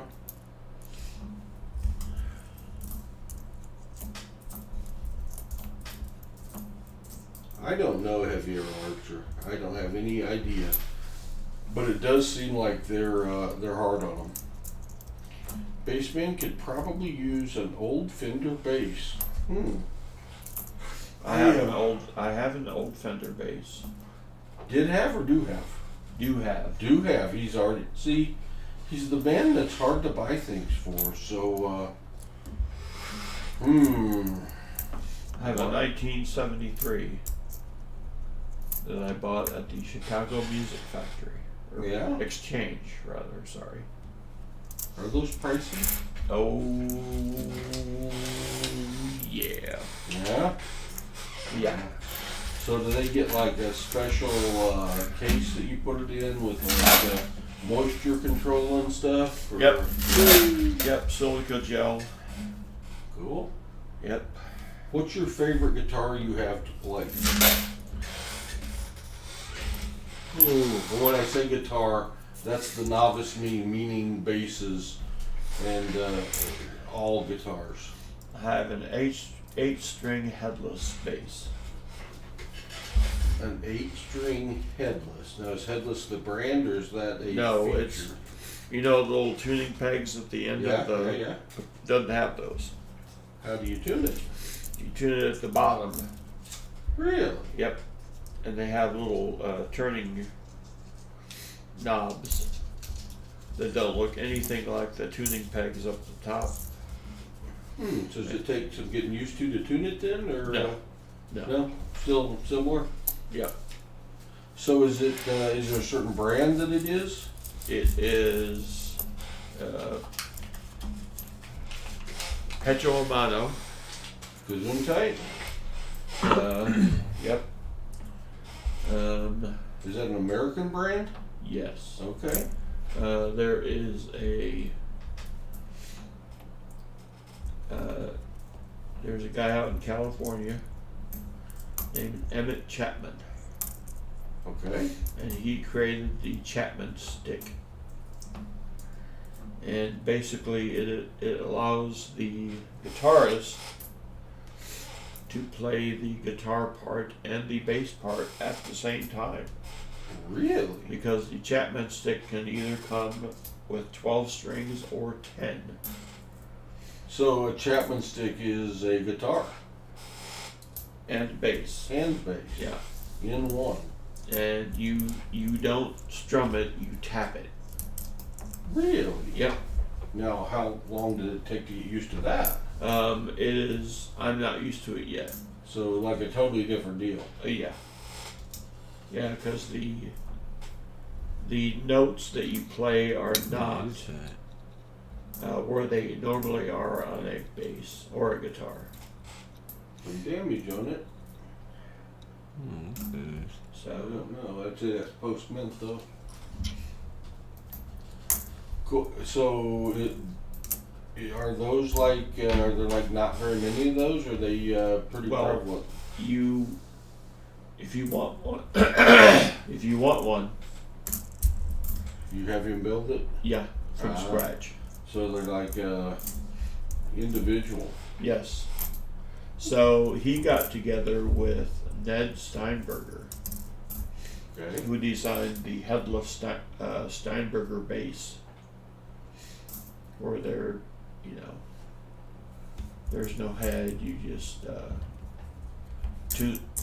turn the pegs at the bottom, and they combined the Chapman stick With the headless? with the headless Oh. and made what they call it is the NS stick. Does it look pretty funky? Oh yeah. Yeah. It's actually a really nice look. It's a green body that blends in with the grain of the wood really well. Now, do you have one of these? Oh yeah. Oh, cool. Yep. Took them about a year to build. Holy smokes. I thought it was being graded by PCGS. And comes in its own case. And I actually played a song with it on my stream. And turns out pretty well. I missed that one then. I didn't know what was happening. Which song was it? Do you remember? It was Lowrider by Lowrider. War. Okay. Lowrider.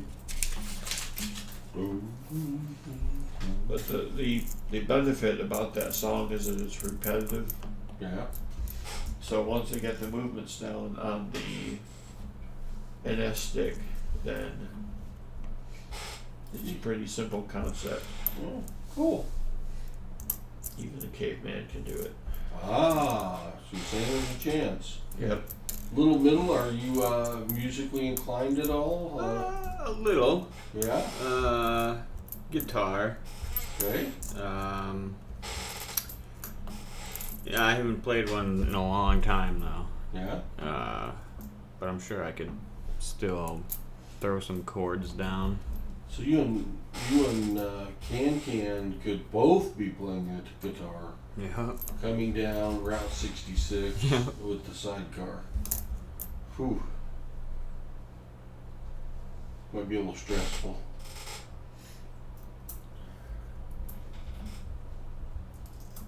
Might be a little stressful. So have you played the band before, or is it just a little self-entertainment, or? Sort of. It was like a high school thing, and that never didn't last that long. No? Yeah. Yeah, I gotta assume the breakup rate of high school bands to be near the 90th percentile. Yeah. Maybe 99, bass man. That's once you get into your 50s and 60s. Do you then find your old high school friends and do the old Blues Brothers? We're putting the band back together. Oh heck no. No, you find different bandmates. Yep. And hope they don't end up in prison. Well, that's the goal, but sometimes goals are not just quite followed. You can't always get what you want. That's right. If you try sometimes, you can get what you need. Yep. I've heard that somewhere. We've got Little Middle with 5 rolls left, Bassman with 3 rolls left. Bassman is put something on the board. I think that looks like a really old dime. I think it looks like a really old dime. Oh my gosh. We've got an oh my gosh. We have an oh my gosh. Where's my mouse? I lost my mouse. Do you see it over there? Come back, mouse. There it is. We've got a 1914 Canadian dime. And on the front, is this King George IV? It is. Oh, the 5th. 1914 King George Canadian dime. Sing it, boys. Boom! OMG!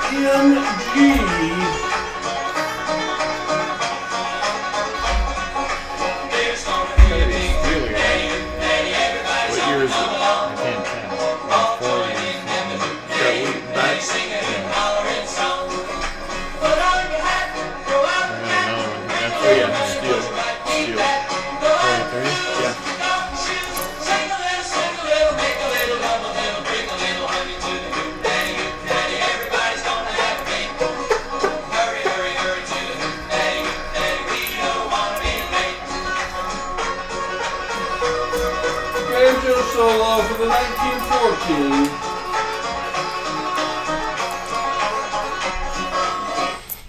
Very nice find. Yeah. Holy smokes. It didn't wipe out the oldest, but an OMG is a 50 pointer. So that 40 point flip that happened a while Yeah, ago, that was little so 5 minutes ago. Yeah, that this battle has been tightened up again. Boom, sterling silver, 92.5%. You gotta like that. Knee slapping music. Yeah, it is DC Joe Nelson. I like it. Now, when we had the box with 25 silver or whatever a couple weeks ago, it was a lot of hootenanny. There was a lot of hootenanny going on, but 1914, that's a beautiful coin base, man. That's a keeper. Yep. Gotta like that. We got an OMG. I gotta put that on the board. Come on, Paul, what are you doing? You're not opening any coins. You can surely put the OMG on the board. Surely. One OMG, and it came. Did that come with 2 rolls left for you? 2.5 That was in rolls? the 48th roll. Wow, 48th roll. You know, if you just started on the other side of the box, you'd have been excited about 2 or 3 hours ago. But I'm glad you saved it. That was fun. Oh yeah. We have found a few of those in these boxes. That is a really cool coin. I like it. The original, well, not the, maybe not the original piece, but that's George in the old days. What is an OMG worth in points? Johnny T, it is worth 50 points. It is worth 50 points. Let me show you the score sheet here. On the far left, you've got the OMG, and it is a 50 pointer. It's the OMG for the OG. It is. Absolutely the OMG for the OG. That was a pretty devastating blow there, Little Middle. I mean, can you come back from this? How are you feeling right now? You know, it's just one more obstacle we gotta climb over. It's like being in the middle of the race and they had a hurdle. Yep. I always thought that one more hurdle was better than them all of a sudden raising the height after you jumped. Because I felt like that occasionally at work when, you know, they talk about raising the bar and it's like, I don't mind us raising the bar, but you can't raise the bar after I've jumped. You know, that's not fair. I don't care about them raising the bar as long as they make the bar stools higher. Yep. But that's a good point. Good point. You gotta be able to reach your cold drink. Right. Mikey time, wouldn't that be nice? Little Middle pops a Mikey at the end of the box. That would, I mean, that would be stunning. Could it happen for the 4th time ever? I don't know. I didn't think it would happen once, and I definitely didn't think it would happen twice. And I definitely didn't think it would happen 3 times, so who knows? I guess Mom and Pop collected a few of those and just tossed them in with the pennies, which I appreciate them doing that, but it's a relatively expensive mistake. J2 Mode, are you in the house? There he is, J2 Mode in the house.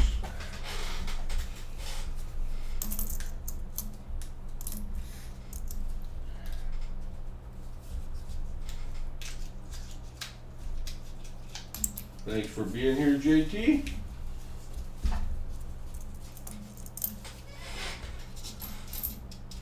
Oh, High Pockets? I might have missed you. DC Joe Nelson. Oh, yeah. Baseman with the 1914. I know, I see you, JT Mode. Good to see you, brother.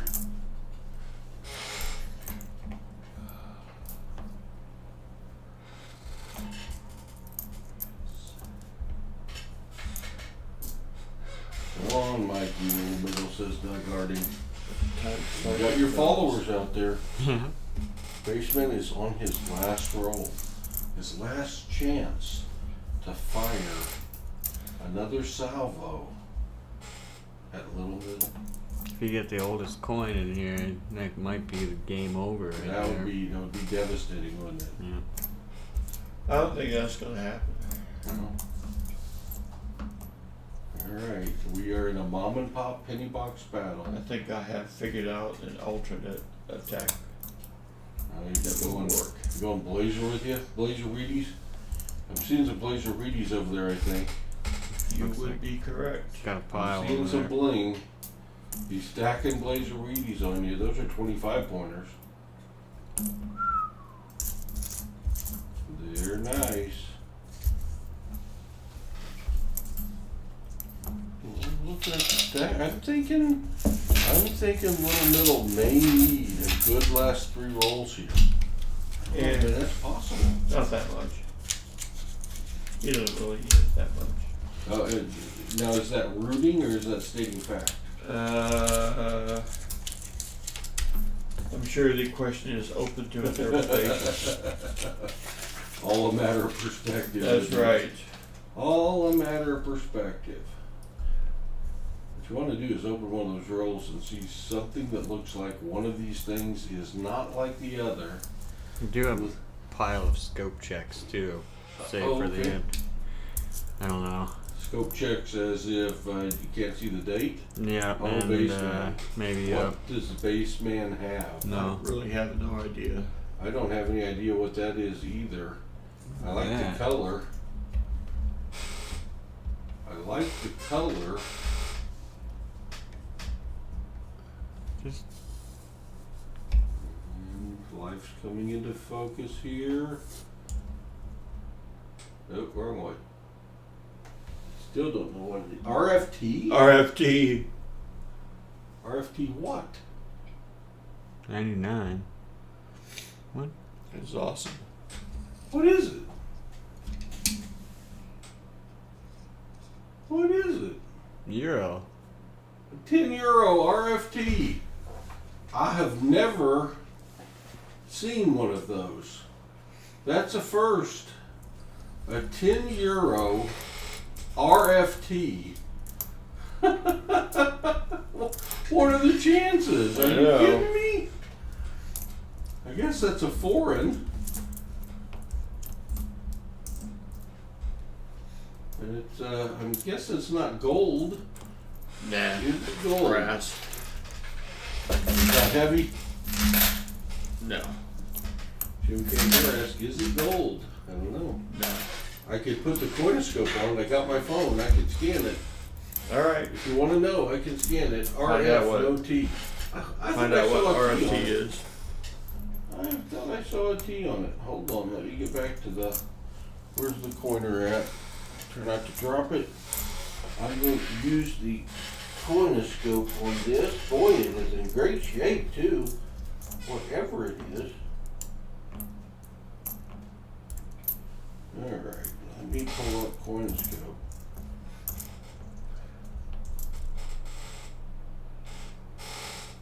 Coinoscope. If you don't have this app, it's Coinoscope, Coinoscope, and you take a picture on Coinoscope of the coin, and then it tells you what it is. Start with the reverse. What date did this one have on it? I guess I got the November. picture. Look like a. This says, is that it? It is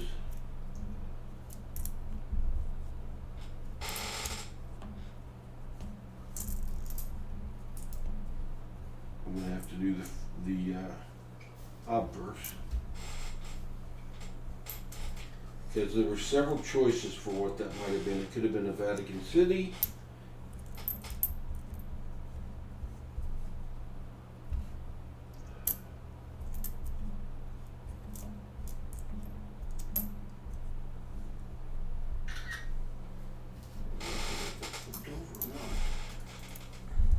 We just took the same picture twice.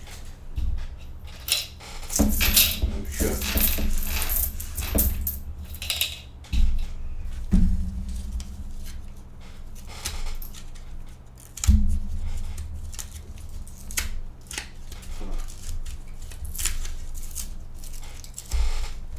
User error. User error. Oh, it is just an RF. You are correct. There is no T there. It's a 1999 RF.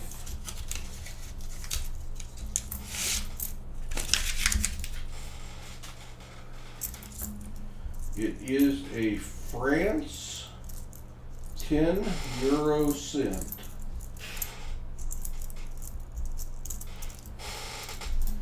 I believe that's the first French coin we've ever found. Ewe, Monsignor. The composition is Nordic gold. Uh-oh. It sounds like German silver.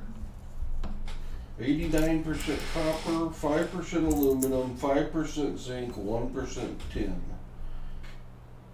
So not real gold, but it had us fooled a little bit because it's Nordic gold. Made it look like gold. 4.1 grams. Known mintage 1.383 million. I'm sorry. Let me try that again. 1.383 billion. Yeah. Billion. That's very cool. You got a French dime. Yeah. You got a French Nordic gold dime. Thank you, John Jacobs. I finally figured that one out. Paul, read the chat, please. All right, John T. What I missed? Oh, Republic of Franchise. Yeah, you're wrong. Y'all are right. You're quicker than me. No T. RF. French coin. It's Nordic gold. So, not real gold. Every euro will show which country it was produced on. Yeah, very cool with all those you can discover from the European Union. Thank you, Rick. So anyway, if I'd have taken the picture of the that side first, which I believe to be the obverse, I would have known the answer to that much quicker. Either way, that's a really cool coin.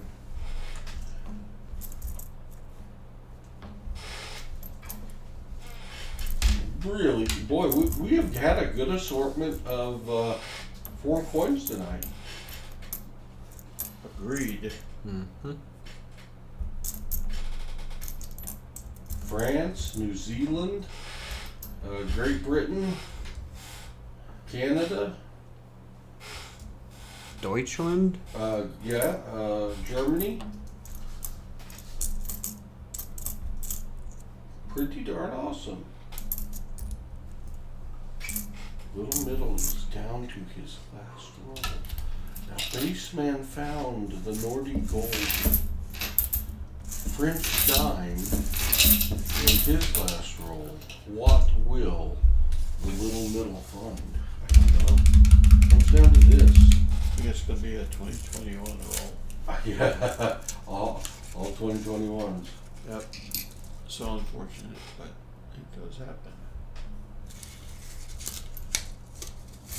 I have a feeling that the winner is going to be decided by this roll right here. That's what I think. A Weedy Blazer or two could make the difference.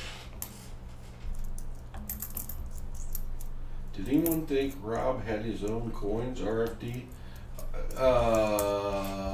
You know, I thought it. I didn't think it was a Rob Finds Treasure coin. I thought it was a coin that had an RFT on it. Coincidentally, was what went through my mind, and I guess I made myself see the T. But I'm not wearing my glasses, and as y'all know, my eyes aren't very good.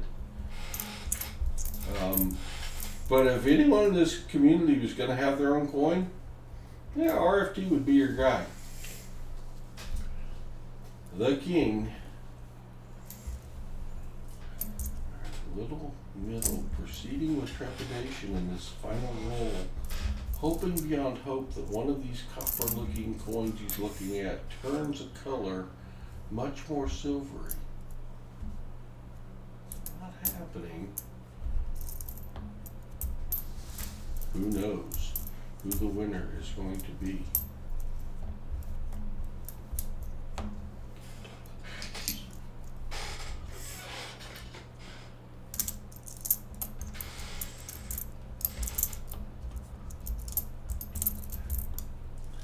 JT Mode, I feel better now because I was sitting here thinking that somehow, some way I missed you at the show and I couldn't believe that I did that, and I was feeling all kinds of guilty.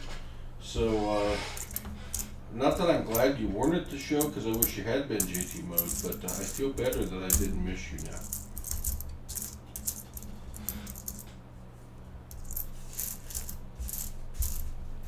I have an RFE counterstep coin. That's close. That's close. It does have its little rounds, yeah. So you never know.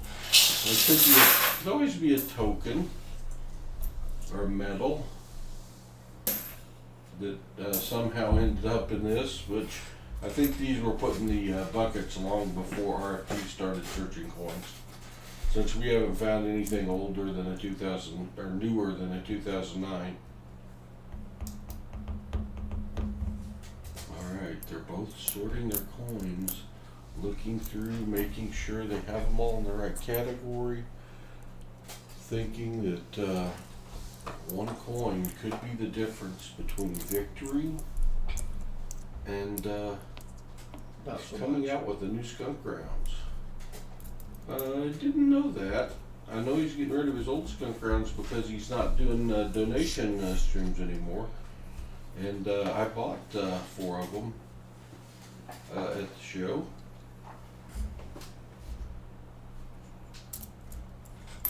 Does Little Middle have his sorted?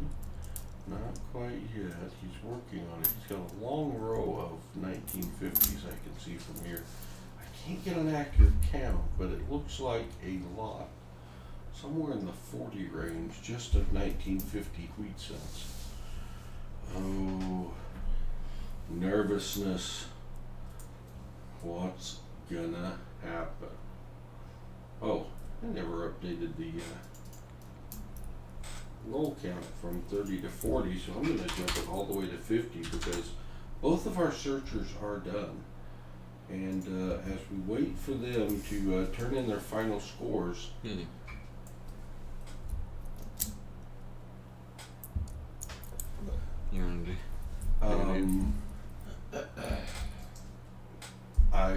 I want to thank Little Middle for agreeing to search tonight and being here. Thank you, Little Middle. It's been great to get to know you a little bit and put a face to a name.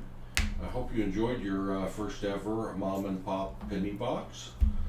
Probably a little unlike anything you've searched before. Nope. Yep.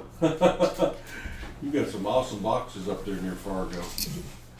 And thank you, Baseman, for participating. Although, yeah, Baseman would drive a long way to participate in a mom and pop penny box. Oh, yes. I think this is the case. Well, Little Bill, would you like to give your scores first? Are you ready, or you want to hold out? Yes. Yes, you want to hold out? Both. I really want to see what he's got first. Well, what I have isn't going to change. That's probably true. That looks like a 1936, 46 or 36. I can 40. I can make it big. Oh, do you want to scan some of yours? There you go. I guess we could split it. Split is. Okay. I do have a split scope. No, just both use his. Yeah. Oh, well, that'll While work. it's Let me on. put the other one back up then, huh? Alright. That'd probably help you. Paul scope is not what we want. We want Hudson scope. 55, boy.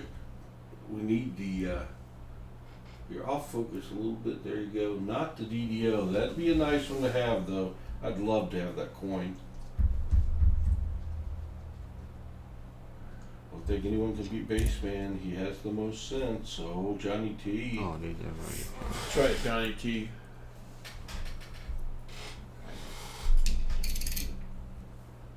Who has been sandbagging an OMG coin? That's a good question. That would most certainly make a difference. If, at this point, I don't know which of the two is most likely to have a coin they haven't let us know about. Baseman does have a history. But little middle could be tricky. Could put an old smeg on him. See, I don't even know how to use smeg. I think you just throw it out there like the word don't. You can use it as a noun, you can use it as a verb. Oh, yeah, we learned that last night.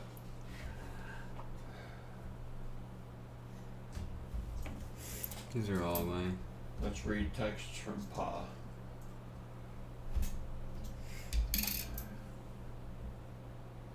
Come on, Baseman, don't let the lollipop guild down, says Shannon Smith. Hey, I'm being very meticulous in my sorting. I just created large piles of cents. And just going through them and sorting by date. Whoops. 84D. Whoops. 84D, doing. Oopsies. There's a Hudson. That's a there. Hudson right there. Yeah. Paul, there's a 69S. Find the DDO there. I don't see it. It's a good find though. Get to there. Comes down to this. We are going to have one more giveaway as well, plus the giveaway for closest guess, which I think, unless something surprising comes in, John Jacobs may be the winner. There's a 44S.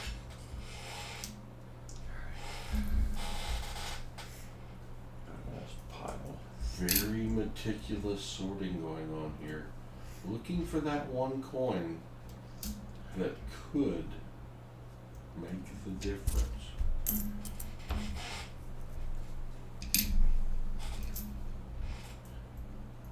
Meanwhile, IHOP could possibly await. Oh yeah. I think IHOP has healing powers. We took a silent vote. We all agreed. Okay. Yeah. Good. You found a bunch of 69S's, didn't you?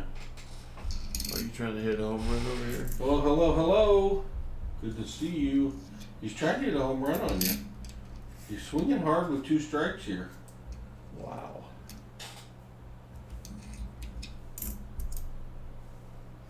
Jeez. There's only like 15 that have ever been found. Kind of Really? the 69S's. But Well, you keep looking. okay. 45. I mean, hey, the 15th one's not going to get found unless you check. It's true. Probably won't get found even if you do check, but you never know. You never know. So, John Jacobs, barring a hidden coin here we don't know about, are you the winner of the oldest coin contest? Smacked.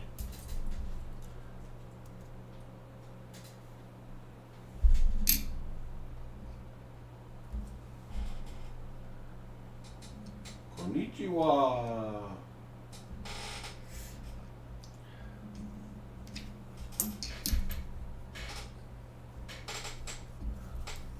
Ooh, 35S. Is there a DDO on a 35S? Oh no. Neither. It's not on my radar if there is. Of course, I don't find that many 35S's either.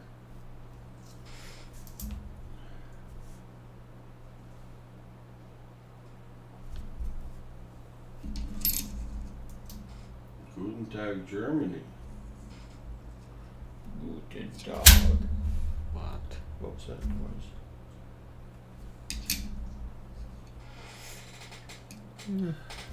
70S.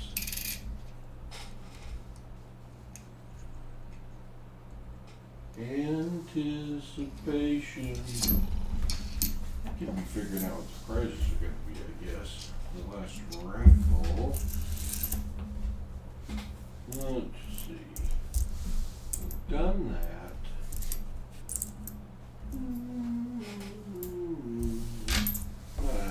I know what we'll do. I know what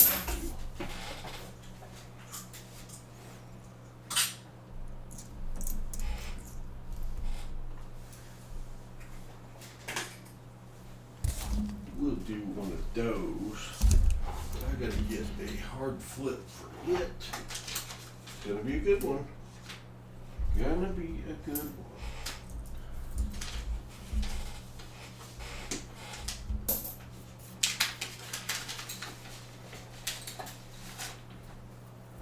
Ah.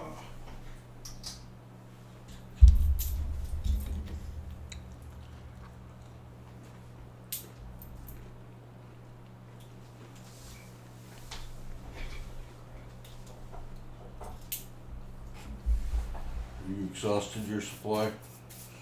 Little middle, yeah. No surprise winners. Mm-mm.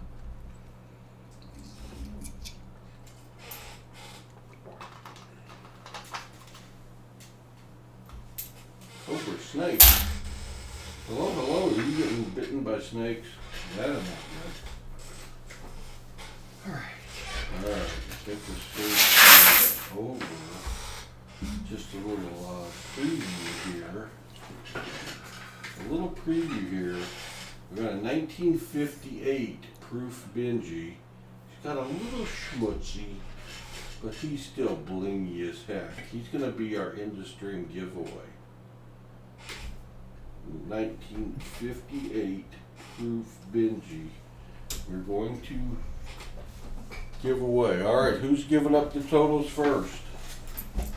I guess it's whoever is behind has to do that, which would be presently the baseman. All right. Let me get the screen up. Let me share it with everyone. And I'm ready to roll when you are. Let's start with 5 1950s. Hold on, I gotta flip your 10 down. Hold on. And I gotta add it to the.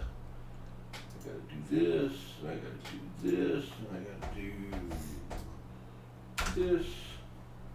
And this. And I gotta do this. All right, ready. 5 1950 wheat blade. Sorry, five wheat blazers. That takes you to 11. I was wrong. These are 15 pointers, not 25.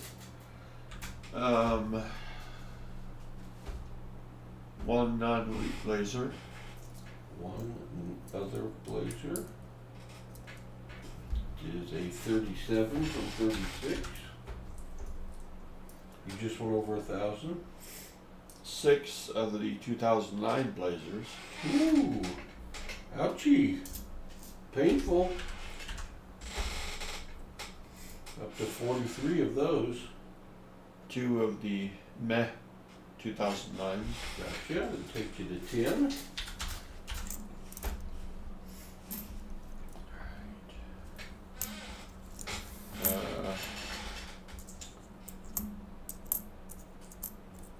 Oh, let's see where that's supposed to be. 6 Fern.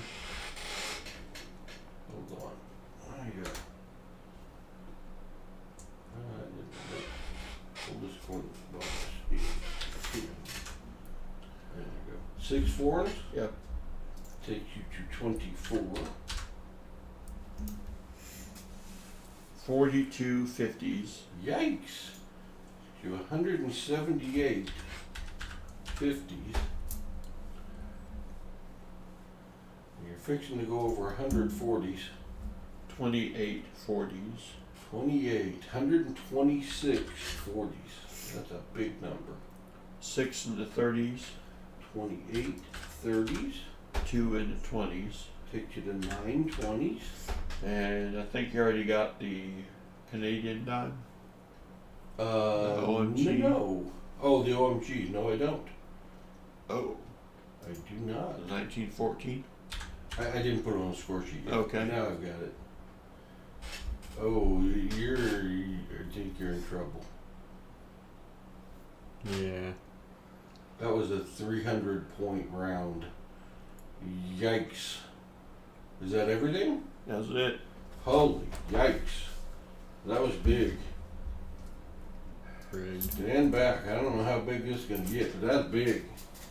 Let's put Where did baseman's you get total 300 points from that? up. He had all those weedy blazers and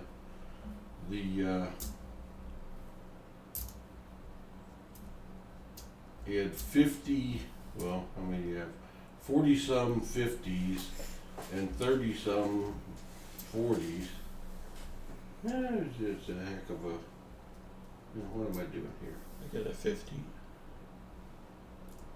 I Yeah, get the a 50 helped tremendously. I need that.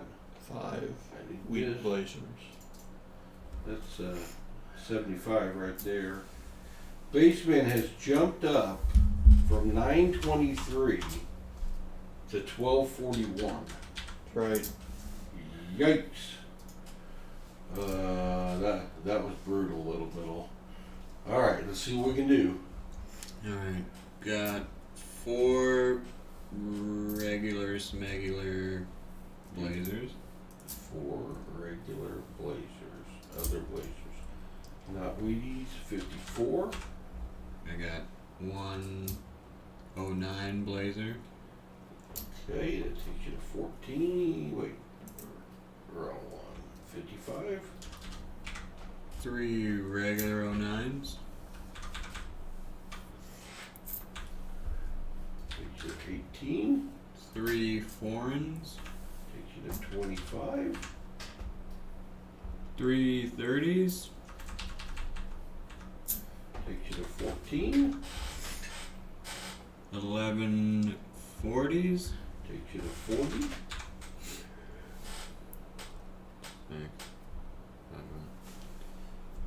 38 50s. Takes you to 211. 3 blazers. Wheat 50s. Takes you to 16. The Indian head. What year was it? 80. The old one, right? Yep. The 25 pointer. 2 steelies. Ooh, more Steelies. Takes you to 3. And I don't know what 2 Clad dimes get you. Taco money, those are miscellaneous. And I believe that's it. Alright. Bum, bum. Oh, and I didn't have that on screen, so this is going to be a surprise to them. We got the total here for Little Middle.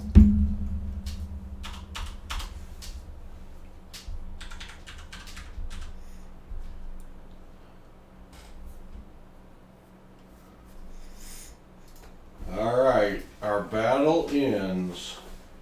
Baseman 64 with 1,241 points. Little Middle with 1,132.5 points. With the 50-point OMG and the Wheat Blazers and all the other goodies you had there. Baseman 64 retains his championship belt. Congratulations to both of you, and thanks for searching. Awesome. Congratulations, Baseman. Valiant effort, Little Middle. I hope you enjoyed your first mom and pop penny box hunt. It was great. I'm glad I got to win Smeg, the oldest coin challenge. That's true, you did. Our total for the night, Baseman 64, this is the difference in the battle right here. 403 wheat cents, Baseman. Little Middle, 288 wheat cents, for a total of 691 Wheaties for the night. 691 Wheaties for the night. What a battle. Who picked those boxes? Wow. Good battle, guys. Nice. Good battle. Okay, give Baseman his new base. Yep. Interesting. I hope I've got a little one. I'll take a Lackland. Black one, okay. That's a $15,000 base. Crafty Dragon has been forever banned from winning on Baseman 64 stream ever again. I don't know. What? I don't know. You won 2 weeks in a row. So how do you think Like you are winning forever forever. banned? I do a terrible job of banning people, apparently. Alright, we are going to start a raffle golf. Let me get it started. This is for the 1958. The 1958 Proof Benji. Cool. It's going to come up right now and say enter exclamation raffle to win the 1958 Benji. And there's my right there. Exclamation raffle. Get entered. There is the Proof Benji. For the gall, in the meantime, I must come up with a championship prize. I must come up with a championship prize. What Winner, will it be? winner gets to pay for pancakes. Ooh, that's a good prize. Huh.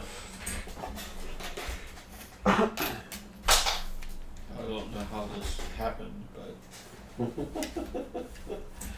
guess I wasn't paying attention. I think that was the thought I think it was that all that extra calculating that was going the on thought over that there. Little Middle was putting into my head when I was asleep on the couch. Yeah. Ah.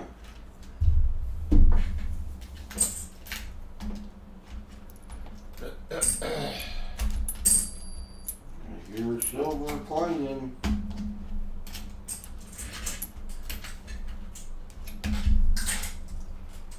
Alright, get entered. Get entered. Exclamation raffle.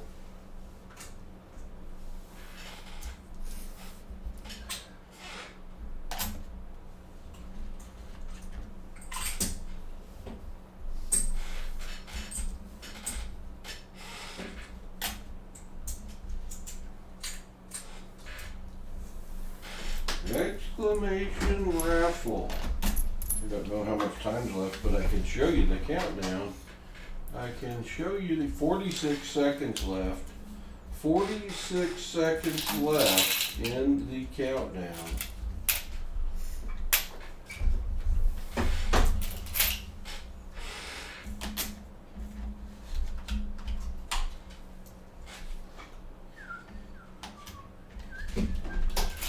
Oh, I have found a fine third place Not a prize. bad little haul.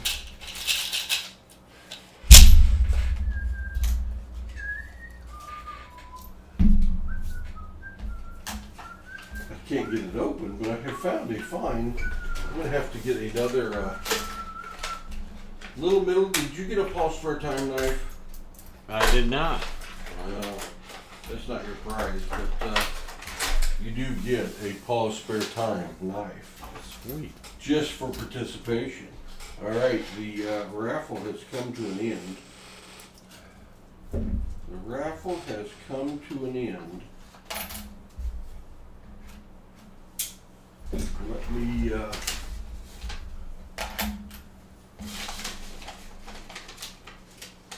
find.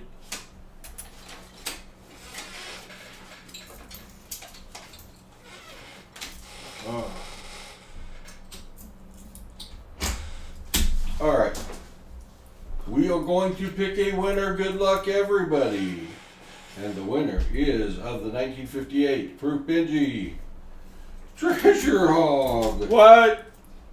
Have a baby and win the 58 Proof Benji. Congratulations, Treasure Hog.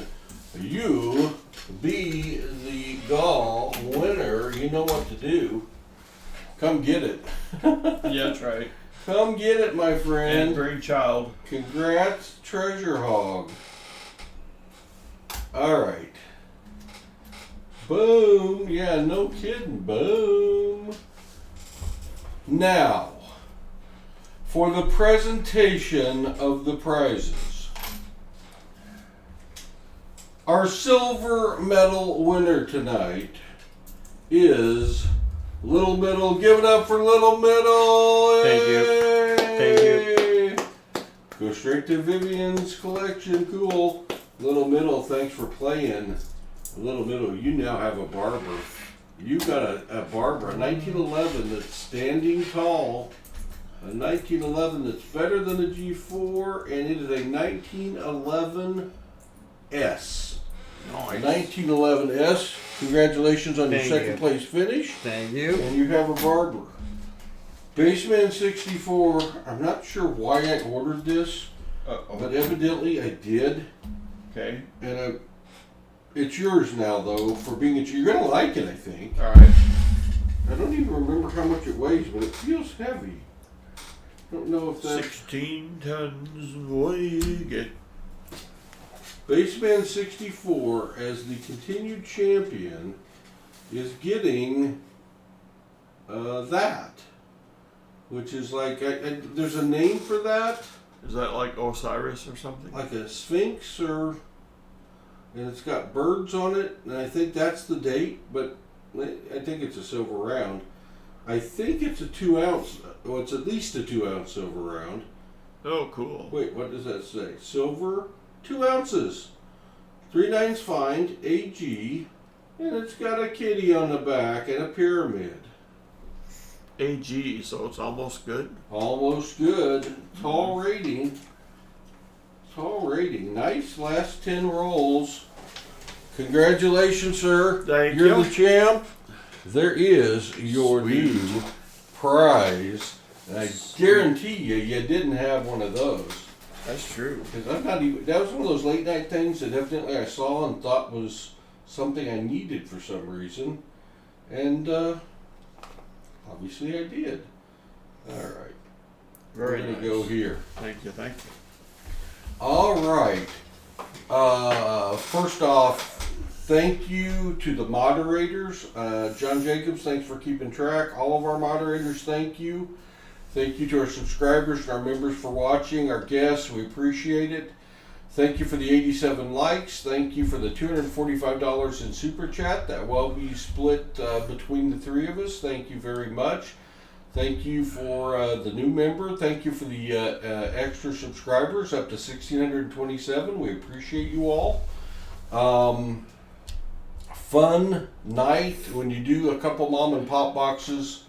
Does it get any better? And Baseman pops an OMG in like third from last roll to pull out the victory. Thank you to Little Middle for being here and participating in this. I appreciate the both of you. Little Middle, what do you got to say to the crew before we end the stream?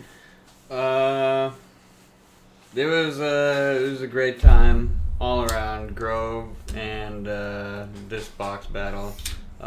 Great spending time here at Casa de Pa. Appreciate you letting me into your home and being a part of your streams. I also want to say, good night, buds, and see you around Smeg. All right, man. I'm so glad you're here. It's great to put the face with the name and to get to meet you and know you. So really cool that you got to be here and be a part of this. And I'm glad you're staying with us. So thanks. Sorry for the last minute loss. He kind of put the hurt on you there at the Hey, end. that's fine. But it was a heck of a battle. Yep. Baseman 64, what you got for the crew? Well, Treasure Hog is saying, don't forget about the honey hole. Call me if y'all want to go. Small problem, Treasure Hog. I don't have your number. I do. Okay. I do. We'll call him. All right. I think Little Middle had a little bit of an uphill battle tonight, being in his first box battle. However, I think he learned a lot. And he pretty much led through the, I'm going to say about the middle half of the whole thing. Yeah. You were drafting off of him, I think. I think so, yes. I was using the old NASCAR strategy to save my gas for the end. Good strategy. Yep. But, well played. Not too much shenanigans going on. I did feel the urge to run up against him a couple times and, prevent him from making a throw at third base. But that's neither here nor there. Darn umpires. I know it. Ball's driveway. Yep. But much fun. I believe that runs my record all time in pause box battles to 3-1. Think so? Yep. And I know these things are completely random, but I'm starting to think that You got some skill? maybe I'm just that good. That could be. I don't want to say it like that, but yeah, I kind of do. So, all right. All right. Well, thanks for putting your championship belt on the line. That's always a risk when you do that. Oh yeah. But I appreciate you being willing to do that tonight. And I did forget a prize. We have the closest guess that John Jacobs won. Oh yeah. And John Jacobs, your prize is a 1958 proof Benji. 1958 proof Benji. And then you need to let Baseman sleep in so he can sleep in tomorrow. He's talking about getting up at 7. I don't understand. Yeah, I'm getting up at 7. Doesn't matter what we need or what we. John Jacobs said, I think, to give his prize to Little Middle. Did I see that, John Jacobs? Are you wanting to forward your prize? I want to make sure. And great guess, John Jacobs. Congratulations. Baseman 64, how long a drive do you have? Asked Johnny T. 6 hours. 6 hours. Melly says hello. Hello, Melly. Welcome. We're just getting done.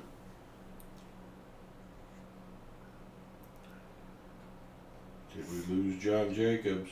I don't want to give away your prize without your permission, John. Come on, Smeg. Where are you? You filming another video, John? Is that what you're doing? Could be. It's possible. I think he left us. Call Cowboy, thank you. Everything is good. Everything is good. We're tired from being at the coin show, and but it was fun. It was a lot of fun. John, I'm going to give this to Little Middle because that's what you said. If you change your mind, let you know. Yes, Force Meg. All right. Thank you, John. Very generous of you. I appreciate it. So, we're going to wrap this up. We have had a long day and a long stream tonight. Hope you enjoyed the Mom and Pop Penny Box battle. Thanks for being with us. We appreciate it. I hope you all have a good Sunday. And I don't know what Baseman wants to share or not, so I just want to say this. Baseman has a procedure coming up, and I would ask all of you to keep him in your thoughts and prayers as he goes through this and completes a successful procedure and recovers from it. But he probably won't be scratching for a tiny bit of a while. And Baseman, we will all be thinking of you and praying for you as you go through this. Thank you. All right. Y'all have a great night, and God bless, and we will see you when Little Middle, Baseman, and Paul all have more spare Spare time. Night, all.